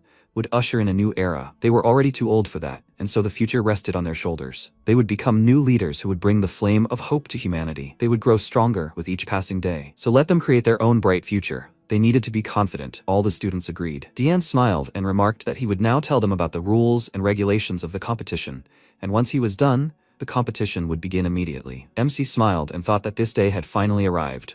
Dian said, "Ladies and gentlemen, he will now provide them with the rules and format for their competition. There are 3 main stages: arena battle, team battle, and survival battle. The first battle is a 10-on-10 team battle. The leading group will be able to remain in the arena until the losing group disappears. The team battle, which is precisely why they came to their universities, will be held with a larger number of people. The point of the battle is to test their ability to work as a team and, of course, their team spirit." And what about the survival battle? After they consult with their higher education councils, it will take place in the Longgushan Mountains on the outskirts of Yanjing. MC asked in surprise, "What kind of place is that?" Jinze asked again, "Hasn't he ever heard of the Longgushan Mountains? At least about how 10 beast-ranked monsters gathered and wiped out the entire city of Yanjing. He's surely heard of that?" MC replied, yes, he had heard. Jinze said that among those 10 beast-ranked monsters, the most powerful was the Black Dragon King. Destroying an entire town in one fell swoop was very easy for him. Yuan thought, destroy an entire town at once? What? How is that even possible? Even for beast-ranked monsters, wielding such amazing destructive power is terrifying. Jinze put his hand to his lips and muttered, "And this Black Dragon King was called Nidhogg. They say that people of black magic brought him from the Western world to China." MC asked again, "How is that even possible?" Jinze frowned and said, "It's because they see how quickly they are growing and developing in China. They want to weaken them with the power of dragons, but it turns out they simply sent dozens of nuclear bombs there. And so, after a long period of time, the remains of the dragon Nidhogg were formed in a particular mountain, Longgushan. This whole incident led to terrifying mutations. They say there are still monsters of the beast rank inside." Yuan thought, that's why it's no wonder why this particular place was chosen. He asked, by the way, "Is there still nuclear radiation in the Longgushan Mountains?" Jinze grabbed his head and said, "Oh, no, of course not. Hundreds of years have already passed. The nuclear radiation has almost dissipated, but they will stop just below the radiation zone. It definitely won't affect them at all. No need to worry." Yuan thought, nuclear radiation from several nuclear bombs remains for hundreds or even several thousand years. For his leveling up, this is just the perfect find. Dian said, "The rules of the survival battle. 10 days spent in the Longgushan Mountains are equal to 10 points. All team members can earn this. All participants will be able to earn 120 points after surviving 10 days. Moreover, each monster killed also adds points to them. You can get 10 for one monster. However, after killing a beast-ranked monster, the number of points earned doubles." The students asked in surprise, "What? Can they really defeat them? They won't succeed. That's just stupid." Stupid or not, if they stick together, they can defeat even the monsters. Dian thought, they're quite smart. It looks like this time's survival battle will be very interesting. He said, "So students, he asks you to pay attention. After the survival battle begins, they will be randomly sent to different parts of the Yanjing outskirts in the Longgushan Mountains. The location won't hinder their choice. Whether they will look for allies or go straight to the monsters, the decision is theirs." However, he frowned and shouted, "Hiding and sitting in safety for 10 days is boring. Therefore, the students can also attack each other, and as long as they eliminate others, they have an advantage." The guy asked, "Will they have to fight other students?" "That's pointless. Who would do that?" Wu Xuangu frowned and thought, "Lin Yuan, he should watch out, otherwise he will die at his hands." Dian said, "So the survival battle is about to begin. Everyone around, line up by university and get into the car." MC looked towards the cars and thought, when did this even arrive? The military man waved his hand and ordered them to get in, quickly. Muxue grabbed Yuan's hand and said, "Wherever he is, she will try to find him. She will protect him, and they will both survive all 10 days in this survival battle. Let him have no doubt." She thought, this time it's her turn to protect him. Lin Yuan, MC said, "Okay." A little later in the car, the military man said, "Young people, this is his first time seeing them, so let him introduce himself right away. He is the warlike Cheng Shui, the beast-rank monster department under the Chinese military department, their head of security. If they encounter insurmountable dangers in the Longgushan Mountains, the first thing they should do is contact him via their digital wristwatches. He will arrive as soon as possible, based on the coordinates they sent him. However, once he decides to ask for help, it will be considered that they refuse to further participate in the survival battle." MC thought, the first function of the watch is to record the number of monsters they've killed. The second is to request assistance. Each of the cars has a security officer to rush to their aid at any time. This is their first competition of such difficulty, so the standards are, as expected, high. Shui looked at the blindfold and said, "Excellent. Now let them blindfold themselves until the car enters the mountainous area." Jinze asked, "What are they wearing blindfolds for?" Shui frowned and said, "To be fair, they should be blindfolded so they don't know each other's location. If they had any questions, they had one last chance to ask them before they arrived at their destination." Yuan raised his hand and said, Excuse me, I have a question. Shui told him to speak. MC asked, will the deaths of the monsters they hunt in the mountains be credited only to them or to their entire university? Everyone looked at him in surprise, and Shui said not to worry. Only they get the benefits for killing monsters. He thought, what's the matter? What's wrong with this student? MC happily said, okay. The students blindfolded themselves, and Shui looked closely at Yuan, who was tapping out a rhythm with his finger on his knee. He frowned and thought, this guy is no ordinary guy. Okay, let's move on. Somewhere on Longgushan Mountain, MC thought. The car stopped, 25:07 and 61 seconds. They've been driving for over 7 hours. Shui grabbed Linghu by the hand and threw him out of the car, ordering him to go. MC thought, apparently it wasn't Wang Jinzei or Sumuxue. Jinzei screamed, shaking again. Yuan thought they turned around on purpose. They're afraid they'll remember the location. It's bad luck that he was a murderer in his past life. This kind of test doesn't bother him. Shui said, it's his turn. Jinzei flew out of the car, and Shui headed towards Mushui, speaking calmly to her. MC thought, Wang Jinzei, Sumuxue is already outside. It will soon dawn on him too. Shui put his hand on MC's shoulder and told him to calm down. He pushed him out of the car, then took off his mask and thought, why so cruel? He looked around and thought, judging by the speed of the truck, Sumuxue should be about 15 kilometers away. He hasn't a minute to waste. He folded his hands and said, fusion with the spirit beast. Heilong cried out joyfully, congratulating him on his successful absorption. 100 evolution points received. Yuan said, there really is still some energy left. The radiation is weak, but every 10 seconds he gets 100 evolution points, and every minute 600 points. And in a whole day it will be more than 800,000. After spending about 10 days on Mount Longgushan, one can get 8.5 million points. This is almost enough to reach the 9-star level of a Beastmaster. This is only at the periphery. If they go deeper into the forest, the radiation concentration will be greater, and accordingly, the number of points will also increase. Heilong asked, so will they go? MC answered no. First they need to find Sumuxue, Songlan, and Wang Jinzei. An extra hand wouldn't hurt. Heilong asked, how can he find them? Yuan shook his head and answered, he remembered the landing location. First, they will go for Sumuxue, since she is closest. He hoped she hadn't managed to go too far. 10 minutes later, he looked around and thought, if he remembered everything correctly, Sumuxue should be somewhere here. He saw footprints on the ground and thought, it's Sumuxue, so he must be going there. Fortunately, the 9-tailed fox leaves noticeable footprints. Suddenly, he heard a scream and shouted. It was her voice. At that moment, Muxue was surrounded by monsters, a poisonous demon frog, a hellish civet, and a Cerberus. She thought she was very unlucky. At the very beginning, she encountered 3 overlords. Even with 7 stars, she wouldn't have been able to deal with them. The guys were watching what was happening. Tianchuan, a member of the Haiyusho squadron, said, boss, fortune favors them today. They have already managed to encounter 3. Xiao Han, the senior assistant of the Haiyusho squadron leader, frowned, and Fan Lian, a member of the squadron, asked, he thinks the Snow Fox is a first-year student at the Beast Academy. Should they help her? Tianchuan said, Fan Lian, she's their enemy actually. Xiao Han frowned and said, Tianchuan is right. In a battle for survival, everyone is an enemy. Whether the others are there or not, the fox must not be spared. MC saw them and thought, there's nothing wrong with waiting in the bushes. But they are going to attack Sumuxue, so let them not be offended. Muxue released energy and thought, if she can't accept her fate, then she should attack first. Cerberus also released fiery energy in her direction, and their energies collided and dissolved, and the frog looked around and decided to release its dark power. It headed towards Muxue, causing her to quickly jump back and think, this frog's poison is very caustic. She can't escape, and calling for help is also useless. She frowned and thought, she can't lose. She still needs to find Lin Yuan. Yuan watched what was happening and thought, she hasn't given up yet. Then she will intervene a little later. He just needs to ensure her safety. At that moment, the third monster decided to attack, but Muxue hit it with her tail. The creature injured her, causing her to frown deeply and rush to attack. She directed frost energy at the creature's paws and quickly struck. MC thought, she really has become much stronger, because even being surrounded, she fights with dignity. The frog released its poison towards Muxue, but she blocked it with an ice shield. She smashed it with her tail, and Xiao Han asked why she broke the ice wall that she herself erected. Shards flew in different directions and pierced the frog's body. Muxue thought, she did it. Cerberus will be the hardest to deal with. 2 monsters were disposed of, leaving only the Cerberus, which activated fire energy. Muxue began to attack the creature with ice shards, but the Cerberus quickly dodged. It released fire from its mouth, and Muxue sent ice in response. The energy combined and entered her body. Jianchuan screamed, boss, this girl is stronger than she looks. She took down 2 people single-handedly. Xiao Han screamed, nonsense. Every second person in the Beast Academy is like that. We need to prepare to merge with the Beast Soul. Fan Liang asked, now? Xiao Han replied, of course. Or does he want to wait until she gets even stronger? He cried out, fusing with the Beast Soul. He transformed into a poisonous moon scorpion, a rank S Beast Soul. Jianchuan transformed into an armadillo, and Fan Liang became a sparkling jellyfish. Muxue looked at them and thought, it's best not to clash with students from other schools now. Xiao Han shouted, Fan Liang, let him attack first. He will try to corner her. He replied, okay. He directed electricity towards Muxue and she screamed, what? Electricity? The threads bound her body and Fan Liang sent the current through, causing Muxue to scream loudly in pain. Xiao Han shouted, well done, Fan Liang. Muxue cried out in irritation, a bunch of vile animals. She closed her eyes and thought, It looks like she will stay here. At that moment, MC's cry rang out.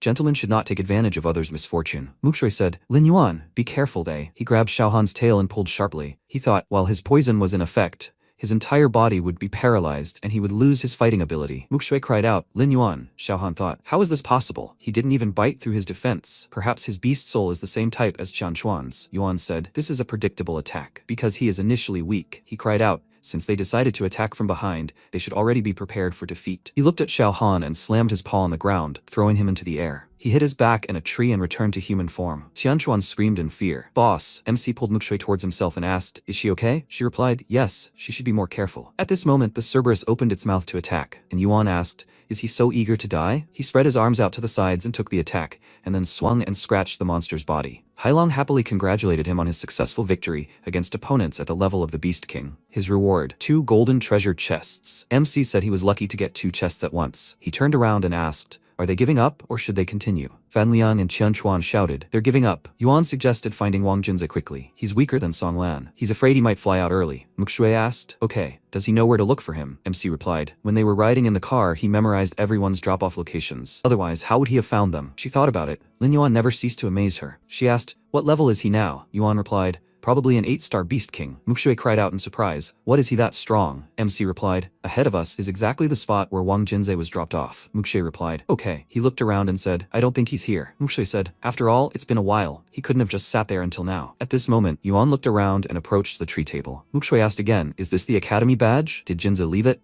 MC said, he is a smart guy. Following the marks left, they will easily find him. Mukshui said that this method is also very risky. If other students notice them and guess, they will definitely start chasing to kill. Then they need to get there first. Mukshui said, Lin Yuan, let him look, there are traces of a beast soul here. MC said, it seems to him that more than one monster is chasing Junzi. No wonder the mark is damaged. Fortunately, these beasts should be small in size. He quickly looked around and asked, what is that sound? Mukshui replied, she can't make it out, but it is coming from the same direction where the tracks lead. It's probably Wang Junzi. They ran out into a forest clearing and saw dinosaurs trying to attack a large egg. Mukshui asked, puzzled, Lin Yuan, where did the egg come from? MC replied, he didn't know. A voice came from the egg. Lin Yuan, Su Mukshui? How fortunate. It really was them. They cried out in surprise. It was Wang Junzi's voice. It couldn't be. Was it his spirit beast? Junzi asked, why are they frozen? Hurry, let them help him get rid of this bunch of velociraptors. Yuan released energy from his mouth and attacked the monsters, who quickly began to run away. Junzi said, finally. They were pestering him. Really annoying. Mukshui asked, is he hurt? Junzi asked again, what do you think? A couple of dinosaurs won't do anything to him. MC said, he was just chased and tried to be killed by 3 Beast King level velociraptors. He meant to say he could have handled it on his own? Junzi cried out in displeasure. What are you even talking about? He was just an egg. What abilities do they think he has? A somersault? MC imagined it and thought, and it was true. His E-rank soul always seemed strange to him. He never even thought that a beast spirit in the form of an egg existed. He wondered if it could be eaten. That would be really cool. Junzi told him not to look at him like that. He's not edible. Although his attack power is weak, his defense is top-notch. Let them try it themselves if they don't believe him. MC asked again. Test it, he said. Let him forget it. He's afraid. He'll blow his entire shell off with one blow. Mukshui imagined Yuan smashing Junzi and laughed, and he asked, what's so funny? If he can really break his shell, he'll bear his surname from today on. MC suggested giving it a try since he was so confident. Junzi ordered him to hit with all his might, and Yuan thought, for starters, he'll try attacking half-heartedly. Junzi should be able to withstand a blow of this magnitude. He swung his paw and hit Junzi but didn't damage the shell at all. Junzi asked, didn't he eat today? MC swung his paw and Junzi screamed, holy shit, I'm about to get a bigger blow. Yuan hit Junzi so hard that he jumped and flew to the side, hitting a tree several times. Mukshui screamed in fear, Wang Junzi, how is he? She thought, Lin Yuan really hit hard. This is no laughing matter. Junzi chuckled and said, that's a bit weak. Mukshui thought in fear, oh my god, Lin Yuan, he's not going to kill him, is he? Junzi asked again, did he see that? In front of his shell, his attack is simply insignificant. MC asked, in that case, why doesn't he hit again? Junzi asked, should they find Songlan first? I wouldn't want to leave him alone. Then in their team, Lin Yuan will be in charge of attack, he will be in charge of defense, Su Mukshui will manage everything, and Songlan will help them. Yuan replied, that's a good plan, but it seems he forgot its location while running through the forest. Mukshui asked, so what should they do now? MC said, it's better for them to continue moving further into the forest. Mukshui asked, do you want to lead them to fight the monsters? Is he sure the 3 of them can handle it? Yuan said, he thinks most of the students gain points on the outskirts. There should be far fewer people deep in the forest. It will be safer for them, because they won't need to be distracted by anyone. Mukshui said, it's true, she herself was just attacked. MC said, there are quite a few Lord-level monsters on Longgushan Mountain. and they should keep their distance from their habitats. Otherwise, if other students find them, they will have nowhere to run. Jinza said, okay, he agrees. MC thought, perhaps the deeper he goes into the forest, the stronger he becomes, just by breathing the air. 6 hours later, Jinze asked, are they getting close? MC replied, it seems not. They didn't encounter a single monster along the way. The direction is correct. There's only a little left. He thought, every 10 seconds he gets 200 evolution points. At that moment, a drone flew over them and Yuan thought, he almost forgot.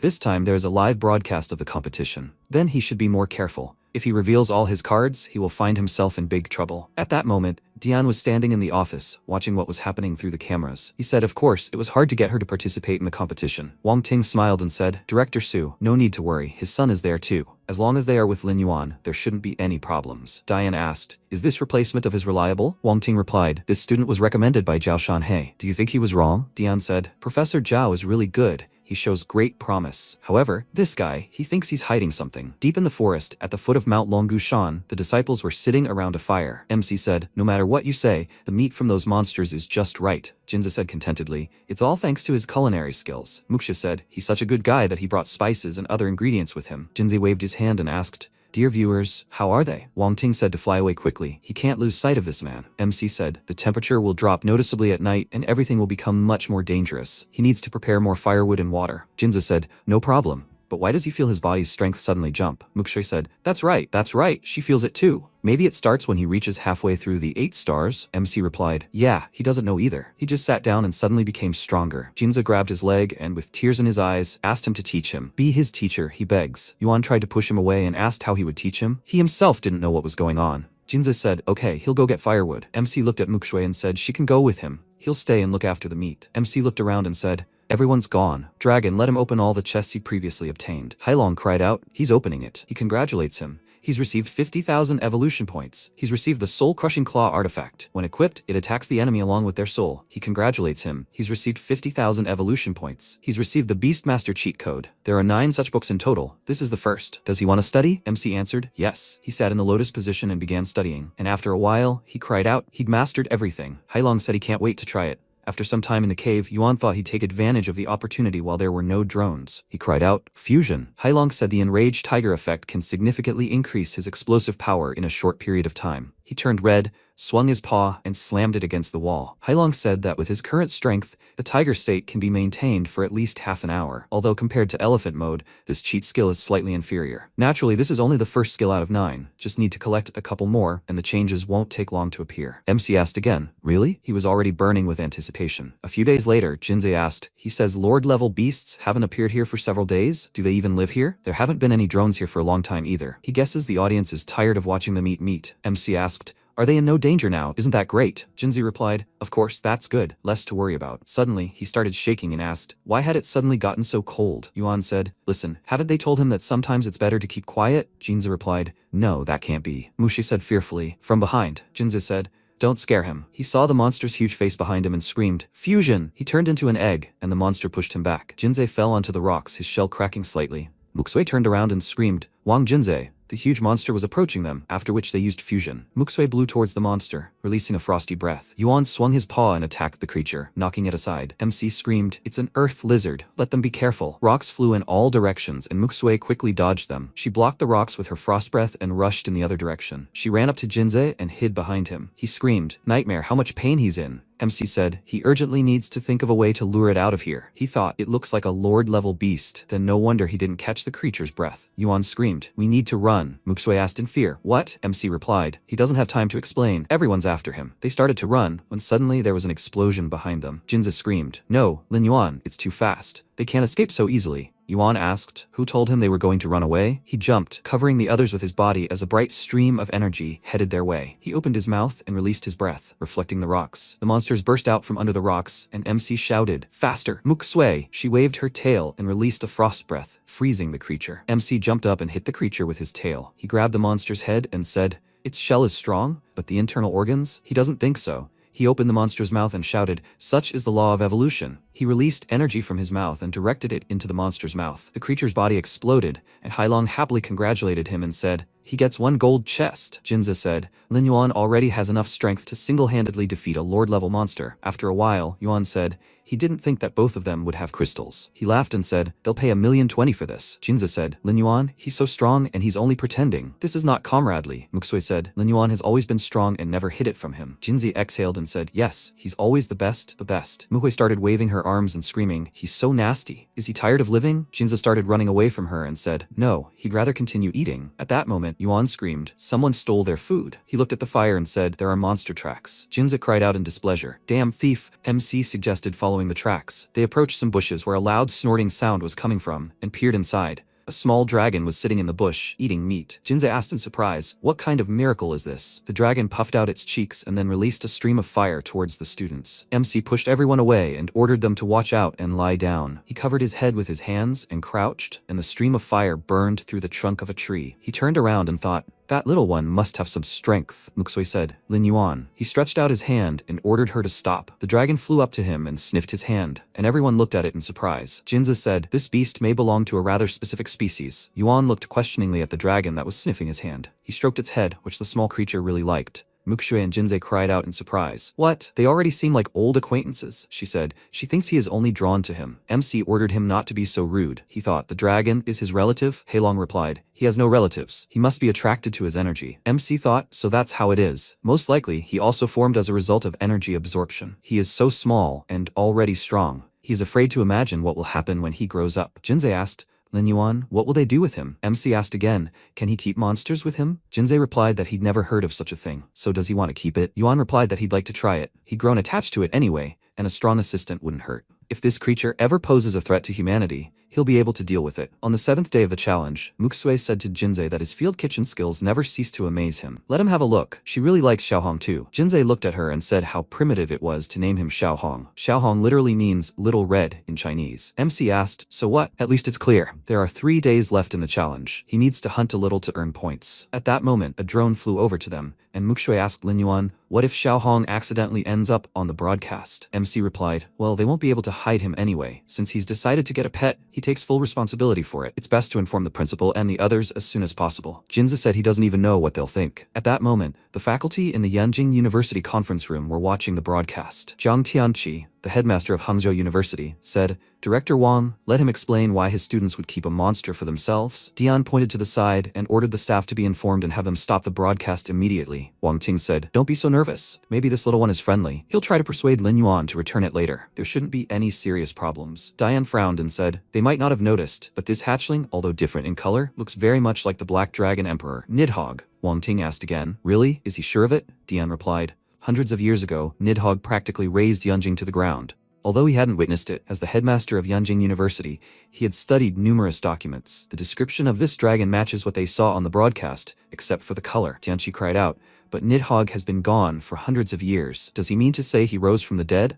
Or is this dragon truly immortal? Either way, if they could kill him the first time, they can do it a second time. They're much stronger now than they were before. He, Zhang Tianqi, would like to lead them against him. The director of Haiyu University said there was no need to worry about it now, but he believed it was advisable to resolve the problem as soon as possible. After all, Longgushan is not that far from Yangqing. It's hard for him to say what the consequences might be. Wang Ting asked if he thought so too. Dian shook his head and said he was afraid they all misunderstood him. He didn't claim to have risen from the dead, but his crystal clot, which had never been found, had manifested itself. Wang Ting asked in surprise, a crystal? He meant to say that thing is a crystal? Dian replied that he could only guess, but the dragon was still very small and posed no threat, so they could continue the test. But they had to be careful not to reveal themselves while broadcasting live. Tianqi frowned and cried out, but matters of this nature must be resolved. That's right, after the test was over, he would immediately head to military headquarters to get rid of this threat once and for all. At that moment, a bright glow appeared in the cave in Longgushan Mountain. The monster was carrying the body of an animal, illuminating everything around with its bright eyes. The creature threw its victim aside and headed toward the crystal. A loud scream rang out, spreading throughout the area. A dark fog began to spread through the forest,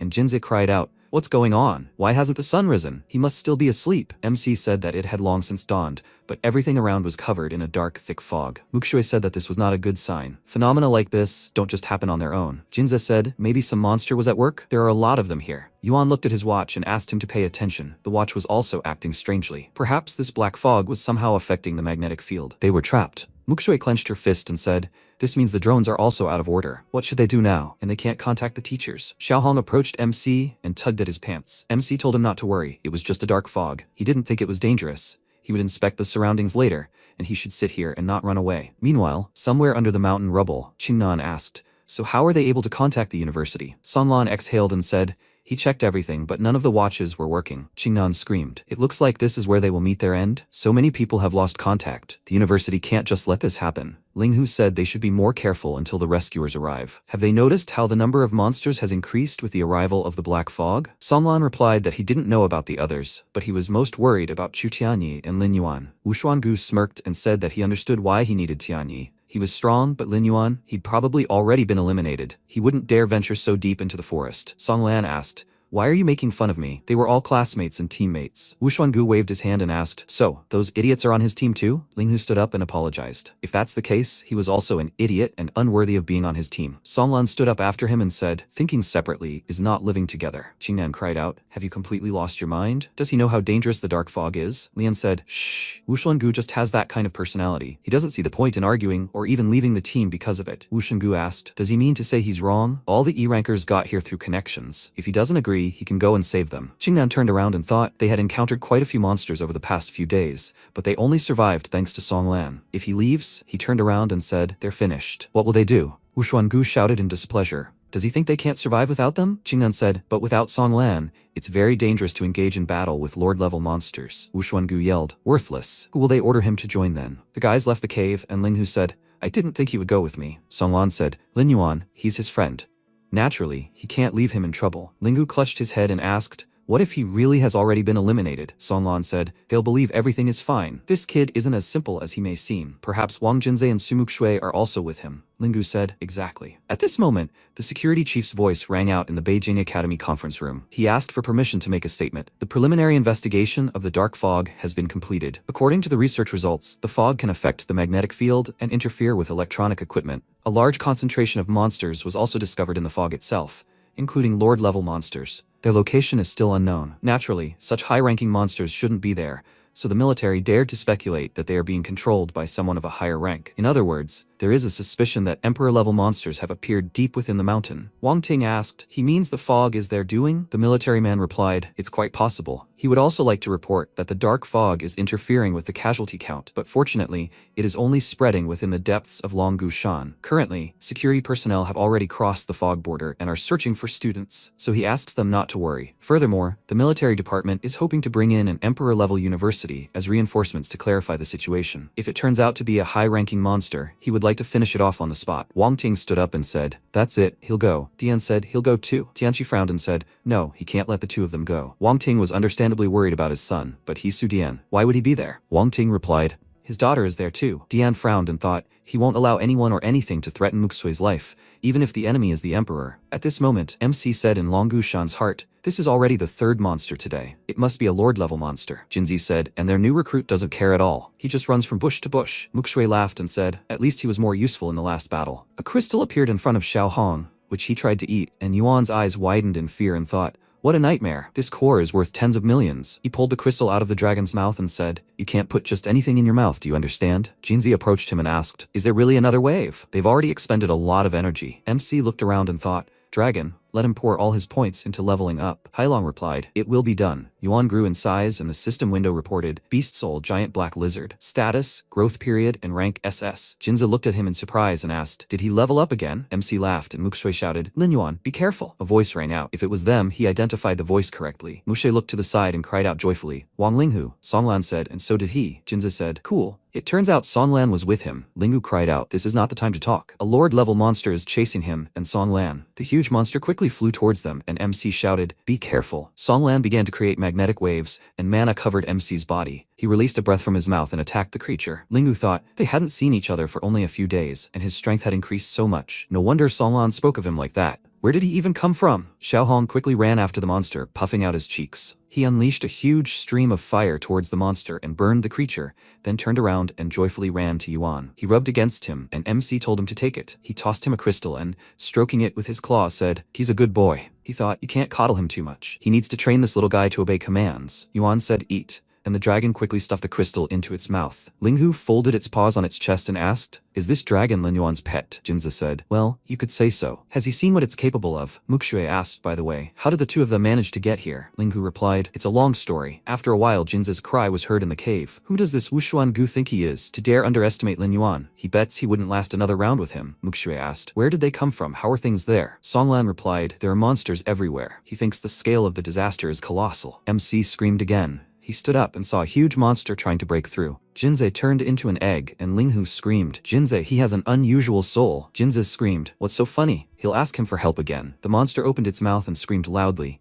and many other monsters started approaching them. Everyone quickly rushed to attack, swinging their clawed paws and other parts. The monsters slipped on Jinze, and MC quickly attacked them with his paws. Other monsters started approaching him from behind, and Yuan screamed in irritation. There were so many of them. He struck and thought, "It turns out that tearing their flesh to pieces even feels good." Muxue looked at him and thought, "How cool." The monster roared loudly, and MC released a stream of energy from his mouth and thought, "Let them die. Die! This feeling. That's right. He's a killer. This is probably exactly what he needed." After a while, MC stood on the monsters' bodies and looked around. He thought, "What was that sound? Why did everyone run away?" Muxue said to look. There, deep in the fog, something is glowing. MC said in fear, "It can't be. Those are the monster's eyes." Linghu asked, "What size is it then?" The huge creature leaned over them, and Linghu cried out, "Lin Yuan, we have to run." He replied, "He's afraid. There's no escaping the emperor." Songlan said, "Lin Yuan, it looks like that monster is staring at him." Yuan looked at the dragon and said, "It's probably because of him. No matter what, a battle is inevitable." The huge creature opened its mouth and began to absorb the mist, and Linghu cried out in surprise. "What?" It sucked in all the dark mist. MC opened its mouth and released a nuclear breath. He thought,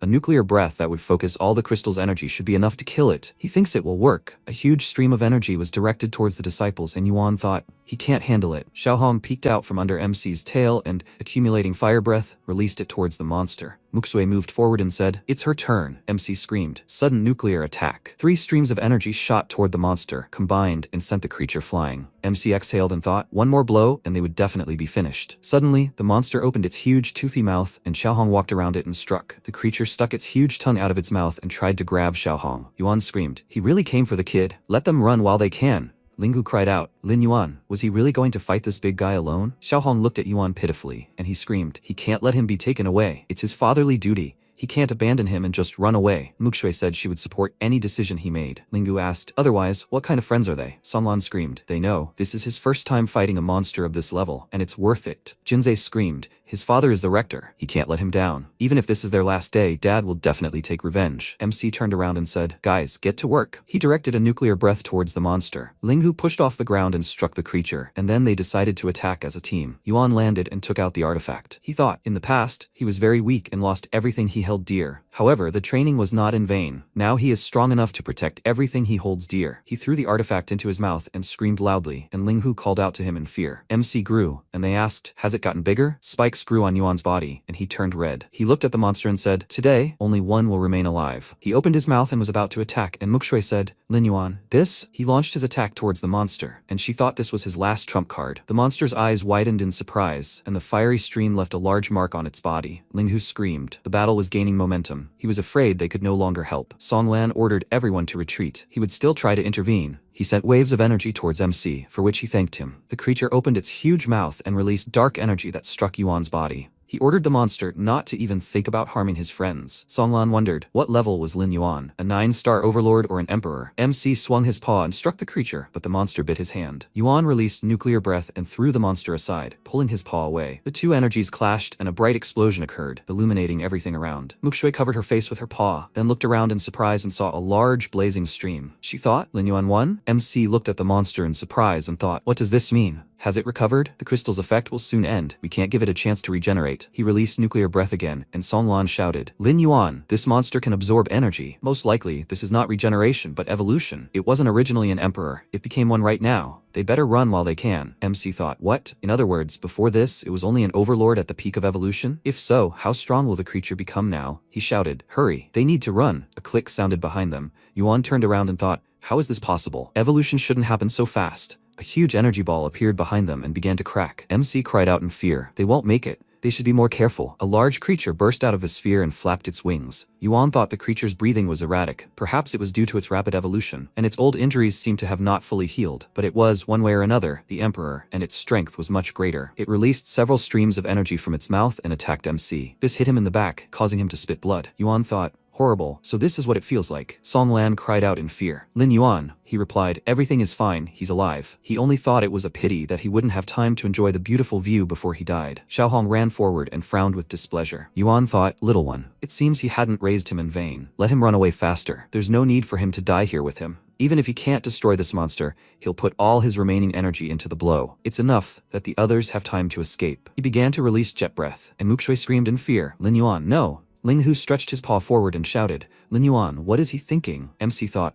he was very glad that he became their friend. He closed his eyes and mentally said goodbye, when suddenly he heard a voice. Is this the same emperor who was mentioned in the intelligence? It turns out that such weaklings can be called that. MC opened his eyes in surprise and began to look around. Everyone froze, and Wang Ting and Dian appeared above them. Jinze screamed joyfully, Dad! Muksui looked at the men and thought, he came. The rector is here. MC thought, it seems they have started a new life. He lost consciousness, and Xiaohong ran to him in fear. Muksui rushed to him and screamed, Lin Yuan! Lin Yuan! Jinze waved his hands and shouted, Dad, he's here, Dad! Wang Ting said with displeasure. He couldn't even handle the little crocodile. He still dares to call himself his son? Jinze asked, puzzled. With the little crocodile? Can he even hear himself? He began to descend and thought, in any case, it's amazing that he was able to reach such a level. He looked at Dian and asked who would attack first. Dian suggested that he start. It dared to endanger his daughter, then let it feel his wrath. Dian spread his arms out to the sides and created a huge stream of fire. The disciples cried out in surprise.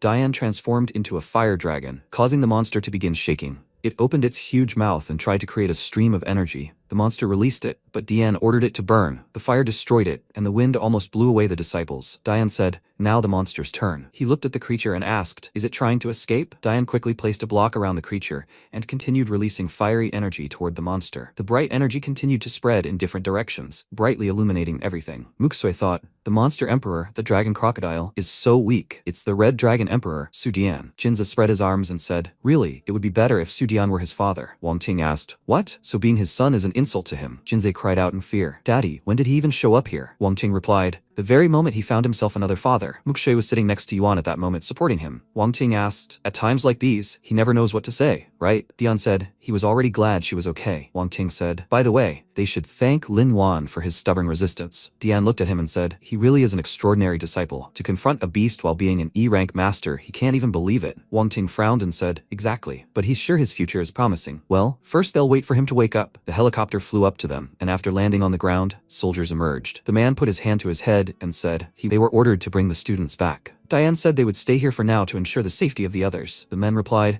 they understood him.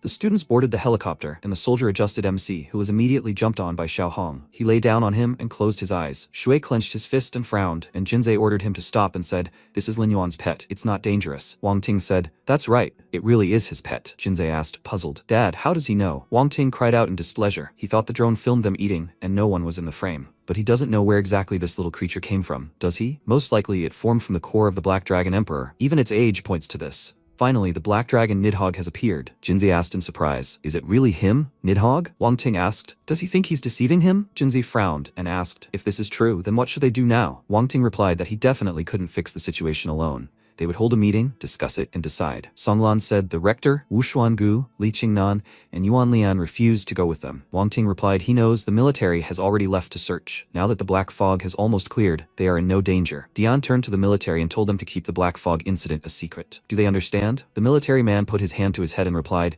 yes, sir. On the Longgushan mountain range, the guys were fighting monsters. Wu Xuangu shouted, Li Qingnan, why doesn't he use his vines to catch him? Qingnan asked, how can he catch him? The lords are immune to poison. If he hadn't forced Songlan and the others to leave, Wu Xuangu interrupted him and shouted, is he trying to say that it's his fault they left? Qingnan replied, it's just a fact. He wants him to fight that spider alone? Wu Xuangu cried out, he's the team leader. As he says, so it will be. Qingnan cried out, their commander, it's Chu Tianyi. If he were there, he definitely wouldn't have run away like them, with his tail between his legs. Lian ordered them to stop quarreling, at least for the duration of the battle. Wu Xuangu asked, and he's going there too? The spider released poison and spat towards the guys. It hit Qingnan, and Wu Xuangu laughed and asked, did he see? No, Tianyi could have saved him. Those who oppose him will not end well. Qingnan fell to the ground, and the spider quickly approached him. He thought, is he really going to die like this? Suddenly, the spider became frightened and started to run away. Qingnan turned around and saw Lian, who was running towards him and waving his arms. He screamed, they're already here. He thought. The fog cleared just when he was about to abandon Li Qingnan. Wu Xuangu thought, he will inevitably break their friendship. If he survives, he will definitely tell the rector about all his past actions. Or maybe he needs to get rid of him right now? He grabbed a knife and approached the guys from behind, when suddenly a voice came from the watch. An SOS signal was received. A special rescue team was sent to them. At the moment they are at a distance of 5,763 meters. The voice asked them to stay put. Lian screamed. Finally, it's high time to get out of this damned place. Wu Xuangu frowned with displeasure and thought, a nightmare. After a while, in the hospital ward, MC opened his eyes and Muxue smiled and asked, is he awake? She will bring him a glass of warm water. Yuan wiped his face with his hand and asked where he is. Muxue handed him a glass of water and said, this is Yanjing University Hospital. He was in a coma for 3 days. MC said, he was unconscious for so long. Muxue spoke up. The doctor said his spiritual and physical strength had completely drained, which was why it was so. However, it could be said that he woke up quite quickly. MC thought that the side effects of using the crystal were much more serious than he had imagined. He asked, how were the others? Muxue replied that their students were fine, and many of them had already begun preparing for the next stage. This time, the casualties were many times greater. Only a couple of people from the Jinan and Huatian Academy teams survived, and even they withdrew from further participation. Due to the colossal damage, it was decided to postpone the competition for 14 days. Yuan thought about how lucky those who survived the encounter with the Emperor-level monster were. However, every Soul Master has to face this harsh truth. Muxue asked, by the way, did he know why that monster was staring at them so intently? MC replied, it was because of Xiao Hong, right? Muxue said in surprise. It seemed he understood right away. Principal Wang said that Xiao Hong could have been formed from the core of the Black Dragon Emperor Nidhogg. MC said, she must be joking. Didn't Nidhogg die 100 years ago? Muxue said, maybe, but his core was never found, even though more than 100 years had passed. Yuan said, so they suspected that his core could have given birth to this little dragon. And what were they going to do with him? Use him as a guinea pig? Muxue shook her head and replied, she doesn't know, but Principal Wang said he'd come talk to him in person when he woke up. MC replied, I understand. He thought, if Xiao Hong really is Nidhogg's spawn, was it necessary to separate them? No, he can't just sit there. He ripped the IV out of his arm and asked Muxue to help him get an early discharge certificate. There's no time to rest now. Muxue said in fear, but he just woke up. MC spoke up. She knows his character. He won't calm down if he just lies down and rests. After a while, he sat in the training room and spoke. Unification with the spirit. The system window reported beast soul. It's a giant black lizard. Its condition, growth period, it's exhausted. Remaining evolution points, 123,745. Yuan looked at this and cried out, what? Evolution degraded to a 2-star overlord? And also exhaustion for 127 days. How terrible. Hailong said, at least he has an aspect. Once the exhaustion period ends, his strength will increase significantly. MC closed his eyes and asked, then how can he speed up the process? He couldn't wait 127 days. Hailong told him to use evolution points. He would only need 62.5 million points in total. Yuan cried out with tears in his eyes, so much. That's enough to evolve into a lord, he thought, but the competition is ongoing, and he needs to recuperate as soon as possible. He'll have to spend it.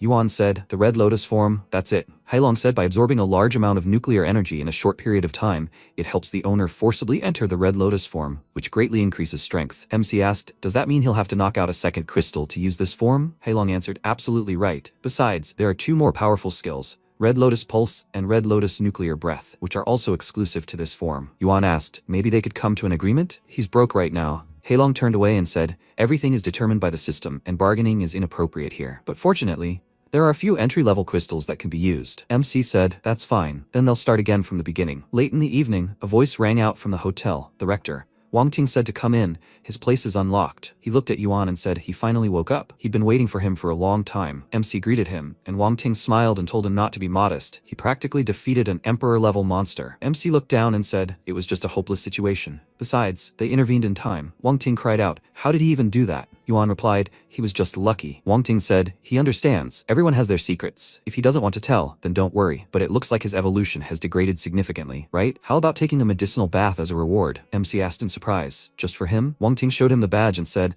of course. He acted like a hero. The Ministry of Education also allocated subsidies and fully reimbursed the rehabilitation costs, and also provided an emperor-level crystal. In addition, Director Su and he will reward him with an emperor-level crystal core. Yuan took the badge and thanked him. Wang Ting said he hoped for his speedy recovery so that their academy would become famous throughout the country. He clutched his face and said, but after the survival test, they only ranked 4th among the famous academies. Yuan said, it's only a matter of time. He thought, his face changed so quickly. Wang Ting said. After all, after the replacement, they do have a trump card, and not just anyone. Does he understand what he means? MC replied. Of course, his visit to him already says a lot about his determination. Naturally, he will do his best. Wang Ting told him not to think that he was somehow trying to pressure him. On the contrary, MC thought he was an old trickster. He asked, by the way, Principal Wan, is that dragon really the reincarnation of Nidhogg? Wang Ting frowned and replied, research has shown a 99% similarity. Moreover, its body contains enormous energy. If this hatchling grows into a full-fledged dragon, then most likely it will become the second emperor of the Black Dragons.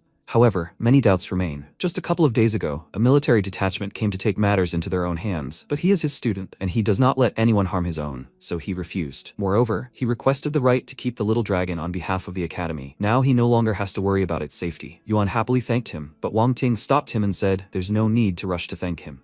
Growing monsters is an unprecedented case, and their dragon poses a hidden danger, and everyone is watching it. He also had to provide guarantees, so this competition. MC cried out. He understood. At this competition, he will definitely show them the strength of their academy and take first place. Wang Ting said, how good, now he can rest easy. By the way, how did this little one become so attached to him? He's so naughty that no one dares even come close to him. Yuan smiled slightly and said, maybe they just look very similar. After a while, Shengui was standing on the roof. A masked man approached him from behind and said, Old Man Li, they haven't seen each other for a long time. Shangui spoke up, praising him for daring to come here after all. The man said that if it weren't for his defeat, he wouldn't have batted an eye. Shangui said that Nidhogg had reincarnated much earlier than expected, but that wasn't the problem. Wang Ting and Su Dian had already managed to lay their hands on it. What should he do now? Fortunately, at least they didn't find out it was an accident caused by human error. The man told him to just help those idiots. He wouldn't be able to figure anything out on his own anyway. However, the recovery plan is very important. There can be no mistakes, so they must act more carefully next time. Shangui cleared his throat and said, naturally. However, he doesn't understand why they need to revive Nidhogg during the competition period. The man looked at him in surprise and asked, does he really think the plan only involves revival? Their main goal is the national competition, and they only use revival as a tool to achieve that goal. At the same time, they will bury the young talents in Longu Shan. Shangui looked at him carefully and remained silent. The man said, this year has already been bad, and now they're exterminating the most talented students. This era is destined to be the darkest in the history of soul masters. He clenched his fist and said, they must render this generation of masters incomplete. Sometime later, in Yanjing,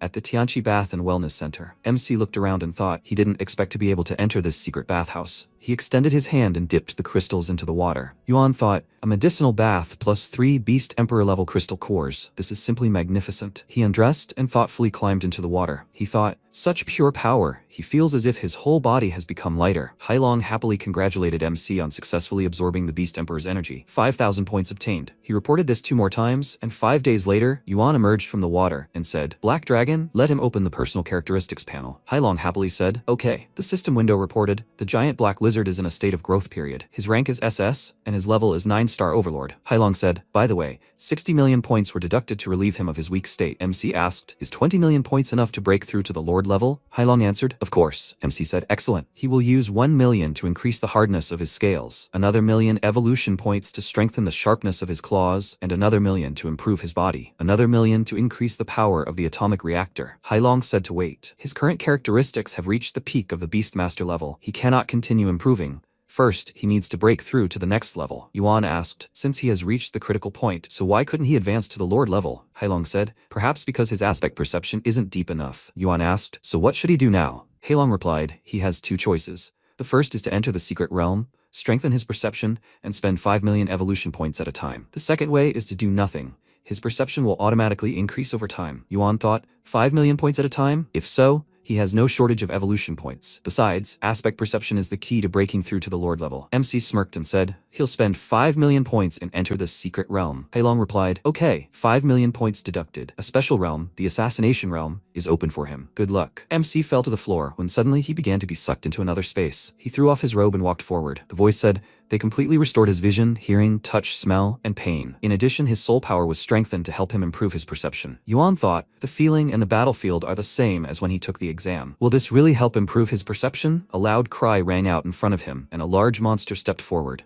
The creature rushed towards MC, and he cried out, merging with the beast's soul. He thought, since this is a secret realm of killing, it will allow him to commit a large and special kill. He swung his paw and struck the monster, tearing off a part. Many more monsters appeared, trying to attack him. MC thought since they were so eager to die, he would do it. He released a nuclear breath towards the monsters, scattering them in different directions. He quickly attacked the creatures and thought, kill, smash, and destroy everything in sight. Only killing is the most sensible. This is the path of killing. Could he be like a demonic crocodile dragon and use his own aspect to suppress the enemy's power? He looked at the monster, which was enveloped in energy and shaking violently. Yuan thought, it seems they are afraid of his killing intent. Although he can't use it as a power suppression, it is effective in restraining the enemy on a spiritual level. He will temporarily call it murderous intimidation, but intimidation alone is not enough. He will use the aspect. Will it turn out as he expected? MC covered himself in energy and swung his paw. He thought, as he expected. The creature opened its mouth and MC struck the monster and extended its claws. He thought, the aspect of killing. As long as the battlefield is filled with killing, this has more applications. After half an hour, Yuan dealt with the monsters and roared loudly. He thought, this is already the fourth wave of abnormal red-scaled beasts. Their strength has increased to the first level of Lord. Although he has the aspect of killing, the problem is that there are too many of them, and their strength has also increased to the level of Lord. With his current strength, there are still those he cannot compare to. It looks like he will end up with this. Although it was sad for him to end, he had achieved his goal. He must admit, 5 million evolution points were worth the effort. At this moment, Hailong congratulated MC on successfully reaching the Lord level. In the secret realm, he had created 2 abilities, Killer Intimidation and Bloody Assassination Armor, and the system had saved them. Yuan frowned and said, but he still wants to visit the secret realm again. He turned around and cried out, who's there? Who's here? Wang Ping said in fear, it's him. He's asking for forgiveness. He was shaking and talking. He just wanted to bring him food. He saw him training and didn't dare bother him. Yuan thanked him and asked, would he help him find a shower? He'll rinse off and leave. Wang Ping replied, okay. He thought, is he really an ordinary university student? Why does he have such a frightening aura, like a killer? When MC returned to the hotel, he saw Jinzei sitting at the computer desk. He asked how he liked the medicinal bath. Yuan replied that he was almost recovered and would have to thank Principal Wang. Jinzei said his father had high hopes for him, and for him, it was nothing. MC asked what he was watching. Jinzei replied, the new competition rules. The competition is divided into 3 stages. In simple terms, 10 teams will draw 2 on 2. The winners will be placed in Group A. The losers will be placed in Group B. Then, the first place finishers in Group B will be placed in Group A. Next, the 6 teams from Group A will draw 2 matches in a row. The 3 winning teams will directly advance to the final round. 4 teams from Group B will also play against each other, with the 2 winning teams facing off again. Finally, the only team from Group B that wins will be able to advance to the final. At the end, 3 teams from Group A and 1 team from Group B will compete for first place. In other words, if they win the group competition and are placed in Group A, they will be able to advance to the final round with another win. On the other hand, if they lose and are placed in Group B, they will have to eliminate everyone to reach the final. Currently, they are ranked 4th in points, so the chances of advancing directly to the final are not very high. If they get into the losers group, it will be tough. But if they don't make it to the finals, they will be disgraced. They killed so many monsters when they were trapped in the black fog, but the points didn't count. Yuan smiled and said, it's okay, this match is their chance to change everything. Jinzei asked. Yes, but he doesn't know who they will draw lots with. MC asked. Won't Yanjing University be in the first round? Jinzei answered. No, they are drawing lots with Jinghan University. They are ranked 3rd in points. Their director is very smug and very angry with his father. MC thought, was that guy the captain from Jinghan University? He thinks his name was Han Yantong? At that moment, MC received a notification from Shanhei on his phone at 2 o'clock in the afternoon in the conference room. Let him take Wang Jinzei with him. After a while, the academy teachers and students gathered in the hotel conference room. MC and Jinzei entered the room and apologized for being late. Shanhei said, it's okay, they're just in time. Let them sit down. He thought he'd reached Lord level in the few days since they last saw each other. Wuxuangu folded his arms and said, some people are so impudent. Even though their university was downgraded, they still have no problem coming to meetings. MC looked at him and asked, he must have made a great contribution to the development of their school.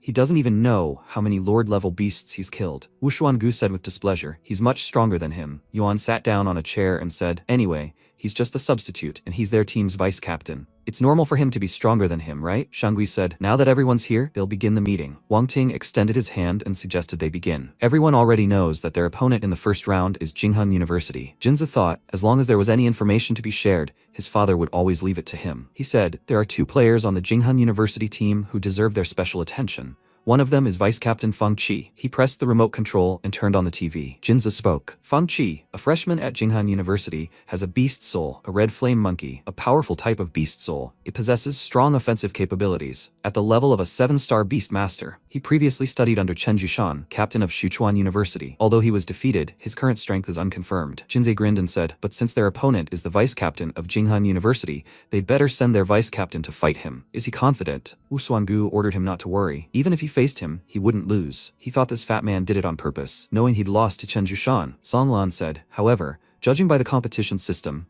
engaging the defenders in battle is no easy task. Jinza waved his hand and said, that's why they need to think through battle tactics and make the order of battle as advantageous as possible. Yuan asked, isn't the battle order for the 2 teams determined on the spot? Jinzi replied, no, 10 players can participate in the competition. The list of the top 5 must be submitted before the competition begins. Only the last 5 players will have to adapt to the situation. MC frowned and said, if that's the case, then tactics must be used here. Jinza pressed the button on the remote and said, next. The captain of Jinghan University, Han Yantong, is Beast Soul, a beast of words, belongs to a special type of beast soul. His ability is lawfulness, an unconditional creator. His strength is rated at the level of a lord. Wu Xuangu asked dissatisfiedly, is this all the information he's gathered? It felt like he hadn't dug up anything useful. Jinza frowned and asked, well, what useful information does he need? Their birthdays or maybe their zodiac signs? Wu Xuangu shouted. He said he's supposedly a lord level, but how could a 14-year-old do that? Jinza turned away and whispered, just because he can't do something doesn't mean others can't either. But to convince them, he'll show them the battle footage. He played the footage of Yantong walking through the forest and causing an explosion. MC was surprised, thinking, is that a 2-headed dragon? Yantong said, well, he just opened the candy. He threw the candy aside, seeing a huge monster in front of him. He summoned a soul, and MC thought, according to Wang Jinzei, the Beast of Words has the abilities of following the laws and unconditional creator. Now they will see it. Yantong sent the stones towards the monster, which decided to run away, but Yantong began to fight again, spreading his energy. He released seals towards the monster and bound it with them. A loud cry from the creature was heard, and Yantong ordered the monster not to move. He created sharp swords and ordered them to kill. The sharp blades attacked the monster, and Yantong returned to his usual appearance and unpacked a new candy. He put his hands in his pockets and began to walk away, and the headless monster fell to the ground. Jinza spread his hands and asked, now, does anyone still doubt him? There is no doubt that he is a lord level? Everyone frowned in surprise after watching the recording. Jinze looked at MC and thought, indeed, Lin Yuan was quite difficult. And even when he dealt with the Imperial Alligator Spirit, he did not look like this. Yuan asked, did that guy take the monster's core, or not? Jinzi thought puzzledly. Doesn't he think his fixation on the same thing is too strange? Wang Ting asked Chu Tianyi, has he watched the video yet? What will he say? Tianji replied, indeed, he is very strong, at least at his lord level, but he can handle him. Wang Ting happily said, excellent, that's a match for their students. In that case, he will remove him from the list so that he can definitely repel Han Yantong. Tianyi thanked the director for the opportunity. Wang Ting thought, if Chu Tianyi really defeats him, it will mean they are already halfway to victory. But even if he loses, he still has a trump card. Half an hour later he said, so here's the final decision. First, Wu Xuangu. Second, Yuan Lian. Third, Li Qingnan. Fourth, Shen Kan, and fifth, Sumu Shui. And they must remember, this is the key competition for unlocking the potential of their spirit beast. They must give it their all. Do they understand? The students cried out. They understood. A few days later, at 10 o'clock in the morning, the host declared the competition officially open. Jinza said there were so many seats that they had already been seated in the 4th row. Songlan said no matter, the order of entering the arena is not determined by seating, but by the ranking of the top academies. Wu Xuangu folded his arms and mockingly asked, and thanks to whom are they suffering so now? Tianyi said, that's enough. He ordered them to stop their idle chatter and conserve their strength for the fight. Jinzi put his hand to his lips and muttered, if they count the points for all the monsters he's killed, they'll be in first place, right? MC replied, I don't think so. Yanjing is in the lead by a small margin, Jinze said, and if they add the points from that emperor spirit, it'll be at least 100 points, right? Yuan replied that they didn't kill him, and the Department of Education ordered them to keep quiet about the incident, but they received compensation, which doesn't change the essence of the matter. The host welcomed everyone, ladies and gentlemen, administrators and teachers as well as students. He is glad to see everyone at their second competition. It is a great honor for them to be here to see the true geniuses of their country in person. So, they begin the first round with these teams. Haiyu and Yanjing are invited to the arena. Jinza said the odds were 1 in 9. Now, Haiyu's team has no hope. What bad luck. Songlan said, but now they have a chance to see Yanjing in action and be able to prepare. MC said he is afraid that with the power of Haiyu's spirit beasts, Yanjing will not be able to show their full potential. Jinza said that this is understandable. Although Haiyu has a good reputation, everyone can see the gap in their strength levels. The host offered to welcome the first participants from Team Yanjing and Team Haiyu. The guys entered the arena, and Yuan asked if this was the same guy who attacked her. Mukshe replied, not just him, but those behind him too. Luo Jie stepped forward and said, "Oh my god, he's waited so long and finally his time has come." The guy told him not to forget what they agreed on. "No need to hit too hard," Luo Jie replied. He knows, he's acting like a girl. They're just a bunch of idiots. He would have dealt with them without him." The host said in the first round, Luo Jie from Team Yanjing will be fighting Xiao Han from Team Haiyu. They're starting. Xiao Han smirked and said, "Well then, let them show him if they're really as strong as Yanjing says." Luo Jie said, "He has no time for games. He came here for one thing, to get rid of the idiots." Xiao Han summoned a rank S beast spirit, the Silver Moon Poison Cauldron. MC looked at him carefully and thought, it seemed to him that after the last fight, this guy's strength level had increased from 6-star to 7-star. Luo Jie transformed into an animal and rushed forward. The spectators cried out in surprise. What kind of spirit is this? He had never seen anything like it. This ferocity, it's scary to even look at. He has wings on his back, and he's the size of an ox, and his face is like a tiger's. Could this really be the ancient beast Qiangxi? That's the name of the mythical ox. There's a whole myth about it. Xiao Han looked at his opponent rushing towards him in surprise and shouted, "Hidden technique, Silver Moon Thrust." Luo Jie opened his mouth and asked, "Is that all he can do? It's too slow. Any old lady on the street would be more agile than him." He began to dodge Xiao Han's attack, who thought in fear, "Damn it. Why is the difference in their strength so huge? No, let it be. He may be a genius, but everyone has their flaws, and he will make them show them. Victory will be his." Luo Jie jumped up and screamed. He was absolutely right when he said they were scum, and now he was convinced of it himself. He fell for his trick. He has no doubt about it. Does he have no brains at all? Xiao Han cried out in fear. What? Luo Jie cut off his tail and swung his clawed paw, hitting even harder. The host announced the match is over. The audience started talking. Is this the strength of Yanjing University students? This Luo Jie is too cruel and arrogant. He doesn't give anyone a chance to win. His opponent didn't even have time to accept his defeat. What is strength in the eyes of a genius? The MC said in surprise. This Luo Jie is really very strong. Jinzei said he definitely shouldn't be underestimated. They say he can even compete with Chenlong Xian himself, but he is too willful and proud, so they speak about him rather harshly. The host said, the second member of the Haiyu team is invited to the arena. Fang Liang stepped forward and said, his name is Fang Liang. He would like to ask Luo Jie to give him some advice. Luo Jie said to stop talking nonsense. If he wants Luo Jie to remember his name, then he must show him his strength. Fang Liang loudly asked to teach him the real art of fighting, spirit fusion. He turned into a jellyfish and directed his tentacles forward. Luo Jie screamed, "This is interesting." Fan Liang attacked him with an electric current and screamed, "Right on target." Luo Jie asked, "So he wants to lure him into a trap with his stupid tricks." He flapped his wing and attacked Fan Liang, who screamed, "Hidden technique, rumbling vault." Luo Jie said, "Pure childishness." He swung his clawed paw and disappeared. Fan Liang looked around and wondered if he had disappeared. The opponent appeared behind him and said, "It's time to finish." Fan Liang screamed. He gives up. Luo Jie hit him at that moment, and the guy fell to the ground, returning to his human form. The host screamed, "Luo Jie, Fan Liang has already given up. Why hasn't he stopped yet?"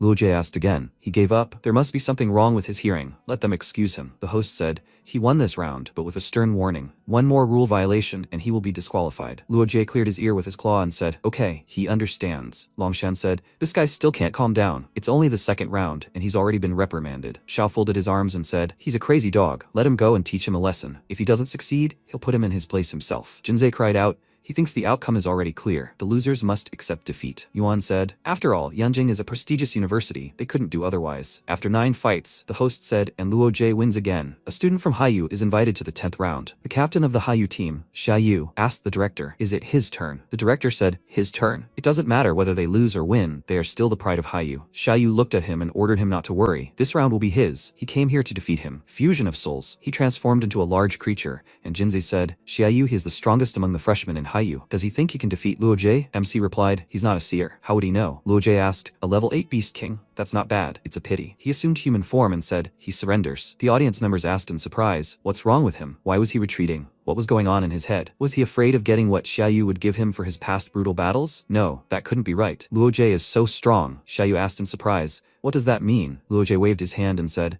the director told him not to put too much pressure on his team, so he decided to let him save at least a little bit of his reputation by giving him the victory. Xiaoyu thought, he's so impudent. He just publicly humiliated Xiaoyu. Wang Ting cried out, Teacher Su, this student is a real treasure. Dian replied, because of this kid, their university will lose its valiant image. Wang Ting waved his hand and told him to think for himself. He can't become bad without any power. Dian said he thought that made sense. Song Lan ordered everyone to get ready. Their performance was in half an hour. They were going up against Team Jinghong. Yuan asked again, so soon? Jinzi asked, Didn't he know they were going out second with Jinghong? Yuan spread his arms and said he hadn't even noticed it was over. What could he do? He was just a substitute. The host announced the battle between Team Yunjing and Team Haiyun was over, and at the same time, Yunjing University had emerged victorious. Dian asked if he had anything to say in support of them. Wang Ting replied, it all depended on how hard they tried. He believed in them. Tianqi said, Director Wang, he thought it was fate. He didn't expect to meet him in the first round. Wang Ting replied, yes, last time they were one place behind him. He thought they were taking advantage of the moment to make fun of him. Right? Tianqi said. Compared to a survival battle, a competition of this format demonstrates strength levels much more accurately, don't they?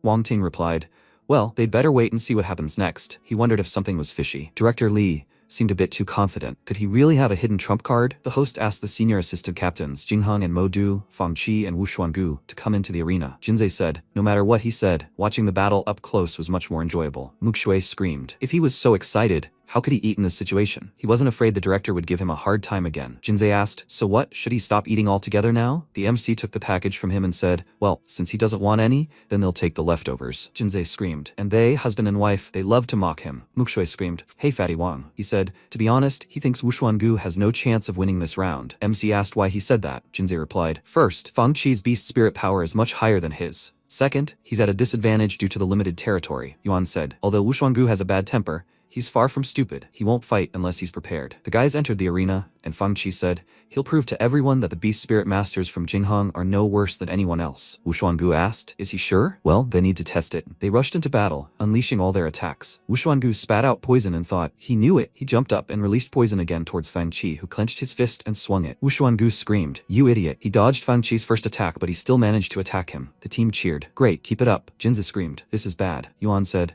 Fang Qi has already lost. His strike didn't do much damage to Wu Xuangu, just a few scratches. And next time, the strike will be even weaker. Wu Xuangu released a poisonous mist, distracting the enemy's attention. He started shooting at him, but Fang Qi dodged. Wu Xuangu landed on the ground and said to admit defeat, and then he would be able to maintain at least some dignity. Fang Qi said, no way, he's the one losing here. He accumulated fire energy and attacked with it. MC frowned and thought, so that's it. This is the initial stage of the raging flames. Wang Ting said, Tianqi, his disciple is smart. Even though he's at the Beast King level, he was still able to sense the nascent flame realm. Well, he congratulates him on his spirit level rise. Tianqi, he's very capable. Let him take good care of him. Tianqi adjusted his glasses and said, oh, come on. Although his disciple is quite insightful, he still needs to study and study. He laughed loudly, and Fang Qi looked at Wu Xuangu and swung his fists. He wondered why he was so calm. Maybe he realized that he was too weak and decided to give up. He hit him, and Wu Xuangu said he admits he managed to fool him, but he missed something. Even in close combat, he is still stronger than him. He moved behind him and shackled his body. Fang Qi thought, what? He can't move. Is Wu Xuangu stronger than him? He broke free from the shackles and tried to hit Wu Xuangu, but to no avail. His eyes widened in surprise, and he flew into the air. The audience widened their eyes in surprise,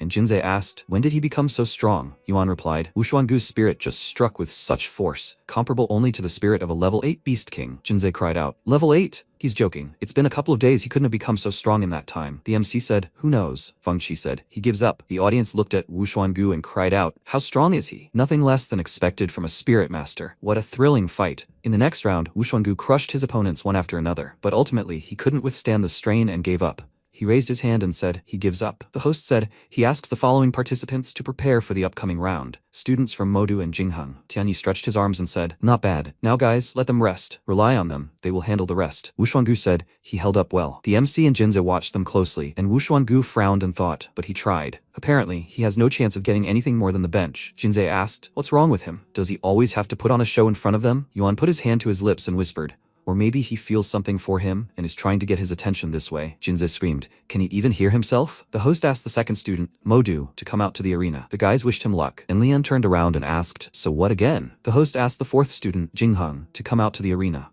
Yantong was sitting on the bench playing a video game, and the guy said, Captain, it's his turn. Yantong ordered them not to interfere. He hasn't finished playing yet. He told him not to distract him. What idiots. The guy approached him and said, but Captain, the director said that his parents would come to watch the fight. Yantong screamed, is he serious? Are they coming too? The guy frowned and said, and he also said that for defeating Modu, he would give him a new game console. Yantong asked again, Modu? He would win them very easily. He entered the arena and asked, so he is his opponent? He suggested ending this quickly. He wants to continue his game. Lian thought, is this Yantong? Things are bad. He screamed. Soul fusion. He turned into a four-armed demonic monkey, and Yantong yawned and activated soul soul fusion. He asked, he is not attacking? Well then he will go first. He waved his arms and fired arrows towards his opponent. Lian thought, he needs to dodge. He can't move, Nightmare. The arrows flew past him, slightly grazing him, when suddenly a large bud pierced his body. The arrows turned and pierced the monkey's body. He thought, he didn't even have a chance to attack him. He said, he surrenders. Lian thought, he lost the moment he set foot here. Yantong said next. Lian asked for forgiveness. He lost. Shen Kong said, no problem. He is too strong. He is considered Jinghong's trump card.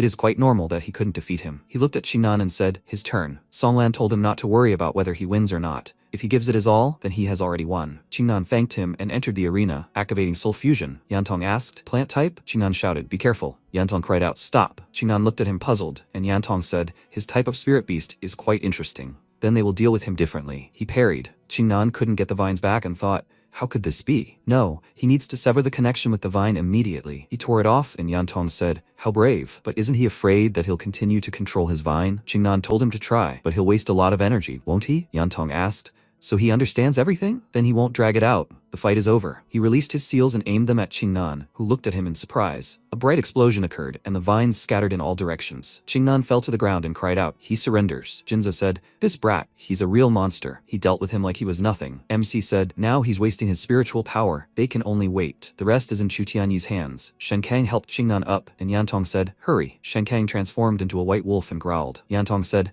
not bad, and he's much stronger than those two. He directed his energy towards Shen Kang and ordered him not to move. He roared and rushed forward, unsheathing his claws. MC watched the battle carefully and thought, what? Is this power really coming from Shen Kang? He has such a ferocious aura, but he definitely has talent. He thinks with such successes, he will soon become incredibly powerful. Shen Kang asked, is this all he can do? Yantong screamed. Instantly, Shen Kang thought, can he teleport? He is a formidable opponent, but he will defeat him no matter what. He used the secret technique of snow thunderstorm and happily thought, finally, he was able to injure Yantong. Apparently, his defense is not that strong. Yantong said, what beautiful snowflakes. Shen Kang looked at him in surprise, and someone screamed, is something happening again? Tianchi said he thought Yantong had finally stopped playing around. Diane said he didn't expect this turn of events. He knew this child had a strong spirit, but he never thought he'd be so insightful. Shen Kang thought, there's no way he'll back down. Yantong said, no way, he's on his own territory now, he can't defeat him here. He used a sealing spell, and Shen Kang stopped. He was bound by the seals, and he thought, this is bad. He whispered secret technique, snowbite. Yantong asked, can't he admit defeat? He said he was no match for him. A bright flash shot toward Shen Kang, severely injuring him. He said he surrenders. Shen Kang thought,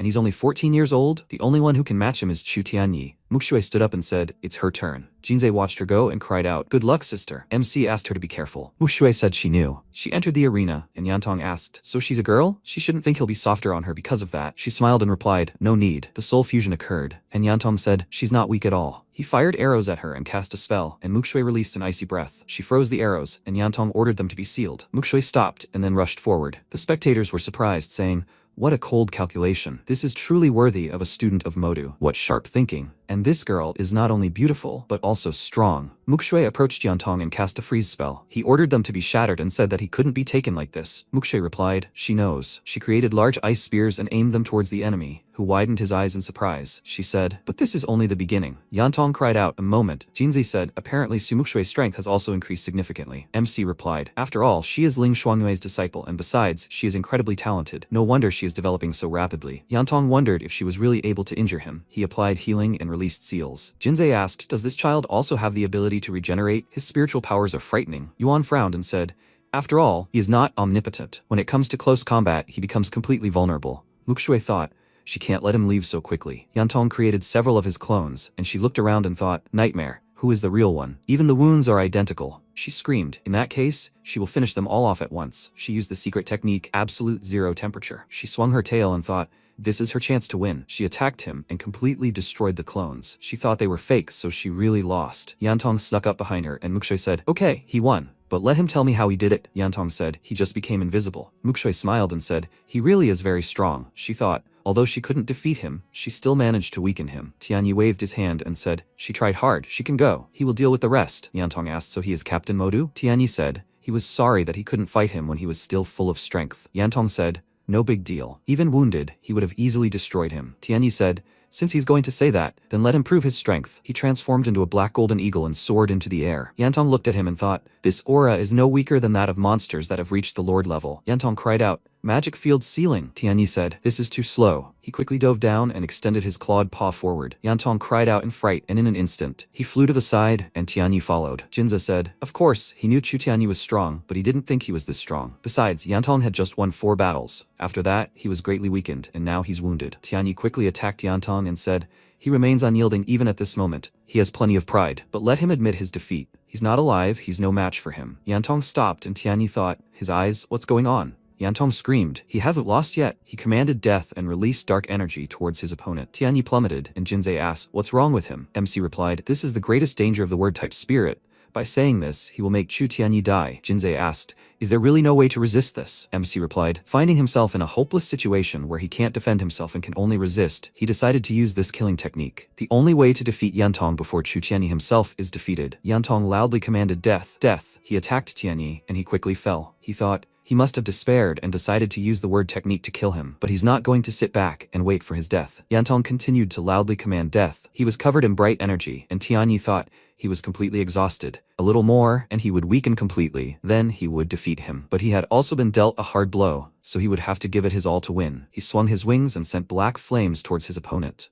Sharp shards, completely engulfed in flames, scattered everywhere. Everything around began to glow with fire and enveloped the monster. The creature began to roar loudly, and suddenly blood began to pour from its mouth. Tianyi began to cough violently, but managed to withstand such a powerful attack for a moment. When Tianyi looked ahead, he again used black arrows to destroy his opponent. The master was completely enveloped by these attacks and was stunned. Tianyi again continued to shout loudly at his opponent. Jinza said that this was too much, and the protagonist replied that they had exhausted all their options. The fight was almost over, and the winner would be the one who could hold out the longest. The monster looked at its opponent again and told it to die. Yantong realized that his voice was completely inaudible. He also had no strength left. Yantong tremblingly told his enemy that he was strong and that he would not be able to defeat him. At that moment, he began to lose strength, and Tianyi stared at him in bewilderment. Afterward, Yantong fell to the ground unconscious and transformed into his human form. Tianyi said, of course he's still a child, after all. Even though he lost this fight, no one would dispute his strength. With this kind of success, he'll achieve more. Just one loss that he can make up for with more victories. This round, Modu's Chu Tianyi had won, and he suggested congratulating him. They should applaud him. The people around him began clapping joyfully, and Ting said it was very good. He also clapped happily. Jinza said he was incredibly talented,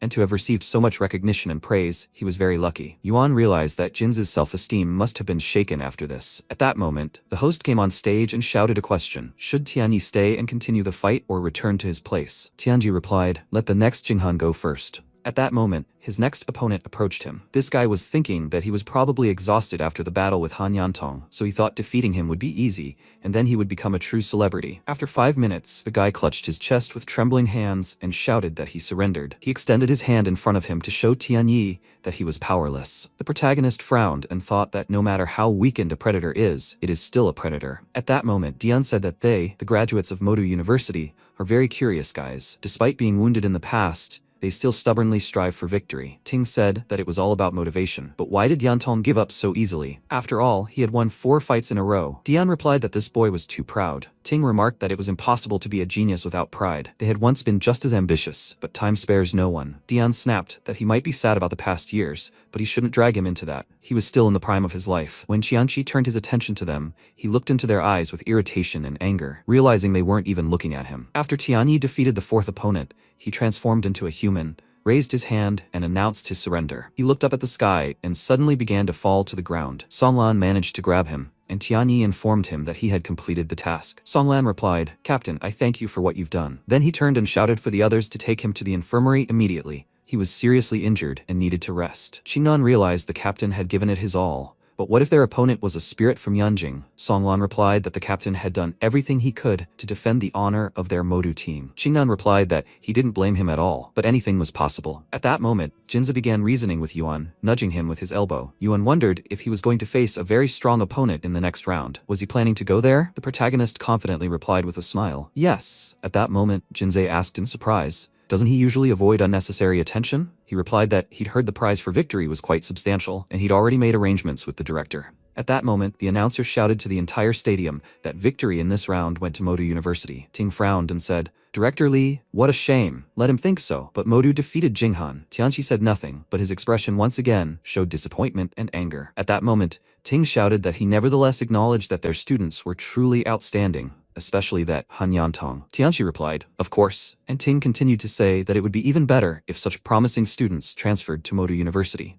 At that moment, Tianqi began to get angry. Look at this old man. Let him wait. Soon it would be Yanjing's turn and he would see his tears. At that moment, the protagonist asked who would be participating in the next round. Jinza replied that it would be Jibei University, Tianfu University. At that moment, Mukshui asked fearfully, isn't that Wu Moxuan? At that moment, 6 team members entered the arena, and the protagonist noted that it was true because he was also the captain. Jinza asked again, did they really know each other? Well, he finally answered, yes, they did. He helped him cope with his illness. So can we say he's his benefactor? Jinza growled in surprise. Could he really heal? But his expression didn't suggest gratitude. How did he treat him? Yuan replied that it was physical therapy. By that point, it was already noon, and the host began announcing that 10 universities had already participated in today's competition. 5 of them had won, but Jinghan University would hold the top score. So they had 6 winning teams and 4 losing teams. This meant they could continue the competition. So they should greet the director of Yanjing University, Su Dian. He would now decide their opponent by drawing lots. When the director took the stage, those around him began to discuss him and ask if this was really Dian, who had reached the Imperial Spirit level. He was known as the Imperial Red Dragon,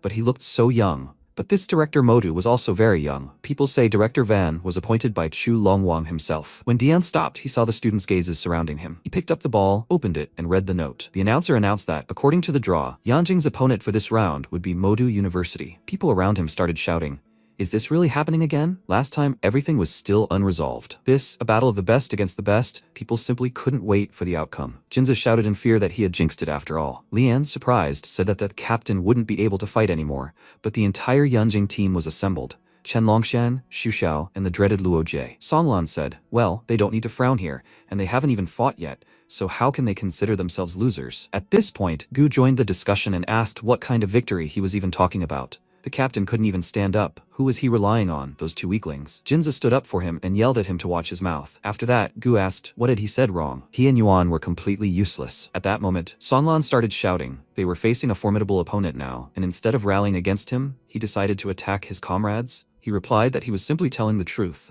How could anyone who contributed nothing to the team be considered comrades? Songlan was already very angry and shouted that if he didn't calm down and continued this, he would be forced to report it to the director. At that moment, Jinza smiled and yelled at them to let him fight in the first round. Everyone around the team was dumbfounded by what they heard, and Gu asked, what was he thinking? Jinza asked with a smile on his face, what about a bet? He offered that if he won, he would apologize to him. Moreover, he was to stay out of his sight. If he loses, the punishment will be at his discretion. Gu asked again, why should he bet with him? Isn't raising the university's prestige his direct responsibility? Jinza shouted, so he's afraid of him? He replied that he was too lazy to participate in this nonsense. He also immediately said that he could fight against Chenlong Xiang and Luo Jie, but if the opponent was Xu Xiao, he would lose. Jinza felt sorry he couldn't talk him into it. The protagonist chuckled and said that he seemed no fool. Was he absolutely certain of the outcome? Jinza replied that this was their last trump card, Modu. The protagonist said that he was already all anticipation. After some time, Xiangui said that he hadn't acted impulsively and was even more mature than before. Gu asked again, uncle, why are you here? He replied that he'd decided to stop by to watch his fight and had to admit he'd done well. Gu then mockingly retorted that it was all his uncle's doing, and Xiangui retorted that, as his uncle, he would of course always help him unconditionally,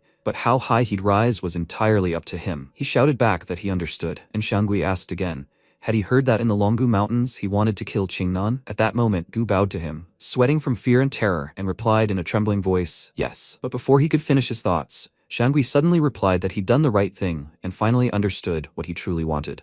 If he could wish for his comrade's death, it meant he wasn't wavering in his thoughts, but he wasn't yet ruthlessly decisive enough. Otherwise, this story wouldn't have reached him. In 5 days, there would be a match between their academy and the Yanjing Beast Academy. And even if they couldn't win, he still had to prove himself. Gu apprehensively thanked his uncle for his instructions and replied that he understood everything. He shouldn't worry, he wouldn't let him down. After that, Xiangui calmed down and, waving his hand, told him to move on. Muja approached him and asked if this was his nephew. He really did have a similar personality. Xiangui asked what he meant by that. Muja replied that betraying comrades wasn't the best thing to do, and he'd brought him into the beast god cult. Wasn't he afraid that this guy, driven by false virtue, would betray them? Xiangui replied that if he was going to bring up the subject, he shouldn't be shy and speak more confidently. Muja asked why he was angry. He was just joking, after all. Xiangui continued that, frankly, He trusted his nephew less than him, and if he wasn't mistaken, he was only 30 years old. Muje replied that he was actually 29, and was grateful for that. Shangui continued that before he even turned 30, he had already become the headmaster of the Zibei Beast Academy. He had a bright future ahead of him, and yet he joined the Beast God cult. If the contact hadn't told him, he never would have believed it. Muje asked again. He joined the cult himself, so why couldn't he? He should actually call him senior, since he joined before him. Shangui turned and left, saying he was bored here. After this exchange, Muje began to think how callous he was, and it was no wonder he'd been suppressed by Wang Ting for so many years. At this point, Tianqi turned to Principal Wang and told him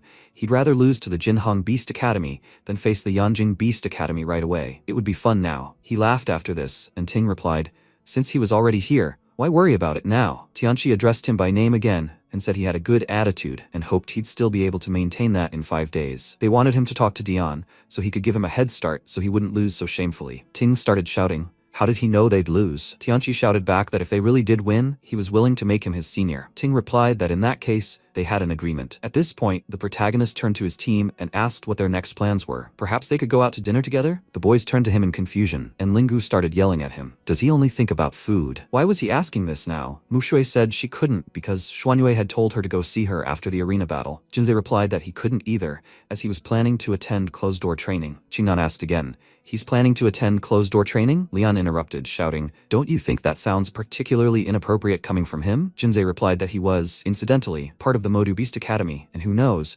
maybe he'll be the first to enter the arena in the next battle. Songlan replied that he wouldn't go either, as he needed to analyze the Yanjin Beast Academy's data and compile a reasonable list of participants. By the way, could he include him in the top 5 fighters? When Shen Kang heard this, he was dumbfounded and asked again. 2 reserve fighters in the starting 5? Was he mocking them? Had they really decided to let things slide? Songlan said what he really meant, but before he could finish his thought, the protagonist suddenly shouted that they shouldn't do that he wouldn't include him in the starting lineup, and that if necessary, he would go out himself. Songlan replied that he would do as he was told. A moment later, the whole team headed for the exit, and Jinza shouted, does he want to stay in the training room for the full 5 days? Yuan replied, yes, but is he sure he doesn't want to go get a bite to eat? At that moment, Songlan considered that Yuan had said he wasn't going to hide his strength anymore. Maybe they really did have a chance to defeat the Yanjin Beast Academy. Sometime later, Yuan was in a high-level training room, sitting in the lotus position. He decided to launch a real-life battle simulation, and suddenly announced that he wanted a choice of power levels and monsters from 1st to 5th star Overlord level. The system reported a giant snowball, a 2-star Overlord level monster king, a stone in the forest zone. The Metal Eater is a 3-star Overlord, feeds on metal, and can transform its body into a super strong alloy. And the Purple Horn Demon Beast, a 5-star Overlord, is a humanoid monster with curved horns, gray scales, a scorpion tail, and other sinister features, like the demon itself.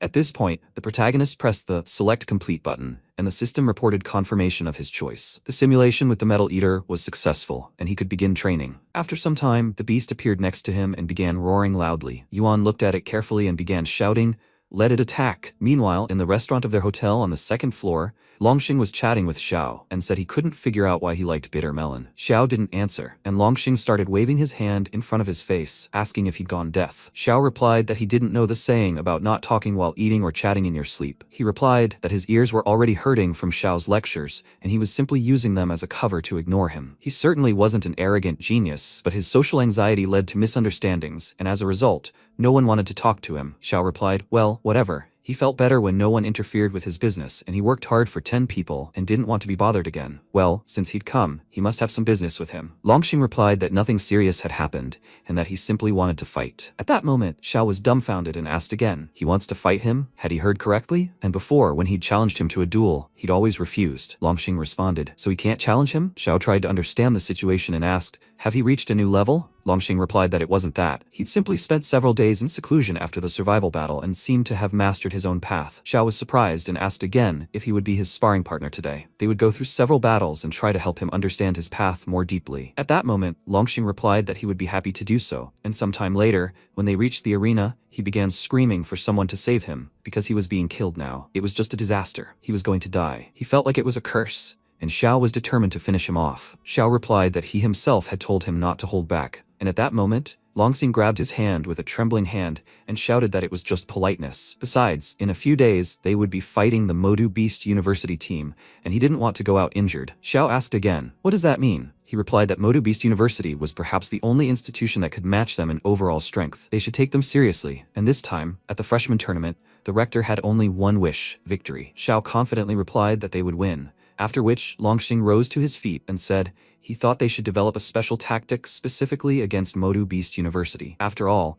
he had personally seen the fight between Tianyi and Yantong. Xiao became angry and shouted that he was weaker, after which Longxing responded well, saying he was confident and exhaled with relief. He then suddenly said that, frankly speaking, this freshman tournament was too boring. Xiao asked, then perhaps they should continue their duel? Longxing replied that he refused. 5 days later, the protagonist found himself in the Yanjing Beast University training hall. When he entered, Songlan greeted him and asked, Yuan? Yuan was also surprised by his appearance and asked, what is he doing here? Songlan replied that he was going to visit Tianyi and see how he was recovering from his injury. Yuan asked again, but isn't the second round of matches about to begin? He replied that he had received a notification this morning that the teams that lost in the first round would be fighting in the morning, and that they would be competing in the afternoon. Yuan replied that he understood and would then go with him and see how Tianyi was feeling. Sometime later, they arrived at the Yanjing Animal University Infirmary, where all the members of their team had already gathered. They stood by Tianyi's bedside and greeted the rector, vice-rector, and Professor Ling. He turned to Songlan and asked if he had finished drawing up the fighters' entry order. He replied that he had.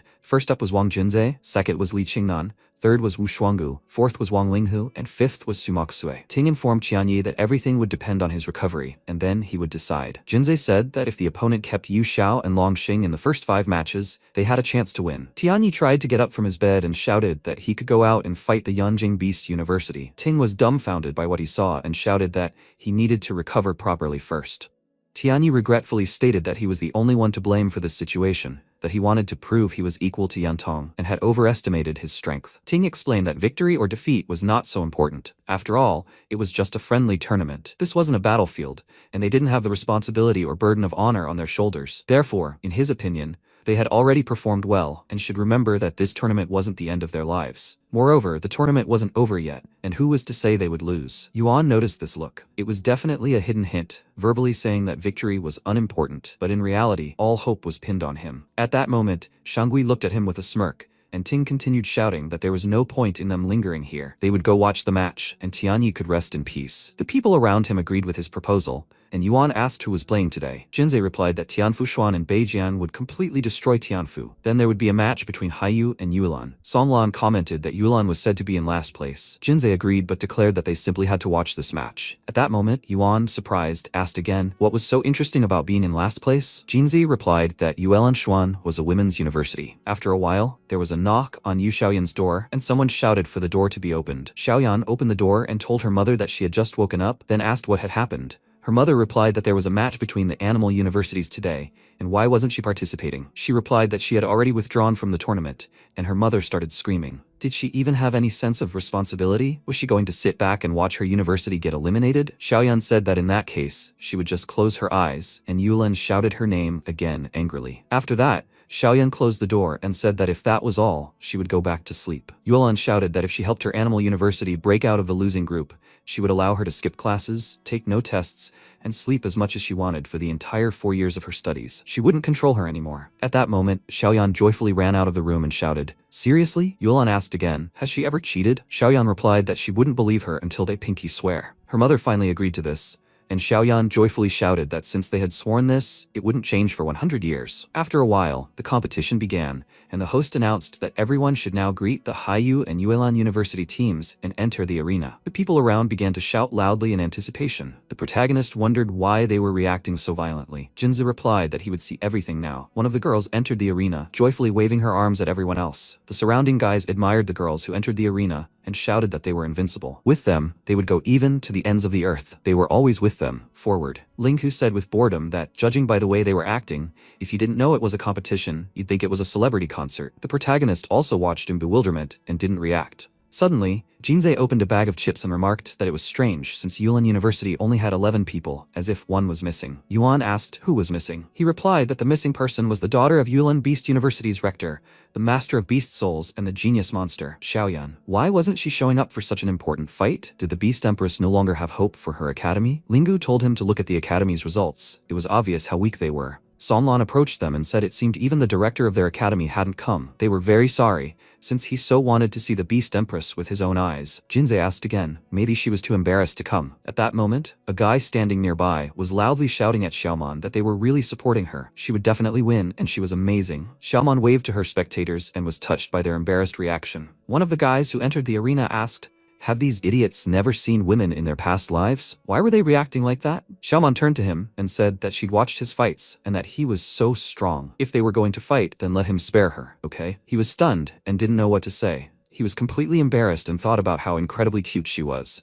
At that moment, Jinze screamed, "How mean! They're even using feminine charms." But if it had been him, he definitely wouldn't have succumbed to such charms. Lingu replied that he doubted it, and Jinze shouted that if he didn't believe her, he should find her contact information and prove his willpower. Yuan laughed and told him to watch the fight, calling him a dreamer. At that moment, the girls on the team began using their powers, fusing with their beast souls, and everyone transformed into their beasts. Yuan noted that her beast soul seemed to be a very ordinary fire rabbit. As far as he knew, it only had an A talent rating. Jinze responded accurately. Even if it was an A, a fire rabbit was too ordinary a beast. It was hardly strong. At that moment, the fire rabbit used its powers and began attacking the huge beetle. The beetle, or Han, parried the attack, and Xiaomon was sent flying. The guys watched the fight in bewilderment, and those around him began shouting that he was a damn idiot. What had he done to Xiaomon? How could he beat a girl so cruelly? He was just a loser. This is terrible. It seems she's lost consciousness. At that moment, Han realized he hadn't hit her hard, and her friend decided to stand up for her, saying he'd injured Xiaomon and that she would make him pay. Han replied that she could proceed. 3 minutes later, Han began to question himself. They knew the Yuelon students were very weak, but they didn't think they were this weak. Could he really take down their entire team on his own? The guys around him started screaming. Was he even human? He should be more careful with the girls. The protagonist began to yawn in boredom, seeing as this was complete annihilation. Everyone agreed with him,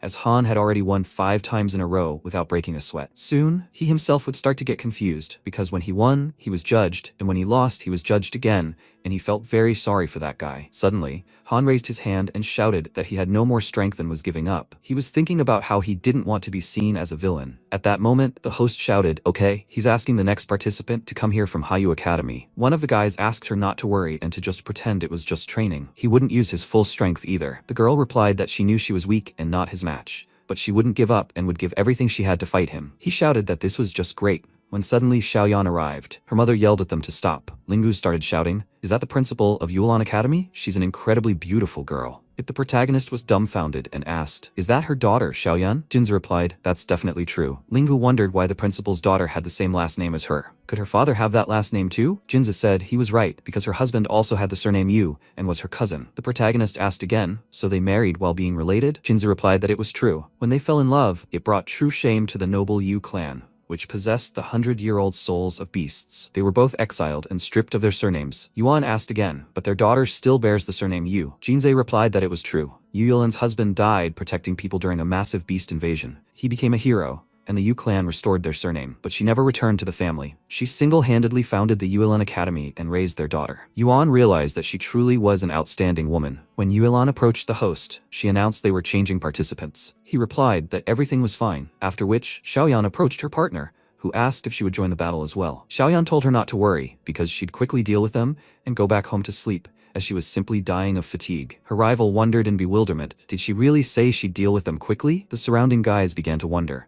Who the hell is Xiaoyan? What kind of person is this? They have no idea who she is, since no one seemed to have seen her before. But since Yuelon brought her along, she must be no ordinary person. At that moment, Xiaoyan's rival shouted, fusing with the beast's soul, and turned into a jellyfish. Xiaoyan looked at this beast in surprise and admiringly exclaimed, "How beautiful." At that moment, she also shouted, fusing with the beast's soul, and transformed into a huge and incredibly beautiful moon beast. Jinze was dumbfounded and shouted, "It's a moon beast. It's the ancestral soul of the Yu clan beast. Could Xiaoyan have awakened the moon beast? What incredible blood and gift is this?" Yuan commented that it seemed the outcome of the fight was already decided. At that moment, the jellyfish unleashed a thunderous shock whip and aimed it at her opponent, but Xiaoyan easily blocked the blow with her secret technique, Moon Splitter. As her spell spread throughout the arena, the jellyfish seemed bewitched, and everyone around began screaming, "What's going on?" The jellyfish realized it had been too fast. He hadn't even had time to react to the blow. Xiaoyan announced that she had already defeated him and was now awaiting her next opponent. The fans began shouting, "Wow, what power. Is there really such a strong girl at Yuelon Academy? She's so beautiful, It's impossible not to fall in love with her. At that moment, Xiaoyan blurted out that she apologized, as it had been too long since she had fought and misjudged her strength. The jellyfish fell to the ground and said in a trembling voice that he had lost. The difference in their strength was too great, and if she hadn't held back, he would have surely died here. At that moment, another guy from the team entered the fray, trembling as he considered the fact that in the first battle he'd been dealt a monster, Yi Yanjing, from the Luoji Academy, and now a genius girl had suddenly appeared. What an unfortunate fate! A moment later, he too was struck by a bright bolt of lightning, and Xiaoyan had won again. The host announced this, and the guys from that team muttered that they shouldn't have given up so quickly. If he had stayed, he could have at least drained some of her energy. Another teammate told him it wasn't his fault. No one expected you to have such a gifted student. One of their guys finally decided to enter the fray, and those around him shouted at him to send out the other participants first, who would at least wear her down a little. He replied that there was no point, as the level gap was too great. The boy came out to fight her, and shouted to the announcer that Haiyu Academy was fielding its captain, Yu, for a clash of the strongest newcomers from two elite schools. Who would win? They would find out very soon. Xiaoyan asked if he was the captain of Haiyu Academy. Yu replied that he was, and Xiaoyan asked, does that mean he's the strongest among them? He replied that he probably was, after which Xiaoyan suggested he make a deal with her. He asked what she meant. She replied that she would fight at 80% of her strength, and if he lost, the others could immediately surrender, saving them time. Yu was angry at her self-confidence, then proudly shouted that even though he was the captain of the academy, he couldn't make decisions for the others, and, in general, he wanted a fair fight at full strength. Moments later, he transformed into his beast, and Xiaoyan thought he was being very stubborn. Jinza said that finally this would be a slaughter that wasn't one-sided. Yuan, who does he think will win? Yuan asked again. How could he know? But judging by the characteristics of the beast soul,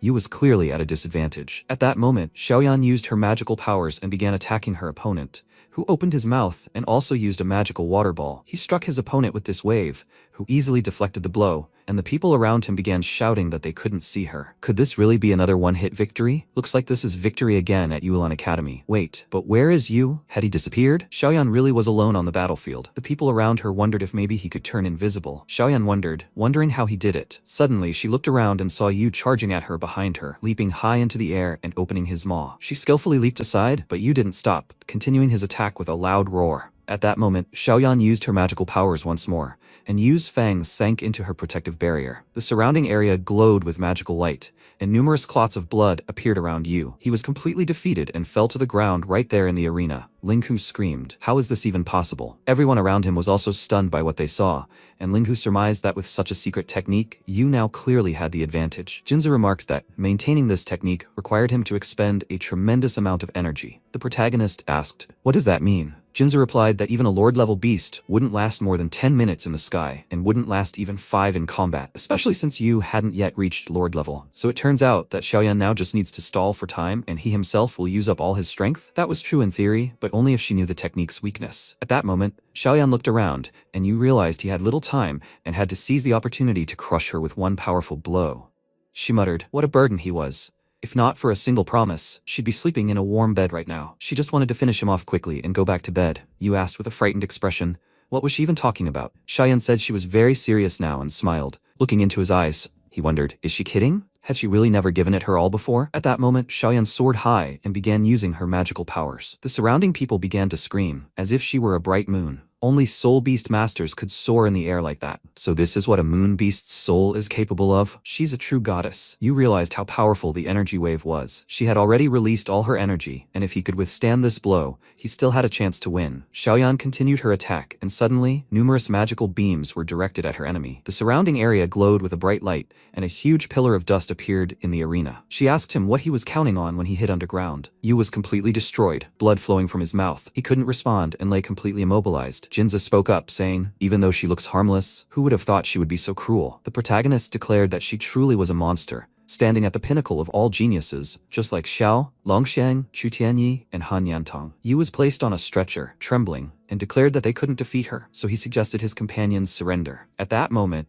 the announcer shouted that the Haiyu Beast Soul Academy had decided to surrender, and the next battle for advancement from the losers group would be between the Northern Border team and Yulan. The remaining members of the women's team began shouting that Xiaoyan was incredibly awesome, and that they had finally won. She was definitely no match for him. Xiaoyan was proud of her victory and said that she had done everything her mother told her to do, and would now go to bed. Yulan stopped her, and suddenly Xiaoyan asked, she's not going to break her promise, is she? Yulan replied that she didn't have to worry about that, as she would keep her word. But she hadn't completed the task yet. Xiaoyan asked again, hadn't she beaten them? Yulin replied that, if she remembered correctly, the conditions were to help Yulin get out of the losing group. Xiaoyan started screaming, wondering if she was playing a pun on her. Yulin replied that she hadn't bothered to understand the rules herself. At that moment, Xiaoyan turned around and shouted that it didn't matter. She hadn't explained everything properly. Yulin asked her again, what's she proposing? Xiaoyan replied that in that case, she wanted extra money. An hour later, Xiaoyan ran into the arena and announced that they were starting now. They had 10 minutes to fight each other. The guys around her wondered why she was so confident. They simply couldn't believe she could recover so quickly after the fight with the Haiyu Academy. They should move forward. After 10 minutes,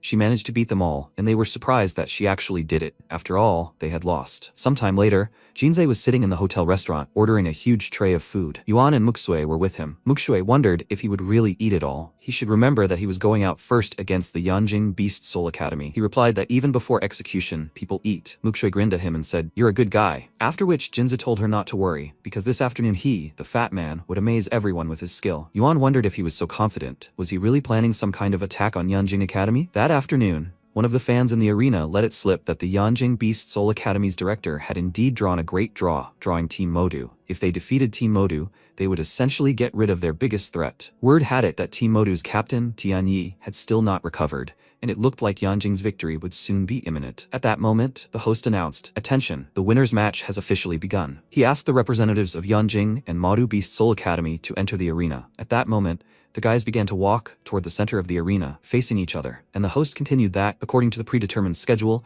the first fight would be between Xia Leiming from Yanjing and Wang Jinzei from Modu. The guys wondered, Wang Jinzei? Wasn't he a substitute? Hadn't they noticed that Jinzei and Modu's director, Wang Ting, had the same last name? They said that Wang Ting's eldest son, Wang Daochang, was studying at Yanjing, and the younger one became a substitute team member. It seemed his strength was failing. At that moment, Jinzei walked out with his opponent, who asked if he was the substitute guy from Modu. Jinzei asked him again, why did he think that? Actually, he does have a name. His name is Jinzei. His opponent shouted that it didn't matter. He was going to lose anyway. At that moment, Jinzei asked him again, is that true? If he wins today, he'll write his last name backwards. His opponent shouted that they had a deal now, and they smiled. The fans began to speculate that even if you wrote Wan backwards, it would still be the same. Wait, isn't this the same kebab man who hid in the Lungu Mountains and grilled kebabs during the survival challenge? Let him show what he's made of. They're with him. Young Master Wang should give up this business with beast souls and open a diner instead. Then he'll definitely get rich. Jinzei asked in surprise. Are they even making fun of the same person? What kebab? At that moment, his opponent slammed his fists together and transformed into a huge beast with a sharp, enormous weapon. Jinzei was dumbfounded by what he saw and realized it was a minotaur. His beast soul was simply a masterpiece. At that moment, he replied that he'd had enough chatter and was proposing to fight. The surrounding fans shouted, Kebab man, why is he waiting? Let him quickly merge with his beast soul and show them what it's capable of. He should hurry, because they can't wait. At that moment, Jinza crossed his arms and shouted, merge with the beast soul. A moment later, he turned into an incredibly sized egg, and those around him were dumbfounded by what they saw, shouting, is this really an egg? Layman began to scream. Is this really his beast spirit? Was he scared? With such a beast spirit, he still dared laugh at him? But what was wrong with him? Layman approached his opponent, screaming terrifyingly. The surrounding people began to shout that it wasn't for nothing that they called him Kebab Man. Even his beast spirit was unusual. Another guy shouted, honestly, how does he even fight? Was he really just rolling and crushing his opponent? The people around him laughed loudly, as this was completely absurd. At that moment, Layman became enraged and, swinging his weapon, shouted that he was done talking and should just catch his blow. A moment later, he struck the egg with his sharp hammer, but it didn't break. The people around him began to wonder in fear. What was going on with this egg? Was it really made of diamond? Why was it so hard? Jinza asked again, is that all? Hadn't he eaten today? It was a good attempt, after which Layman swung twice and tried to strike the egg again. But a moment later, bright sparks erupted from his hammer and the entire arena glowed. But he still couldn't break the egg. Suddenly, the egg flew up, bounced to the side, and headed back straight at Layman. He realized he was in trouble, as he wouldn't have time to jump aside. And suddenly, a heavy blow landed right in his face. He fell to the ground with a crushing crack. Yuan thought this must be a move Jinzei had specially prepared for today's fight, and he had to admit his head was working pretty well. Layman grew angry and shouted that he had already figured out his technique and was offering to fight again. A moment later, he rose to his feet again and prepared for the next attack. Approached the egg and tried to toss it aside again, striking it with his hammer. The egg flew back up and bounced back to the ground, then began jumping across the arena so much that Layman had to swat it away. He started shouting, asking what else he could show. Jinza replied, shouldn't he be the one asking him about that? He still can't even break through the shell of his egg, and he still dares to shout here? Layman became very angry and began to roar loudly. The protagonist thought, wow, he's so strong. He's an 8-star Beastmaster for a reason. A moment later, he punched the egg again, but couldn't get it through, and Jinza mockingly asked him to try harder. Was he really incapable of anything? He was so weak, it was as if he just tickled him. Did he even get into Beijing Beast University with that kind of strength? He's only lucky with his height, so what, is he giving him a massage now? Layman got angry and punched the egg even harder, but nothing happened, and Jinze was sent flying again. Tianqi got angry and turned to Ting, shouting that his son was incredibly funny. Ting told him that if he wanted to be sarcastic, he should just tell him straight out. There's no point in beating around the bush. Tianqi replied that he was serious. His son was much more interesting than him. Diane noticed their conversation and wondered if Jinze's methods, though shameless, were working. Layman was exploding with power again, but was rapidly losing strength. If this continued, he would be the first to run out of steam. Muxue asked Yuan if he had noticed what was happening. It seemed Jinze had also grown stronger. Yuan replied that his talent wasn't weak. If you ignore his strange beast spirit, he was at least as strong as Shuang. Muxue noted that perhaps it was because his older brother was too bright. Even Jinze's own light was dimmed. Yuan wondered if he wasn't proving his strength in his own way. He was a clever merchant. 5 minutes later, a very small crack appeared on the egg. Layman waited, trying to catch his breath. Jinze asked what had happened. Had he run out of steam? Layman grew angry and began shouting that he would wait for his wrath as he was about to shatter the shell. At that moment, Longxian entered the arena, shouting that enough was enough. He couldn't do anything to him, so he should give up. Layman asked again, but how could that be? Longxian replied that there was no point in wasting his energy any longer. It was better to save some for the next battles. Layman agreed, and the host announced that he congratulated the representative of the Beast School, Modu Jinza, on his victory in this match. And now the next participant, Shu Tian from Beijing Beast University, entered the arena. Beijing Beast University began asking for guidance, and Jinze told the guy that if he was weaker than the guy who came before him, he advised him to give up right now to save their time. The guy replied that if they tried, he wouldn't know whether he could succeed, right? Jinze replied that if he wanted to try, then go for it. At that moment, the boy transformed into a 2-clawed battle dragon, his eyes glowing with fury, after which he began roaring loudly and attacking the egg. Jinze's shell cracked even further, and Muxue wondered why he was so quiet. Where was his taunting like with Layman? Yuan replied that it was part of his tactic, putting pressure on Tian. Muxue asked, what kind of pressure? He replied that against a straightforward, rude man like Layman, he used verbal provocation to anger him, but with a proud and sensitive man like Tian, the strongest contempt is silence. At that moment, Tian realized he wouldn't lose and continued to fight. He hit the egg with his tail, then suddenly said in a trembling voice that he had lost after all. The surrounding stands suddenly shouted, what a twist! They hadn't even expected this kebab man to be so good. Not only was he a sharp thinker, but in the second round, he'd almost broken that guy with his psychological attack. They wondered how many fights he'd already won, and whether he'd really fight 1 against 5 competitors. Meanwhile, on the bench of the beast schools, Modugu said that it was unexpected, because this useless guy actually had some power. Qingnan replied that he was still calling him useless at a time like this. Even if he had entered the arena, there was no guarantee he'd win against him. Gu asked again, why would he compare himself to someone who only knows how to take hits? Qingnan replied that he was always so overconfident and arrogant. Gu became angry and shouted that they were all fools, and that he'd get even with them. Uncle was right. After all, it's not ferocious beasts that inspire fear, but poisonous snakes that can kill from the shadows. A moment later, the announcer announced that Jinze from the Modu Beast School had won his 4th victory in a row. Jinze asked again, who would be next? Let him enter the arena and fight him. At that moment, a terrifying-looking man entered the arena and announced that it was finally his turn. The fights here had been so boring that he almost fell asleep. The people around wondered if it really was him. The man chuckled and offered Jinze the choice, surrender or wait for him to finish him off. At that moment, Jinze suddenly shouted that he surrendered, and the people around him clutched their heads, wondering how he could have given up so suddenly. Where was his fighting spirit? Let him be a real man. Even if he loses, let him lose standing. He didn't even dare face Jie. Wow, he's a coward of the highest order. At that moment, Jinze transformed into his human form and, grinning, replied that a real man should be able to give in and bend if he needed to. The crowd in the stands began clapping loudly, and Jinze said he was in a lot of pain. Were these guys crazy? It felt like his ribs had cracked. Yuan grabbed his hand to help him up and asked if he was in so much pain, why didn't he just give in right away? He started screaming that he didn't understand anything. This wasn't a story about a bun, but about pride. Besides, his father was always watching him, and he couldn't embarrass him in front of other people. Yuan grinned and replied that, whatever the case, he had already done well. At that moment, Jinze bent over, hugging himself, and said he was in a lot of pain. Yuan apologized and asked, who's next? Jinze continued to stroke the wounds and tearfully replied that if he wasn't mistaken, Yuan Lin should be next. Yuan wondered if he was a match for Jie, after all. Jinze replied that according to Songlan's list, Lin, Qingnan, and Songlan himself were simply expendables, tasked with wearing down Jie and giving Musu a chance. Yuan asked again, is that so? At that moment, Lian entered the arena and shouted that it was his turn. Songlan addressed him and asked him to try harder. At that moment, Lian entered the arena and shouted that this was Yuan Lin, the Modu Beast School. Jie asked him not to look at him like he was about to die. He had no interest in the names of useless people. A moment later, Leon transformed into a giant ape when he merged with his beast soul, becoming a four-armed demon monkey. Ji sneered at him and asked if he wanted to chat a little before the fight. What a boring guy he was. At that moment, he transformed into an ancient ferocious beast called Cheongchi. The monkey began to roar loudly, and when Ji approached, he remarked that he really did have the courage. At that moment, he suddenly moved, and Leon was very surprised. A moment later, Jay bit off his arm, and blood spilled across the arena. Jinzi was dumbfounded by what he saw, saying that it was simply horrifying how bloody it was. The protagonist replied that he was a cruel, merciless, and indomitable man. That was the ferocious beast Jie. At that moment, Leon fell to the ground with a crash, and Ji said that if he didn't surrender now, next time he would bite off not only his arm but also his neck. Immediately after these words, Leon conceded defeat, and Ji noted that he quickly realized what he needed to do. Aren't their Modu spirit beast schools considered equal to theirs from Beijing? Let someone worthy come forward then, so he can have a little fun.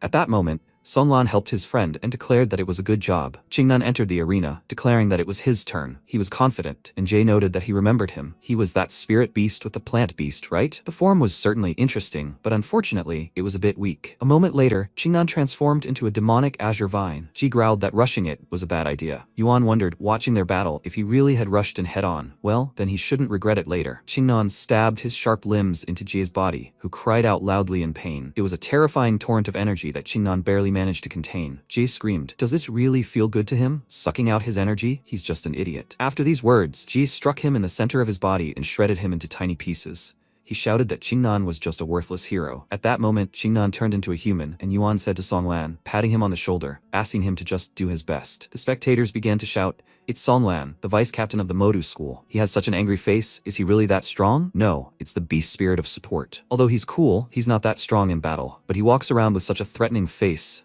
And they tell him he's just support?" Jay raised his paw and shouted, "He even dared to enter the arena with a support beast?" Songlan replied, "What, you can't participate in a duel with support?" Jay replied, "Okay, let him show his worth." A moment later, he turned into a butterfly and shouted, "Fight." The butterfly began to approach Jie, whose mouth fell open in shock. He grew angry and shouted that this would be the end of it, prompting Songlan to shout that he'd been waiting for him to attack. A moment later, he created a protective barrier around himself, and Jie charged. Yuan wondered if this was Songlan's secret technique. No, it was a royal-level beast god weapon, the sky blue wind wings. Jinze asked again, "Is this the one worth 40 million? But surely that's an offensive weapon?" After being defeated by Leon, Songlan realized his weaknesses. If the beast couldn't be changed, the best reinforcement was external force. A moment later, a multitude of magical surges appeared around the butterfly, and Jay realized his situation was dire. At that moment, his opponent used a wind blade, damaging Ji's limbs. He was stunned with pain, and Songlan asked, "What happens now? He still thinks the beast spirit supporters are weak?" Jie shouted that it was interesting, after which, the butterfly twisted around again and once again used its magical powers. At that moment, to protect himself, Jie opened his mouth and used the Furious Destruction command area. The entire area lit up with the images of bloody skeletons,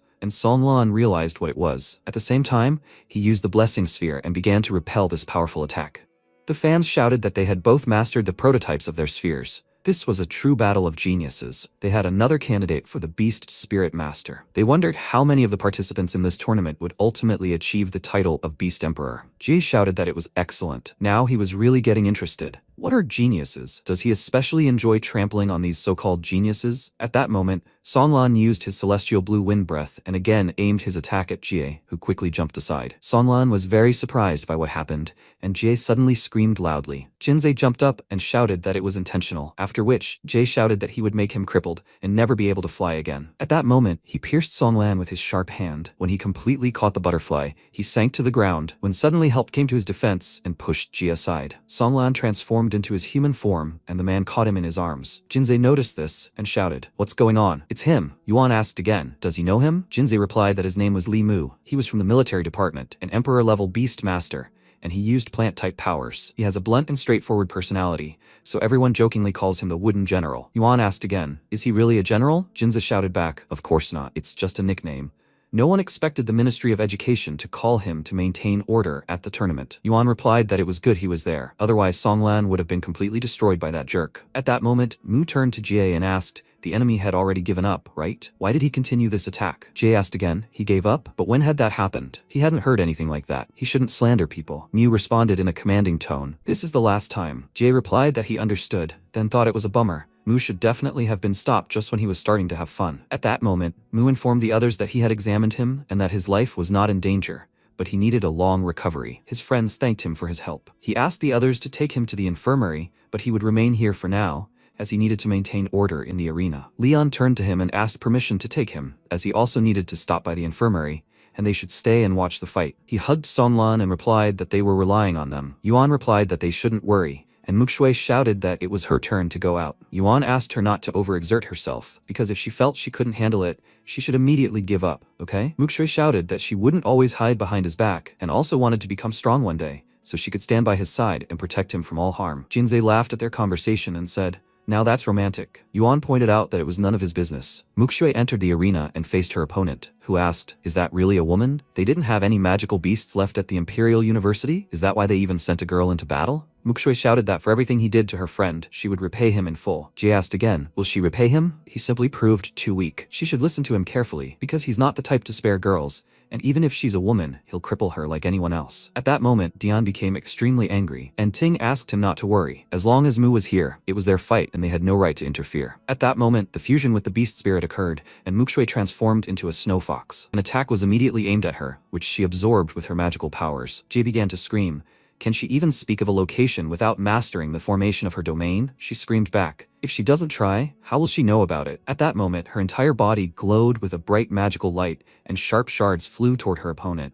He grinned and screamed. Is that all she can do? He took advantage of the clanking of metal and redirected his attack, musing that he was simply insane. With such power, if she got any closer, it would be the end of her. Muxue used shadow separation, and numerous clones of herself appeared around her. Ji shouted that this was just a show. Even if she created 100 illusions, the real her would always be alone, and he would kill them all without even knowing. After these words, he abruptly charged into battle and began to destroy the fox, when suddenly he miscalculated and Muxue used the instantaneous ice fox breath technique. Jie began to roar loudly in pain as he was attacked. Suddenly, he stopped in front of her, and his body shattered into small fragments, after which his blood spilled directly onto the arena in impressive splashes. He turned and shouted that she was a fool. Did she really think she could defeat him with such cheap tricks? With these words, he approached her body and tried to plunge his blade straight into Muxue. He struck, and realized it wasn't an illusion, but a projection. He'd simply been tricked. Frosty air thickened around him, Muxue pounced on him, and Jinzi exclaimed in delight that it was incredible. How did she manage to do that? MC told him that she created 8 illusory images using her ice breath, simultaneously erected an ice wall, and hid behind it. Then she used a secret technique, using the refraction of light through ice to create her projection. He asked if it was some kind of mirage. He answered that it was almost like that. To lure Luo Jie into a trap, she spared no effort and used 2 secret techniques at once. His opponent clearly didn't expect this. Muxue meanwhile used a secret technique, complete freeze, and then released an icy breath at him, instantly encasing him in ice. He tried to get out, but he couldn't, and then the audience believed in Muxue's victory. He had already fought 3 battles. The fight with Songlan was especially grueling. He had expended too much energy, so defeat was to be expected, and Muxue was no pushover. Meanwhile, Luo Jie laughed. The girl immediately became wary, amazed that he could still move, and her opponent said that it was very interesting. She had exceeded all his expectations. He melted the ice and said with fury that he could not wait to tear her to pieces and watch her bleed. She silently took a few steps back, and he, threateningly releasing flames, asked if she was afraid of him, but it was too early for that. The game was just beginning. He made a sharp lunge. She was unable to react in time and took a blow, but immediately after that, she quickly turned to her opponent and used frost breath. But Luo Jie was fast. She noticed at the last moment how he moved behind her and immediately attacked, causing her to let out a pitiful roar. After that, he dealt her a few more blows, and only when she fell did he stop attacking and click his tongue in displeasure, asking, "She still won't give in? Does she really think she can defeat him?" She caught her breath and began to rise, and he said that they, the Magdu dropouts, although weak, were stubborn enough. But let her remember that pride is not food. In this world, weakness is the true original sin. Seeing that she had gotten to her feet, he remarked that she was adamant, but since she had given him so much pleasure, he would allow her to lose with dignity. Immediately after, he lit his paw with fire and hit her so hard that she was thrown back. Her whole body was covered in wounds. Blood gushed from her mouth, and her father, watching this, was very worried. Wang Ting placed a hand on his shoulder and told him to calm down. She only went to Magda because she didn't want to be in her father's shadow. If he interferes, everything she's achieved could be destroyed. With Yanjing University medicine, even if she's seriously injured, she'll need a maximum of half a month to recover. Everything will be fine, and since she's going to rest, let him visit her. After all, they are father and daughter, You can't hold a grudge forever. He sighed heavily and said that he had not been a good father and felt guilty towards her. Wang Ting said that he was one of the strongest people in the world, but weak in front of his daughter. Let him think carefully about his words. Meanwhile, Mukshui was carried out of the arena on a stretcher. Her friends immediately ran to her, and she, holding out her hand to Yuan, apologized to him for losing. Apparently, she was still too weak. He answered her that this was not true at all, and she said with a smile that she didn't know why, but when he was around, she felt so calm. She was so tired, her whole body ached, and she wanted to sleep. He told her to sleep, and when she woke up, all the pain would go away. After that, he glanced at Luo Jie, and Jinzi immediately realized that he was angry. Ling Yu said that according to the list, Shen Kang was next. Is he ready to enter the arena? He nodded, and Tianyi's voice was heard, volunteering to fight. Ling Yu worriedly exclaimed that the doctor told him to get treatment, and he told him that he was fine. So will they let him go to the fight or not? Ling Yu asked if he should go instead. It would be bad if he lost to Luo Jie. He told him not to worry, he would not lose. Jinzei winked at them and told them not to quarrel.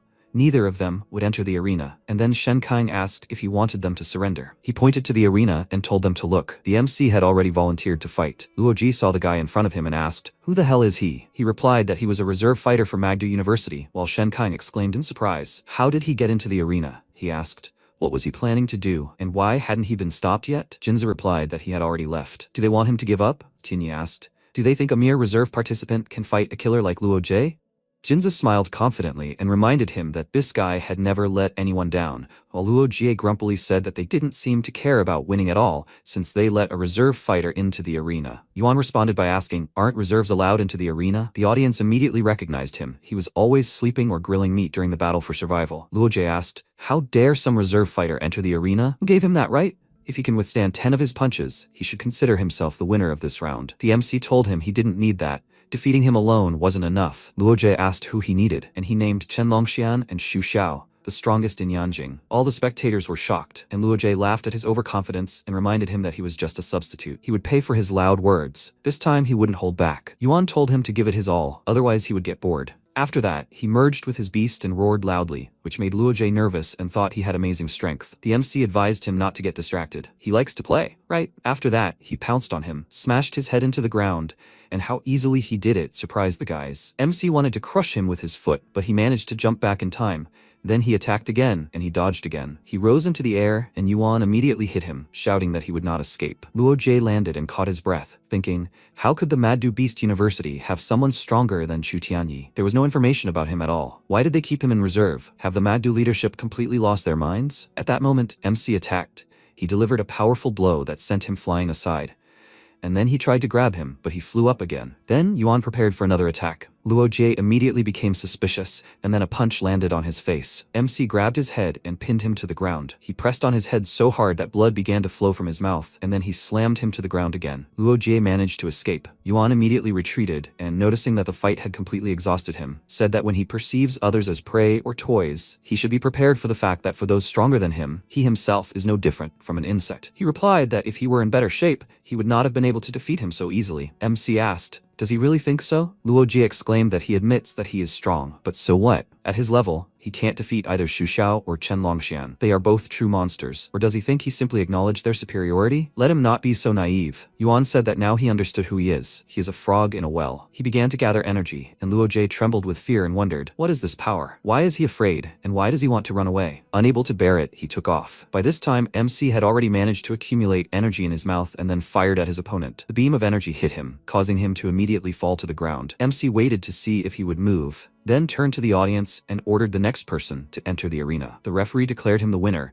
and the audience was shocked by such an unexpected result. They had underestimated Yuan. Unlike Wang Jinzei, he didn't resort to tricks, but rather defeated Luo Jie fairly and openly, relying solely on his own strength. A mere reserve participant, he demonstrated such incredible combat power. He even brazenly declared that he was going to challenge Chenlong and Xu Xiao. It seemed that today they would truly witness the rise of a new king. Longxian said that he didn't know such people existed in Magdu. Xiao noted that Magdu Beast University was a prestigious educational institution, equal in status to them. Of course, he must have some potential. Longxian said that this guy had clearly indicated by name that he wanted to fight them. It would be shameful to refuse. Which of them would go? Xiao pointed out that he didn't just want to challenge them, he wanted to win. Longxian said that he was taking this too seriously. If he didn't go, then he would enter the arena. Honestly, it wasn't that often that he came across a worthy opponent. His fingers were itching. Xiao said that in that case, let him go. If he could truly defeat him, perhaps he would look at him differently. Longshan smiled and said he wouldn't have such an opportunity, then entered the arena, where the man exclaimed that it was incredible. Chenlong himself entered the arena from Yanjing Beast University. Longshan told his opponent that Magdu University was full of talent. Even a reserve participant possessed such strength. But that was where his moment of glory ended. He transformed into a huge ancient barbarian elephant, the same size as Yuan in his lizard form. The spectators immediately felt the pressure from him, like that of a lord-level monster. If such an outstanding man only occupied the position of deputy captain at Yanjing, then just how strong was Xu Xiao? MC noted that he was trying to suppress him with sheer might, but it would have no effect. He roared loudly, and his opponent immediately sensed the bloodlust emanating from him. He swung his trunk, using his abilities, and then leaped high, landing directly above Yuan's head. After that, Longshan activated his secret stomp technique, and MC responded with a loud roar and covered his head with his hands, using a defensive technique. Longshan didn't expect him to be able to withstand his attack. The barbarian elephant stomp is his most powerful technique, but even it didn't leave a scratch on those bloody claws. Seeing him gathering energy in his mouth, he knew things were bad. After that, Yuan fired at him. A beam of energy hit him right in the face, but he was able to defend himself with a sacred weapon. After that, they increased the distance between them, and MC asked the name of his weapon. It looked very interesting. He replied that it was a supreme, king-level beast artifact, an earthen talisman that his family had given him. When a fatal attack occurs, it automatically activates defense. Yuan noted with surprise that it was a king-level artifact. It must be insanely expensive. Longshan told him not to worry. From now on, he wouldn't use it anymore. They will fight equally. Yuan asked why. Isn't using sacred weapons allowed by the rules? Longshan pounced on him and told him that even without them, he could defeat him. MC called him stubborn, and then he used the earth-splitting technique, delivering a powerful attack that caused Yuan to stagger, and then Longshan pounced on him. MC immediately assumed a defensive stance. His opponent struck, and the protective plates on his arms shattered into small pieces. The spectators were shocked. Some thought Yuan had already lost, but others noticed that it was not over yet. Longshan looked at his opponent and, shocked, said that this simply could not be. MC asked, hasn't he understood yet? The difference between them was not only an area. The guy exclaimed that he did it on purpose. He knew from the beginning that he was preparing for the strike all along. Yuan confirmed this, and he deliberately did not dodge to give him hope of victory. Sometimes false hope is the worst thing. He admits that his tactics were indeed effective, but the one thing he didn't take into account was the difference in strength between them. Longshan was indignant and said that he would see how many more blows he could take, then use the stomp again, and MC asked, does he think he'll give him that chance? He used a hidden technique and assumed the form of a furious tiger, then unleashed his bloody claws and struck him. Blood immediately gushed from Longshan's mouth. He cursed, and then Yuan slashed at him again, asking, do you want to fall right there, or give up on your own? Longshan became nervous. He knew that he could very well have crippled him like Luo Jie, but he didn't. When MC struck him again, he shouted that he surrendered, after which he immediately retreated. Longshan regained his human form and sighed with relief, telling his opponent that he admitted he was indeed strong. He was looking forward to their next fights with interest. Yuan told him to watch carefully, while his friends were overjoyed and surprised. First, he fought two of the strongest fighters from Yanjing University, and now Longshan. Could this guy really be even stronger than Chu Tianyi himself? Tianyi thought at this point that he was just a substitute. Where did he get such strength? Or had he been hiding his abilities all this time? Did the school principal really know about this? Gu, meanwhile, thought it was impossible. Simply impossible. That idiot Wang Junzi had already won 4 times in a row. And Yuan, that good-for-nothing who could only look up to him, was able to defeat both Luo Jie and Chenlong. He clenched his fists so hard that his nails cut into his skin until they bled, and he wondered how he was any worse than him. Meanwhile, the guys helped Longshan out of the arena and asked if he was okay. He replied that it was just a minor injury and that everything was fine. Xiao stood up and told them not to worry. Although he was seriously injured, he wouldn't die that easily. Longshan got angry because he never said anything good about him, so Xiao walked past him, telling him to lie still and get treatment, and that he would come out in the next fight and get even. The guy advised him to be careful. He had very strong technique. Xiao patted him on the shoulder and told him not to worry, he would definitely win. The man shouted into the microphone that after defeating Luo Jie, Yuan had won again, this time against Deputy Captain Chenlong. Who would represent Yanjing in the next match, and would Yuan be able to continue his incredible winning streak? The spectators were shocked. They couldn't believe that such a slacker could turn out to be a monster. Even Chenlong, whose level is at least lord level, was completely suppressed. And such a monster was sitting in reserve all this time? The rector of Magdu University is definitely a strange person. Meanwhile, Xiao entered the arena and pointed out that he himself said he wanted to fight 1 against 3, so he came. He doesn't have many friends and he injured one of them. He doesn't like this. MC remembered that Jinzei claimed that this Xu Xiao was a terrible sociophobe, but here he is going into battle for his friend. He said that since he wants to avenge him, he should show him his true strength, and at the same time, let him see what the #1 genius of Yanjing University is capable of. Xiao, without further ado, transformed into a wolf-like beast with a bunch of tails that could bite. Yuan thought Jinzei had said that Xiao's beast, the 9 Hells, was an extremely rare beast from the ancient era,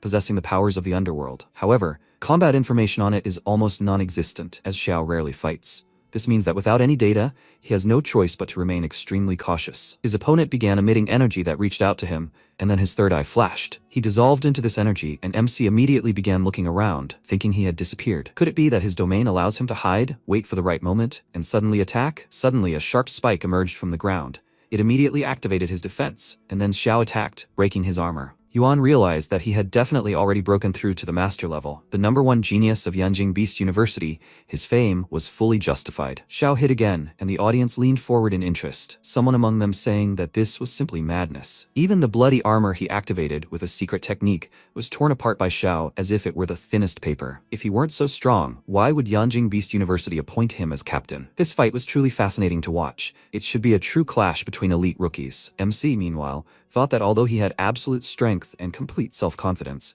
the problem was that the 9 Hells could disappear into a dark purple shadow at any moment, leaving him unable to reach it. He urgently needed to think of a way to deal with this. At that moment, Xiao appeared behind him, activating his defense, and then his opponent emerged from the shadows and struck, breaking his armor again. He hid, and Yuan thought that if this continued, he would simply succumb to him. No, he couldn't sit idly by any longer. He gathered energy in his mouth, then began to move a beam of light around the area in the hopes of hitting his opponent. He already thought that everything had died down, but Xiao jumped out of the shadows behind him, and he immediately turned around, exclaiming that he knew it. Xiao used a secret technique, Shadow Flash, and dived back into the shadows, avoiding his shot. MC got nervous and thought that he had let him slip away again. This field is like stagnant water, absorbing any power and simultaneously serving as both protection and a weapon. This means that it is impossible to catch him with attacks alone. He closed his eyes, and the audience thought he had already given up. Xiao also found it strange, but it didn't matter. He already understood his strength and the essence of the technique. Now the real hunt begins. He jumped out of the shadows and pounced on him from behind, preparing to strike with his claws, and mentally told him that he would not be able to get up again. Suddenly, he felt a murderous urge that forced him to stop. Yuan used the Furious Tiger transformation technique. One of the judges said he didn't expect this guy, at such a young age, to already be able to use his field to such a high level. Indeed, the young people are frighteningly talented. The man said that it looked like this year's title of strongest would go to either Yanjing Beast University or Magdu. The old man turned to Wang Ting and asked if he was seriously putting such a genius on the bench. The man asked if he had nowhere to put him, then why not give him to them, to the Northern Beast University? They had everything except talent. Wang Ting replied that others poached students stealthily so that no one would notice, while he, an old fox, was pushing his proposals right in the rector's face. The man noted that looking at the way he was clinging to him, he knew he wouldn't be able to win him back. Meanwhile, Xiao told his opponent that it was impressive, and he threateningly replied that he was no match for his strength. He had even figured out his ability to conceal his presence. Xiao asked who told him that this was his entire arsenal. He raised his tails threateningly, then used a secret technique, Ninefold Fire Connection. The small monsters began spitting at Yuan, and he responded by firing a beam of energy at them. The collision of the two forces sent a shockwave through the air, and the audience was barely able to stay in their seats. But the MC was still stronger. His energy almost reached its target, and someone in the audience shouted that these two were simply monsters. They continued firing at each other, and Shen Kong noted their powerful energy. What were they planning? Tianyi exclaimed that they were unleashing their power with all their might, trying to use this opportunity to completely suppress the enemy. Lingu was also surprised. The energy they were releasing was becoming increasingly terrifying, and it seemed neither of them were going to stop. Qingnan asked, "Isn't Yuan in danger?" After all, Xu Xiao was a master-level practitioner. Jinza noted that Yuan was inferior to Xiao in drive and fighting spirit. This clearly spoke of his complete confidence in his own strength. Tianyi agreed with him. Xiao undoubtedly understood this too. Even if he was a master, one person's strength still had its limits. Meanwhile, he thought nervously that he had already released so much energy, but he wasn't reacting at all, as if nothing could stop him. Moreover, Xiao didn't seem to show the slightest sign of fatigue, but he was already beginning to feel his strength draining. He couldn't afford this futile confrontation any longer. He continued to exchange blows with him, which continued for a few more seconds, and then they were both thrown to opposite sides of the arena. They both hit the barrier, and Tianyi said that Xiao couldn't take it anymore and went on the attack. But in this fight, too, neither side gained an advantage. Jinza noted that Yuan's armor softened some of the impact. After this fight, Xiao will most likely not risk engaging him in close combat again. Meanwhile, Xiao hid in the shadows, and MC exclaimed that if he only dodged, he would not defeat him. Then, Xiao came out of hiding and he asked, did he lose his temper? But then the second beast appeared, which greatly surprised him. He thought that it seemed that only one was real. The other beast was an illusion that Xiao had specially created to confuse him. Muxue also used this technique in the fight against Luo Jie, but there is another possibility. Both beasts are illusions created by him, and his true body at this moment is hiding in the dark purple shadow, waiting for the right moment to deliver the fatal blow. Then he, too, will not make unnecessary movements. As soon as he tries to attack, he will sense the killing intent emanating from him, and in that very moment, he will be able to accurately determine its location. Several more beasts appeared. They all surrounded him, and he thought, so these were just illusions after all? Suddenly, all the hounds let out a roar at once. The spectators had to cover their ears because it was very loud, and meanwhile the beasts pounced on Yuan from all sides. He closed his eyes, focusing on his sensations, and successfully found the real Xiao. He looked straight at him, and he nervously thought, has he already been discovered? But it doesn't matter, he foresaw this. Now is the perfect moment to attack. He used a secret technique, soul stealing, which made his third eye sparkle. He began to suck the soul out of Yuan and thought that this was his chance. His technique deprived Yuan of the ability to move for some time, and he took advantage of this, dealing him many blows. He already thought that victory was his, and then MC jerked sharply and said that he caught him. He swung his paw and Xiao panicked, thinking, how is this possible? He was able to get rid of the effects of soul stealing so quickly. MC struck, but to his surprise, it was just an illusion. But then why was this beast so intent on killing, and how was it able to wound him? He glanced at the appendage peeking out from the shadow field and understood everything. He rushed towards it with a smile, shouting that he had figured out its trick. If he was not mistaken, he could freely move his real body between shadow projections, so when his paw fell on one of them, he instantly changed location. Xiao was nervous. He couldn't believe it. In just a few seconds, he was able to decipher its secret technique. This guy has amazing insight, but he still can't hack this technique, which means he still remains invincible. He, Xiao, will not lose to anyone. He pounced on his opponent in a rage, and Yuan did the same in response. Just as he was about to strike, Xiao quickly disappeared, then appeared behind him and struck. Shen Kong and Tianyi worriedly exclaimed that Yuan couldn't even touch him.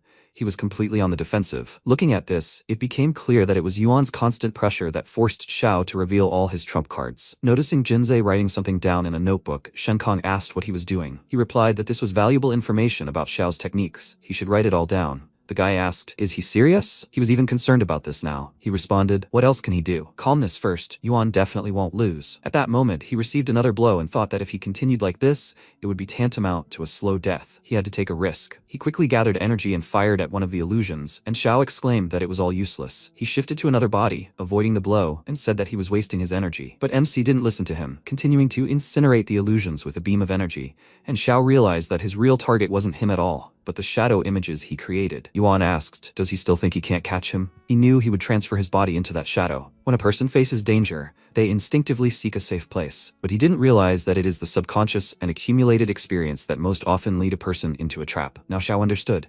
It turns out he was trapped from the very beginning. He had been in control of the rhythm of the fight the whole time. When MC prepared to attack, he thought, since this was unavoidable, then all he could do was fight. He howled, creating a glowing sphere above his head, then raised his tail and fired at Yuan along with the small monsters. He also fired a beam of energy at him. The two forces collided, and a shockwave swept across the arena. Their energy quickly spread throughout the area. MC began to attack harder, and his opponent wondered in surprise, did he still have energy left? Yuan didn't give up. Xiao knew he was losing strength, and when his energy sphere shattered, he lost. MC's energy reached his body. He was thrown to the edge of the arena, and then loud applause rang out. Wang Ting laughed and said that he had such a good student. Dian asked, was he bragging now? Wang Ting noted that Yuan was indeed strong. He surpassed Xiao in both character and skill, so he deservedly lost this duel. The man irritably said that this was precisely why he didn't like him, and Wang Ting asked if perhaps treating him like a son-in-law would make him a little more likable. He glared at him disapprovingly and noted that they hadn't competed in a long time. Wang Ting immediately backed off, saying it was just a joke, and then thought he was so vindictive. After all, it was his daughter who fell in love with him,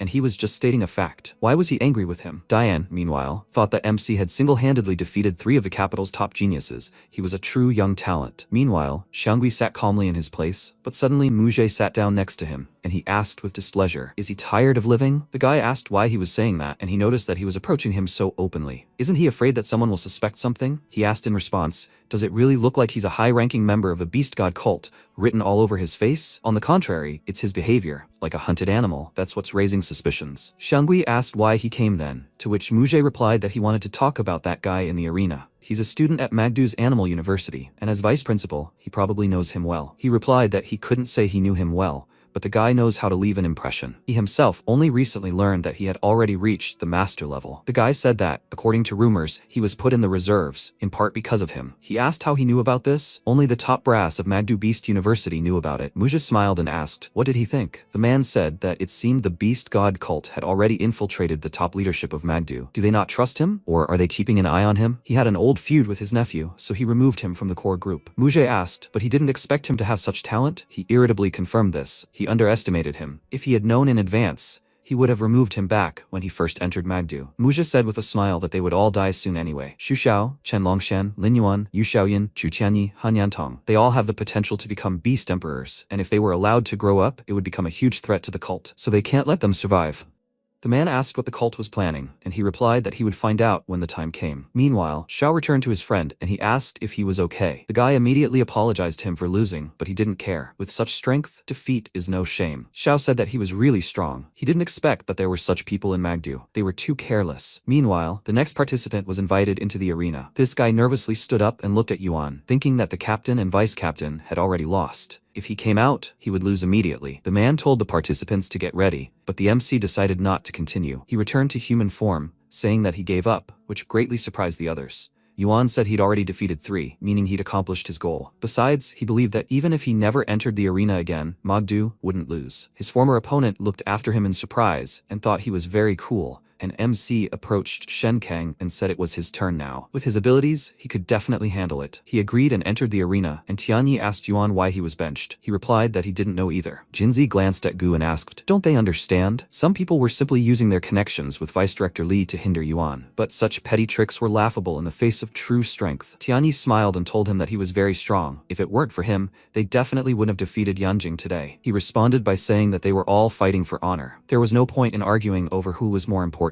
He agreed with him, and then Jinza pulled his hand, telling him to sit down already. He was probably tired. He called him boss and offered to stretch his shoulders, and he asked in bewilderment, since when did he become his boss? He delightedly answered him that he became the boss from the very moment he beat up Luo Jie, crushed Longxian, and smashed Xiao. He knew for sure that the right thing he did in this life was to accept him as his boss. From that day on, if he told him to go east, he would not take a step west, and if he ordered him to chase dogs, he would not touch a chicken. MC felt uneasy from his words and said that when the fights were over, they would visit the infirmary together. He immediately agreed, and Tianyi told Gu that if Shen Kang lost, he would go. He replied that he understood everything, after which he thought discontentedly, what's the point? All attention is now on Yuan. Although he couldn't have suddenly become so strong, before the survival test he was completely different. He remembers a black mist suddenly appearing in the Dragon Bone Ridge. Could Yuan's growth in strength be connected to that black darkness? The military is still keeping everything concerning that mist a closely guarded secret. He needs to talk to his uncle and find out what really happened there. Time passed. Magdu University defeated Yanjing, and thus the team reached the top 4. The guys were very happy. Although they won today's series of battles, Yanjing still ranks first in the overall standings. If they want to get past them, the team battle is their last chance. Evening fell, they left the arena, and Songlan came out to greet them. They were surprised at him and asked why he didn't stay in the infirmary. There was still a team battle ahead. He told them not to worry. There were more than 10 days until the team battle. The director even invited a professional doctor. Everything is under control. Jinzi noticed that Gu had walked away from them, and with a satisfied grin told Yuan that he was being carried in their arms now, and he was probably going crazy with envy. He said that he didn't care about him. He would first go to Mukshui in the medical room, and then they could go. When he arrived there, he saw the rector and asked why he was there. He told him that someone finally plucked up the courage to come, and he, as a friend, should support him. MC guessed who he was talking about, and he said that the father and daughter needed to talk calmly. Meanwhile, Dian asked his daughter to talk to him. He knew that she was already awake. She sternly ordered him to leave. They had nothing to discuss. He said that he understood. He wasn't a good father to her. And then she exclaimed that she didn't have a father. From the very moment he left her with her mother, he stopped being her father. He replied that he hadn't abandoned her mother and never intended to give up on her. He just wanted to prove to the family behind her mother that he was worthy of being by her side. She said discontentedly that he had proven it, but what about her mother? Does he know that she has been waiting for his return all these years? Until her death, she spoke his name and even asked her not to blame him. The hero of the Celestial Empire, the so-called Red Dragon Emperor, the youngest beast emperor in history, but not her father. Diane said that he never wanted to let her mother down. He was young and hot-tempered then, but she didn't let him finish and exclaimed that he had no regrets. After all, at her funeral, he was so calm, like a stranger. He asked if she hated him. Unable to listen to him anymore, she asked him to leave, and as he headed for the exit, he heard her quietly crying, longing for her mother. He left the hospital room and his friend asked how she was. He shook his head and patted him on the shoulder, noting that the main thing was that they finally talked. Diane turned to Yuan and asked him to take care of Mushui, and he told him with a smile not to worry. He would do everything. After that, he left, and Wang Ting, looking after him, said that he was stubborn to the point of madness. He could not say a nice word. MC wondered what happened between them, and the man said that it was an old matter. He better go and check on her. When he entered the hospital room, she immediately wiped her tears and called out to him happily. He asked how she was feeling, and she told him not to worry, everything was fine. She wanted to sit up, but seeing how difficult it was for her, he worriedly told her to just lie down and rest. She asked if he thought she was weak since she lost to Luo Jie. He told her that this was not true at all. Besides, she had performed brilliantly today. Who would dare to call her weak now? She said that she had heard from the director that he had defeated Luo Jie and those two. He smiled and asked in response, what else could he have done? If he hadn't defeated them, they wouldn't have been able to win. After all, he had promised the director that he would do everything to ensure that their university became the first. She smiled and asked, and of course for Xiaohong's sake? He confirmed this and said that there were team battles ahead, and this was their last chance. She stated that she would also participate, and he reminded her that with her injuries she needed at least a month to recover, but she still insisted on her own. She said that she wanted to be with him until the very end. She knew that he was strong, he could win without her, but she didn't want everything to fall on his shoulders alone. Noticing how he smiled, she became slightly embarrassed and asked what was wrong. He told her that he was just glad that she was near, after which he covered her hand with his, and she asked if he didn't like it. He smiled and asked, what did she think? It's time for him to go. Let her recover properly and try to get better before the team fights start. Leaving the hospital room, Yuan saw the director and asked if he wanted to talk to Muxue. He answered him that this was not the case. He was waiting for him, because there would be a banquet in honor of the victory in the evening. It was better to wait for the main character. They went outside and he asked if he was interested in what happened between Muxue and her father. At one time, Su Dian entered Yanjing University with the best results, where he met Su Qinzhou, Muxue's mother. They fell in love with each other. They were the perfect couple, a talented young man and a beautiful girl. Although they had the same surname, they were from different backgrounds. Su Qinzhou was the daughter of a noble family, the Su family from Beijing, and he was an ordinary commoner, so her family did not approve of him. Moreover, they had decided in advance to marry her off for the sake of family interests. She had no choice. Then Su Dian challenged her fiancé, Zhou Qianjui, to a duel. He was already a beast spirit master, but Su Dian still defeated him, being a true genius. Despite this, his beloved's family still didn't recognize him, insisting on marrying him into the Zhou clan.